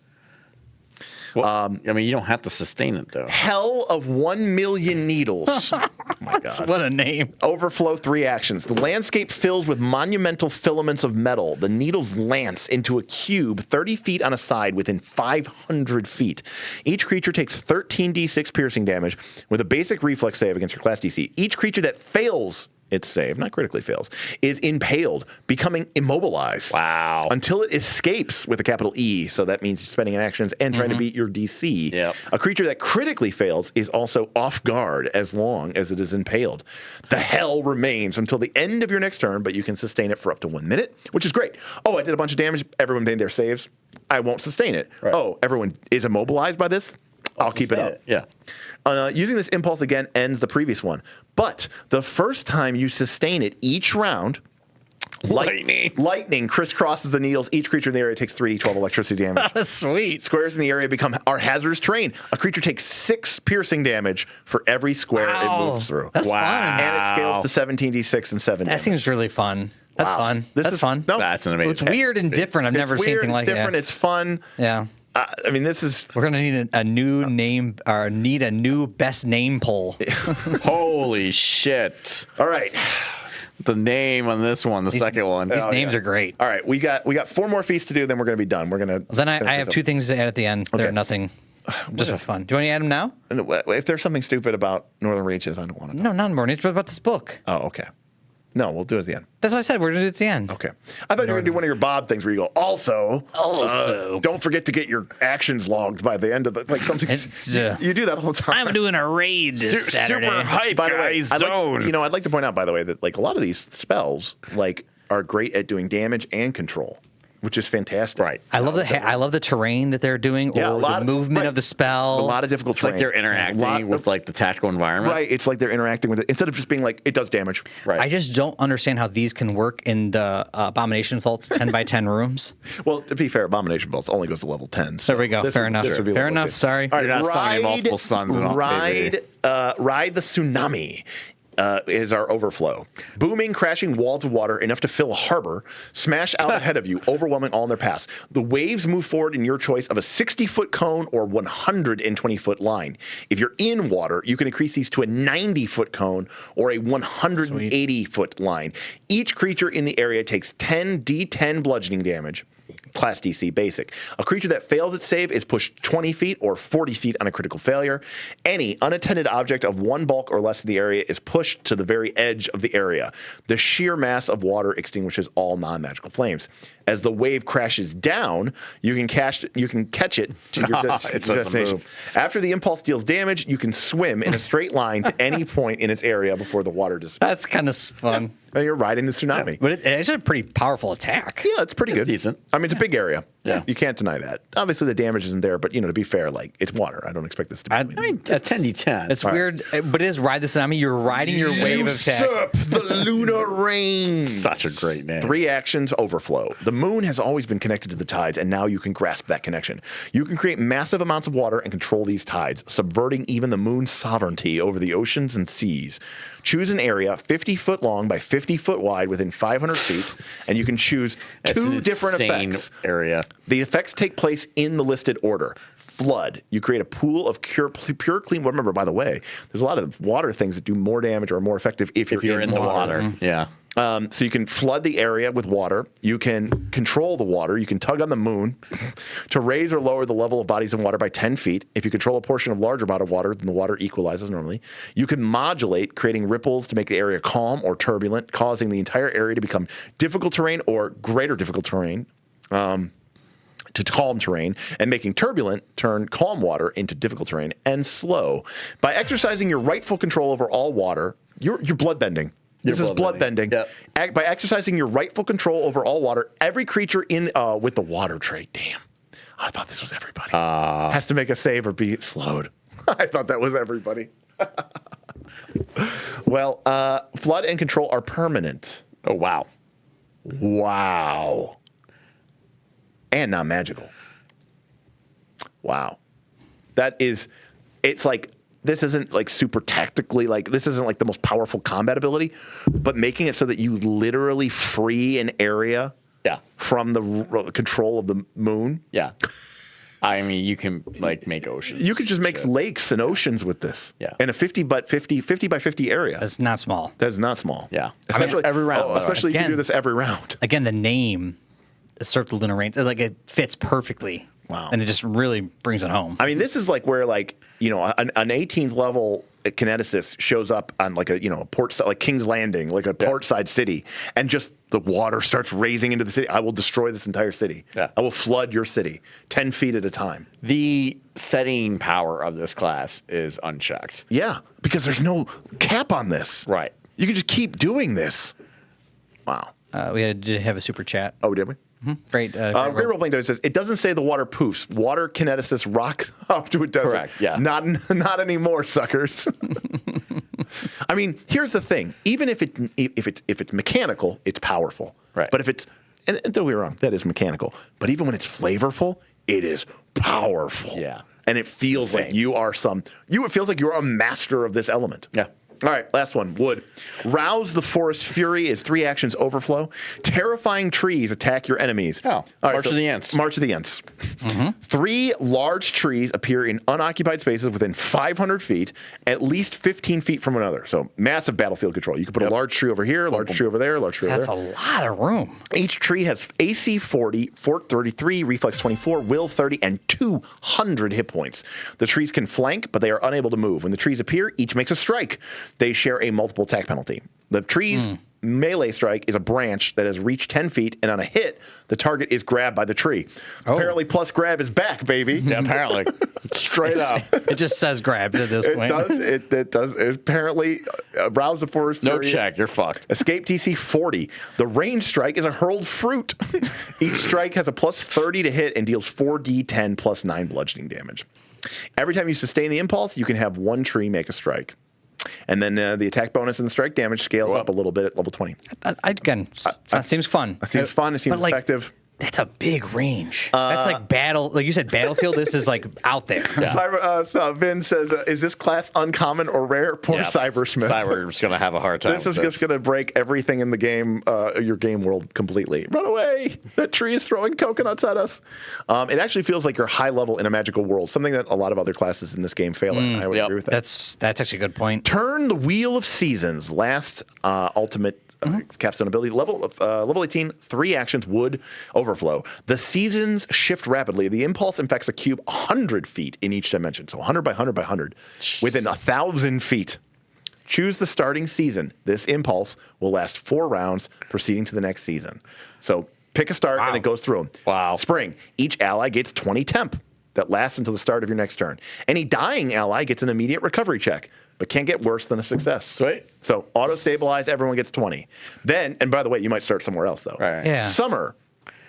Each enemy in the area is exposed to sunlight and must take a reflex save against their class DC. This is only enemies, by the way. It's unaffected on a critical success, dazed on a success, blinded on a failure.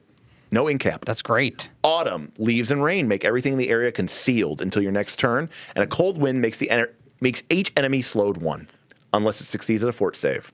So that is a 50-foot It's a ton area of control. slope. Yeah. And then winter. Each enemy takes 5d6 cold damage with a basic reflex save. A creature that fails to save also takes 2d6 persistent. There's a cold lot damage. of versatility there and a ton of like control or damage. Also, or I mean, let me be clear about this That's isn't great. sustained. So you do this in the first round, This and isn't then it just cycles through. While Yeah, you're it doing just other happens over shit. 4 rounds. Yes, if you can't impulse it until the previous one ends, so you Right. can't like restart it. Right. No in-cap Right. on slow. Right. That is enemy only. Right. And that spring, which is temporary hit points, is ally only. Right. I mean, this thing's great. I mean, I think this is, and the fact that you don't have to sustain it. GM Scott, you don't have to sustain this. It happens automatically while you make the mountains weep the next turn. Correct. Right? You can stack this up. Yeah. If you're. This you know, seems great. You roll in. This is like the first thing you drop at the beginning of the thing. I mean, this is fantastic. Yeah, that is awesome. This must be is the great. longest range that doesn't use the words miles and planetary. 1,000 feet's really long. Rules Lawyer says enemies only, no in-cap. Crazy.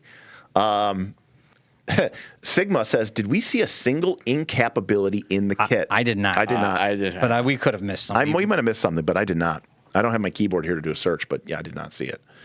Wow. That is really fun. There is a few. Okay. Well, again, they're probably in the spells section. There's 2. There's 2 spells in the whole book. So Wait. of course, there's spells. There are Page more. 26 Never mind. says one. There's a few. Ooh, do we have a level 18 like? No, we don't. Oh, you know what's really cool about these composite trip? Look at this. All of the composite feats are 6. They're all level 6. Yeah. So like that's really cool. Yeah, you There's just just set 'em, there's just one for each of the 2 pairs. Yeah. Which is very, very cool. Looks like there are 3-ish, maybe 4. I don't know when this class ends. With incapacitation. Yep. $2 from Vince from towards the set keyboard fund. Look, I didn't know how we were going to do this tonight with Derek. Yeah, this was a You figured it out. We got literally shit taped down. Yeah, we're trying to make it work here. Let me take. I wanted to answer the question. Is What we're looking for? the class uncommon? Oh. Where would it say that? Up here.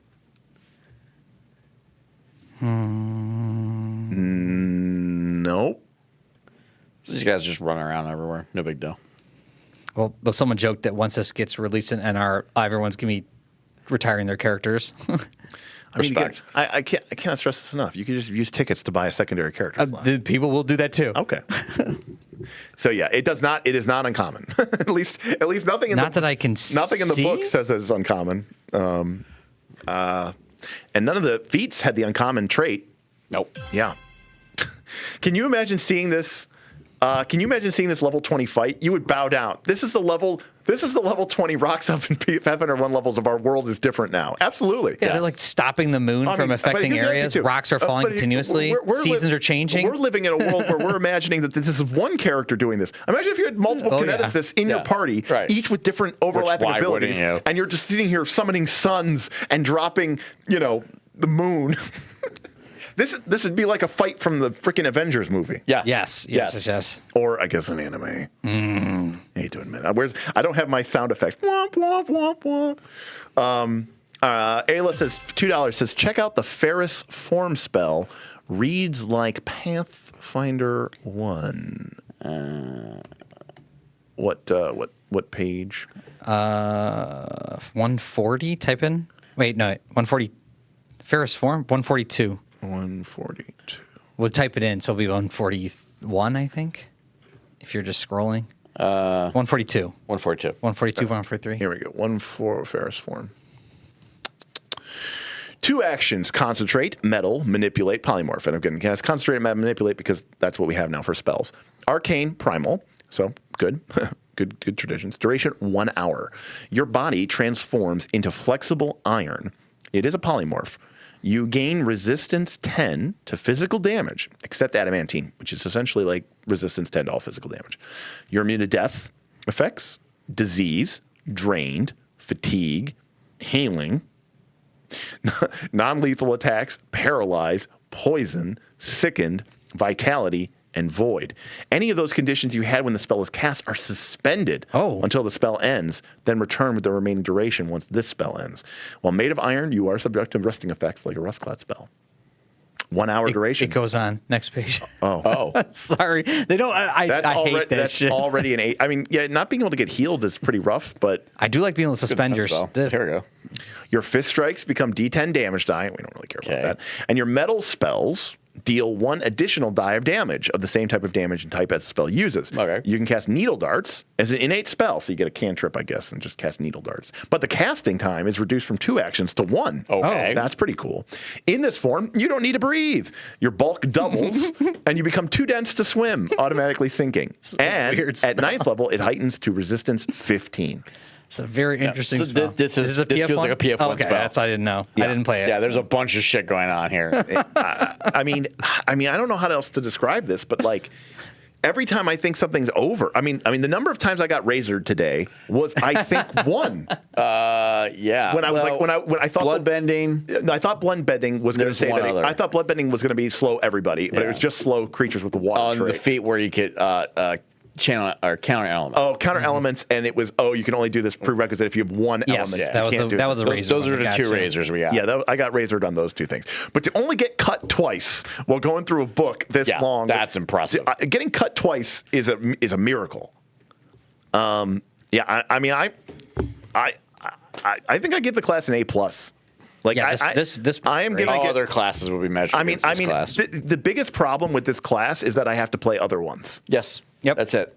Like That's the problem. Not even joking. That's the actual problem. Yeah, like you said, everything will be measured up to this. Like, why isn't it as good as the Kineticist? Yep. Why isn't it good?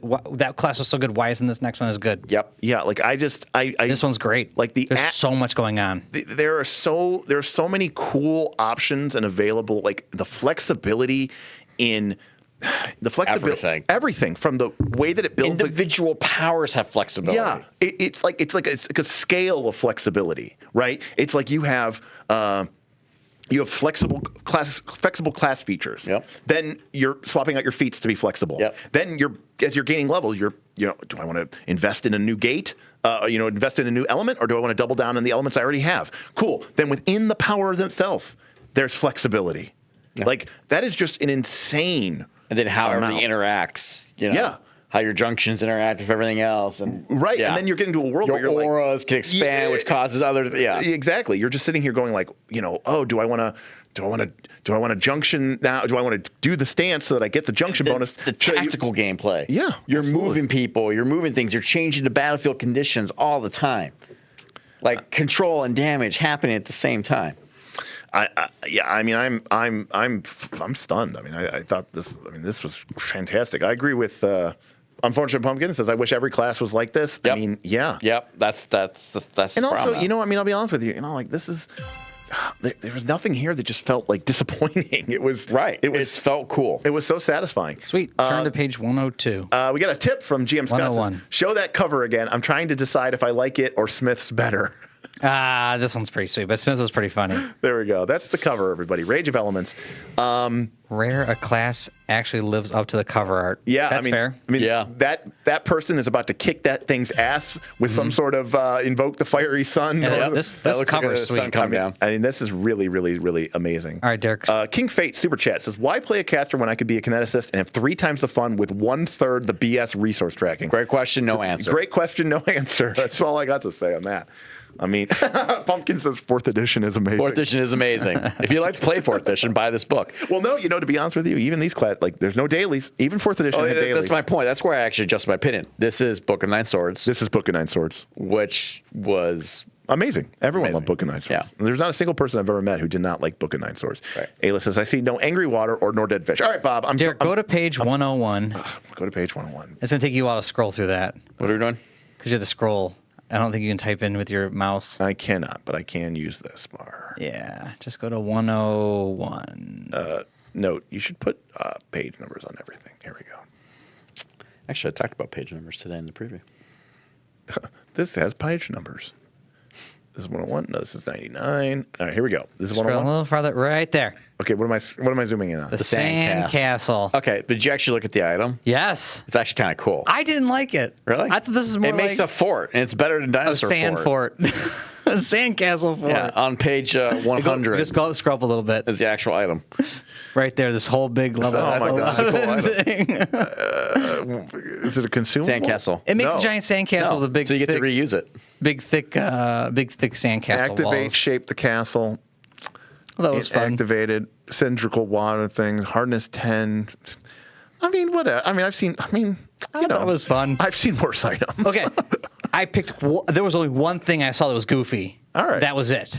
Because I point out those goofy. No, things. I looked at this and I thought That was the goofiest thing I saw. I mean, it's a sandcastle, but like it's cool mechanically. $2 super chat from Vin says for the Book of Nine Swords / Tome of Battle. Yeah, absolutely. Yep. And then Great Role Playing Zombie says, "Is this the best Paizo book?" Okay, let's take a step back here for a moment. best? Okay, for number one, we're getting one class.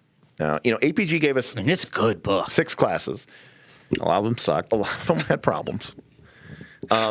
Secrets of Magic. I will be the first to admit that the I like Book of the Dead a lot. That was, Good night, Ronald. We look forward to you. I Yeah, know have you're a good one, I know Ronald. you- I'm looking forward to your second and third videos. I think those will be really great.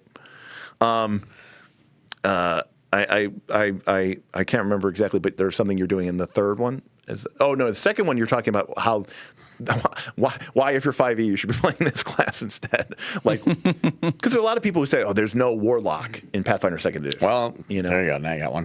But yeah, so APG classes definitely needed some hard work. I mean, I agree. Swashbuckler, Oracle, bad shape. Investigator, I don't think is good either. But. Yeah. Guns and Gears is Inventor is a kind of a weak class. Yeah. And Secrets of Magic, I've come around a little bit on the Summoner, but I still think that it and the Magus are just kind of in a weird spot. Are you guys just judging the classes or the book? Yeah, just the class. But Okay, that's different But then outside of that, though, because I like the Book of the Dead book. Like for example, if we go to Dark Archive, I love Psychic. Oh, Dark Archive was I a love good Thoma book. Church. I didn't like the rest of the book. I don't. It just wasn't for me. In terms of like time. I didn't want the X Files in my PF2. Dark Archive's literally X Files. Dark, X Files. Now, so I haven't read the rest of this book yet, so I'm not prepared to say whether this is like the best book. Right. But the flavor seems to be on point. I love the strong theme throughout of it, and like we were saying in the beginning, you're going to use elemental For everything. pretty much in everything, anyways. It just comes up all the time.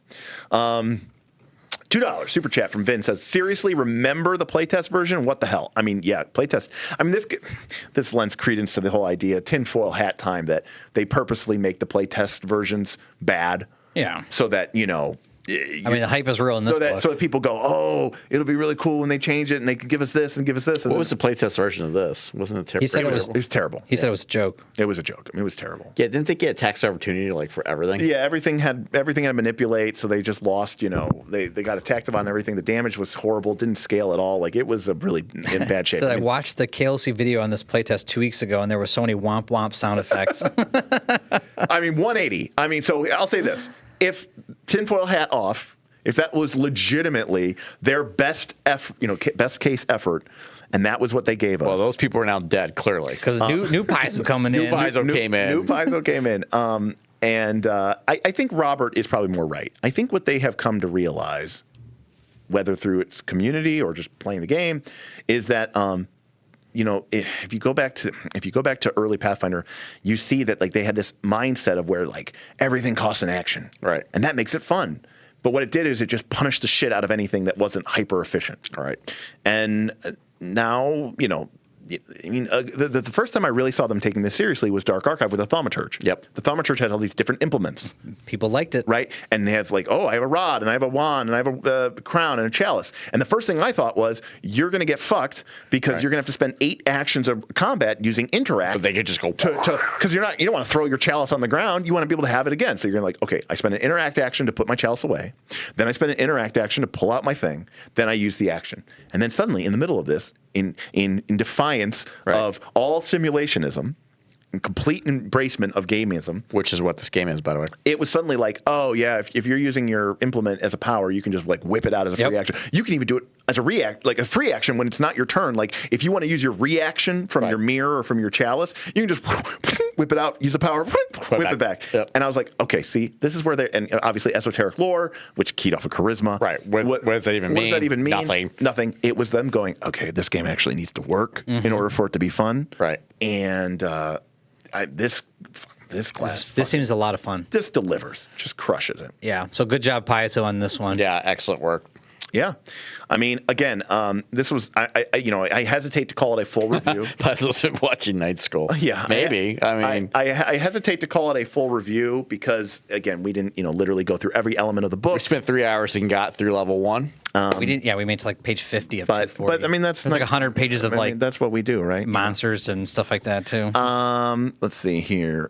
Sigma says, any plans for a second stream to look at other parts of the book? I mean, if people want that, ultimately Sigma, what we do, by the way, this whole stream, the reason why we're here, the reason why we're in this really cool looking, fun studio is because of our patrons who support us every single month, from the incredible donations and tips that they give us through these YouTube streams to, of course, their Patreon memberships, which just are they are the bedrock of our entire game. They said they like PF2. They want to see some PF2 book reviews. We've sent polls out to our patrons. They said they want to see some of this. Boom, book comes out. We're here. Right, exactly. And the you thing guys. about the studio, besides the studio being beautiful, is that it's about 10 minutes away from all of us. Yep. So it's one of those things where Derek could be like, hey, guys, we're going to... I mean, What did you do yesterday? Yeah. Yesterday he was like, can we meet up tomorrow? Let's go review the book tomorrow. And everyone's like, okay, we're good. Yep. Yeah. I was like, I got a babysitter.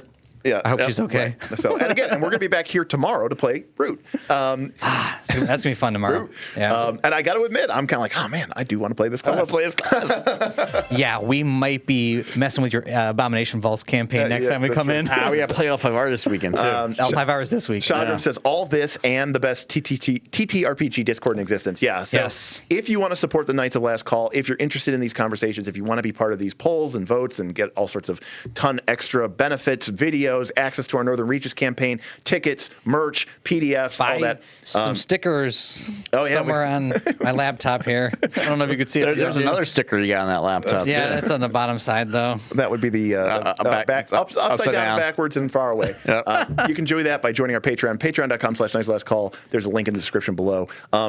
We'll do a vote. I mean, we are starting our Root game, and I do have Gen Con coming up. But if patrons want to see us, continue to talk about this, or at least maybe someone just join the Patreon. Maybe I join the, or even just me going through Thanks, it. Craig. We can definitely do that. But I mean, this is an exciting class, and more than It's just a very exciting class. Yeah, more than just that, though. Right? It's like, if this is the direction that the remaster is going to go in, If that's true, yeah. sold. I hope that... I mean, this alone, you could play this class alone multiple times with like George, who likes to play a different class every time he shows up you to could his play session. You can play this for a whole season. Yeah. You can just keep playing a different minimally version of 6 this. different ways, and then my different gosh. ways within those ways. That's what I'm saying. Like, there's this alone, you could do anything you really wanted. yeah. I'm hoping that them breaking away from the OGL, breaking away from their D&D roots, really going out here on their own, like shook things up where they're like, okay, everything you're saying, right? This game needs to be fun. Yeah. We're getting some feedback. Like, let's start making some serious changes here. Let's start breaking the paradigm that we set up, because this is our game and we can do what we want with it. Yeah. And I love this direction to take, and I keep doing it. Don't stop. Hashtag new Paizo. Which needs your help. Yeah, right. Yeah. I am a nobody. I am a small, tiny little content creator in a very, very large RPG world. But if you're listening, let me tell you something, Paizo. Go deep on the remaster. Yep. If there's time to edit the file, go deep. I don't know if it's probably already gone off to the printer, but It'll be a Gen Con. It's going to be in November. It's November. But. So go deep. Like, I want to see a witch and an oracle. If the witch is something like this, I am all about it. I want to see them competing with this. Yeah. Like, I just want them to be like on this same level of coolness, and I want them to make me feel as excited, not just from a flavor perspective, but from a mechanics perspective. Because both. what you need to admit is that, with the exception of some very, very select individuals, if you're playing Pathfinder 2nd Edition, it's because at some level you appreciate the mechanics, the balance, the fairness, the gameness of it. And that means that those things are important. And we, as a community, need to sort of say, look, this class is interesting and amazing and awesome. And I love that it has flavorful options that are also effective options. Right. And that's what that's what we want to see. I mean, not even that, but like just some of the even feats like let you really branch into like explore actions. Yeah. Like, it really got out of just attacking, but also like Yeah, they remember the other pillars of play. Yeah, right. It let you do everything within a lot of different actions. I really felt like every different one could let you Every different feat could let you take a direction that you wanted to take depending on your campaign. Let you set up for support, let you set up for control, let you set up for actions, attacking, healing. There's a lot of stuff going on. By the way, Shadram said make the bard and the witch be the cult caster. agree. Let me tell you something. This kind of design, If they did that. this design of the Kineticist is like exactly what I would want the bard to be. Yes. Oh, that would be so amazing. Like, I mean, maybe imagine a bard like this with this kind of versatility. Obviously a little different, but that is what I want out of the bard. Yeah. That is what I want. There is a guitar in here item the bard could take. It's like a metal guitar you can take. Just, you know, it's not one of those weird, goofy items. I mean, there, you know, Charles, there are some areas there where it's like, okay, now we have to think about the implications of a fairly fairly low-level wood kineticist being able to completely repopulate entire forests as they're just wandering around in the woodland. I think it's sweet. But you know what? I mean, I think that's a good problem to have. I appreciate that they just embraced it and they went with it. I mean, when you really think about it, how powerful is a bender, really? A self-confessed cynic. Bob, what does Vin say? For Super Chat? This has been great. A live panel discussion reminds me of nightlife. Also, second stream 100%. Yeah, all right. $5 super chat. All right, so you guys have come out and support us. Dollars. So we'll do another stream. You know, it might not be this week because we're doing Forbidden Land. Well, we're doing Root tomorrow. Root's tomorrow. Or session 0, and then Thursday we're actually going to be talking about Forbidden Lands. But you know, next week maybe we can maybe do this as well. Might squeeze in as an extra bonus one like we did this time. Yeah, maybe we'll just do it for the patrons. Oh, maybe. Oh, that would be 2 patron videos concerning this book. 2 patron videos. Yes. There was a first one? Well, we had the preview of this book. Oh, the previews. Not the review. This was more of a review, first impression, but there's a preview. Yeah, if you wanted to not be sold in the book. Right. If you just want some not useful information, which is what we were allowed to talk about. Right. Watch the preview. Right. This, however, was a review, so I will go around the horn before I kind of sign us off. So, Bob, how would you, you know, given the context that we haven't fully read every page and no one has made a kineticist and played it at the table yet, your first impression review, how would you rank the class? Amazing. I mean, I am instantly... How many eggplant emojis? 5 eggplant emojis, instantly, just from the hype. I'm a hype guy. You know what I mean? Oh, we know. We don't know if it has to work. Just hype. Just all hype. I'm a hype. I just want to play it now. Like, I'm like, okay, I actually have the opportunity with Abomination Vault so that I can play this, and just looking at it, I'm just like, there's so many things I could do. My biggest thought was when I first looked through it, and you guys explained it, that it would be too complicated for me to really dive into. With your ideas of maybe it not being this spell focusing, actually might be easier than I'm thinking. So I'm actually kind of eager to dive in and try to see how it works. And I think I can have a lot of fun with it. Yeah. So. Smith. Yeah, this ruined Pathfinder for me completely because it made it enjoyable. Well, this class is so good. Like, why are you playing the other classes?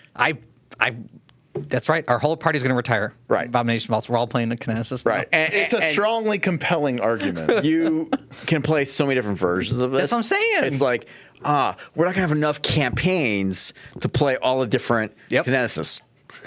Yeah, I mean, I'm like not the other classes, just this one class. Because I'm already thinking like, oh, it'd be so cool to be like an air kineticist, right? And that to me feels substantially different than say an air water kineticist, right? Which feels like a different class, 100%. Right? It just feels like a different class.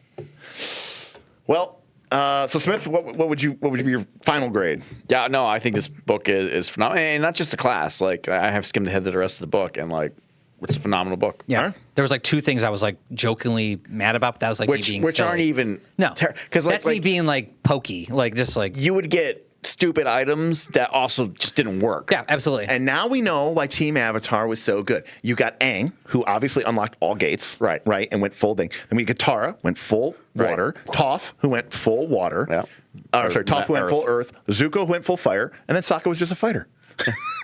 Yeah, which still competes. I mean, yeah, fire's not bad. I mean, +2 fighter's gonna fight. I mean, they're still gonna fight. Well, yeah, Team Avatar was amazing, and now we know why. Yeah, now we know why. So Ayla says before Ro, there were 3 classes: fighter, rogue, sorcerer. Now there are just still 3 classes: fighter, rogue, and kineticist.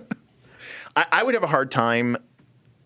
I mean, I still like spellcasters. I think sorcerer's still really strong. I think sorcerer's still pretty strong. Yeah,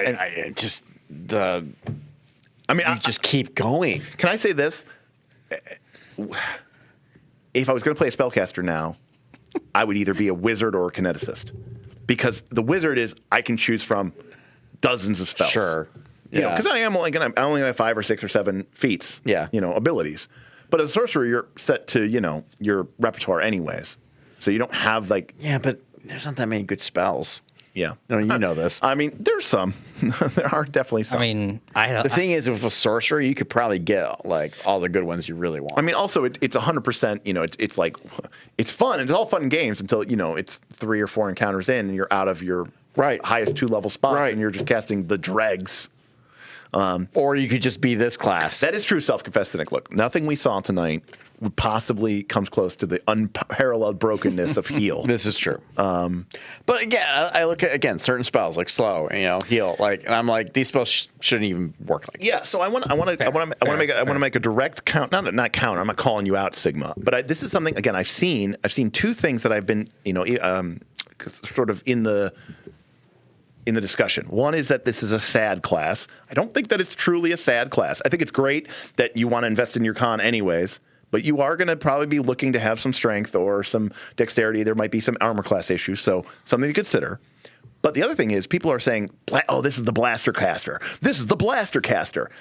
I don't know that I agree with that. I don't agree with that. I mean, I think this is whatever the hell you want it to be. Yeah, I think it could be whatever the hell you want. It could be a healer. It could be a controller. It could be a damage dealer. Yeah. I think that there's a lot of stuff. Tank. Yeah. Malayer. Yeah. A Malayer. Yeah. I think there's a lot of options here. And I think pigeonholing it into just being the blaster caster. Yeah. That's a disservice to this class. Yeah. It's a disservice to the class. Someone did the math. Nutmeg says 4,800 trees in an 8-hour working day sounds pretty awesome. Yeah. Also remember, scrolls are cheap. That is why sorcerers are better. Yeah, but kineticists can cast scrolls. As long as you're in that. It's level 2 feat. Yeah. I mean, water and plant gets heals that you can give to everybody in the party every 10 minutes. I mean, if you had a water plant kineticist, that probably covers most of your needs. I agree with that, Charles.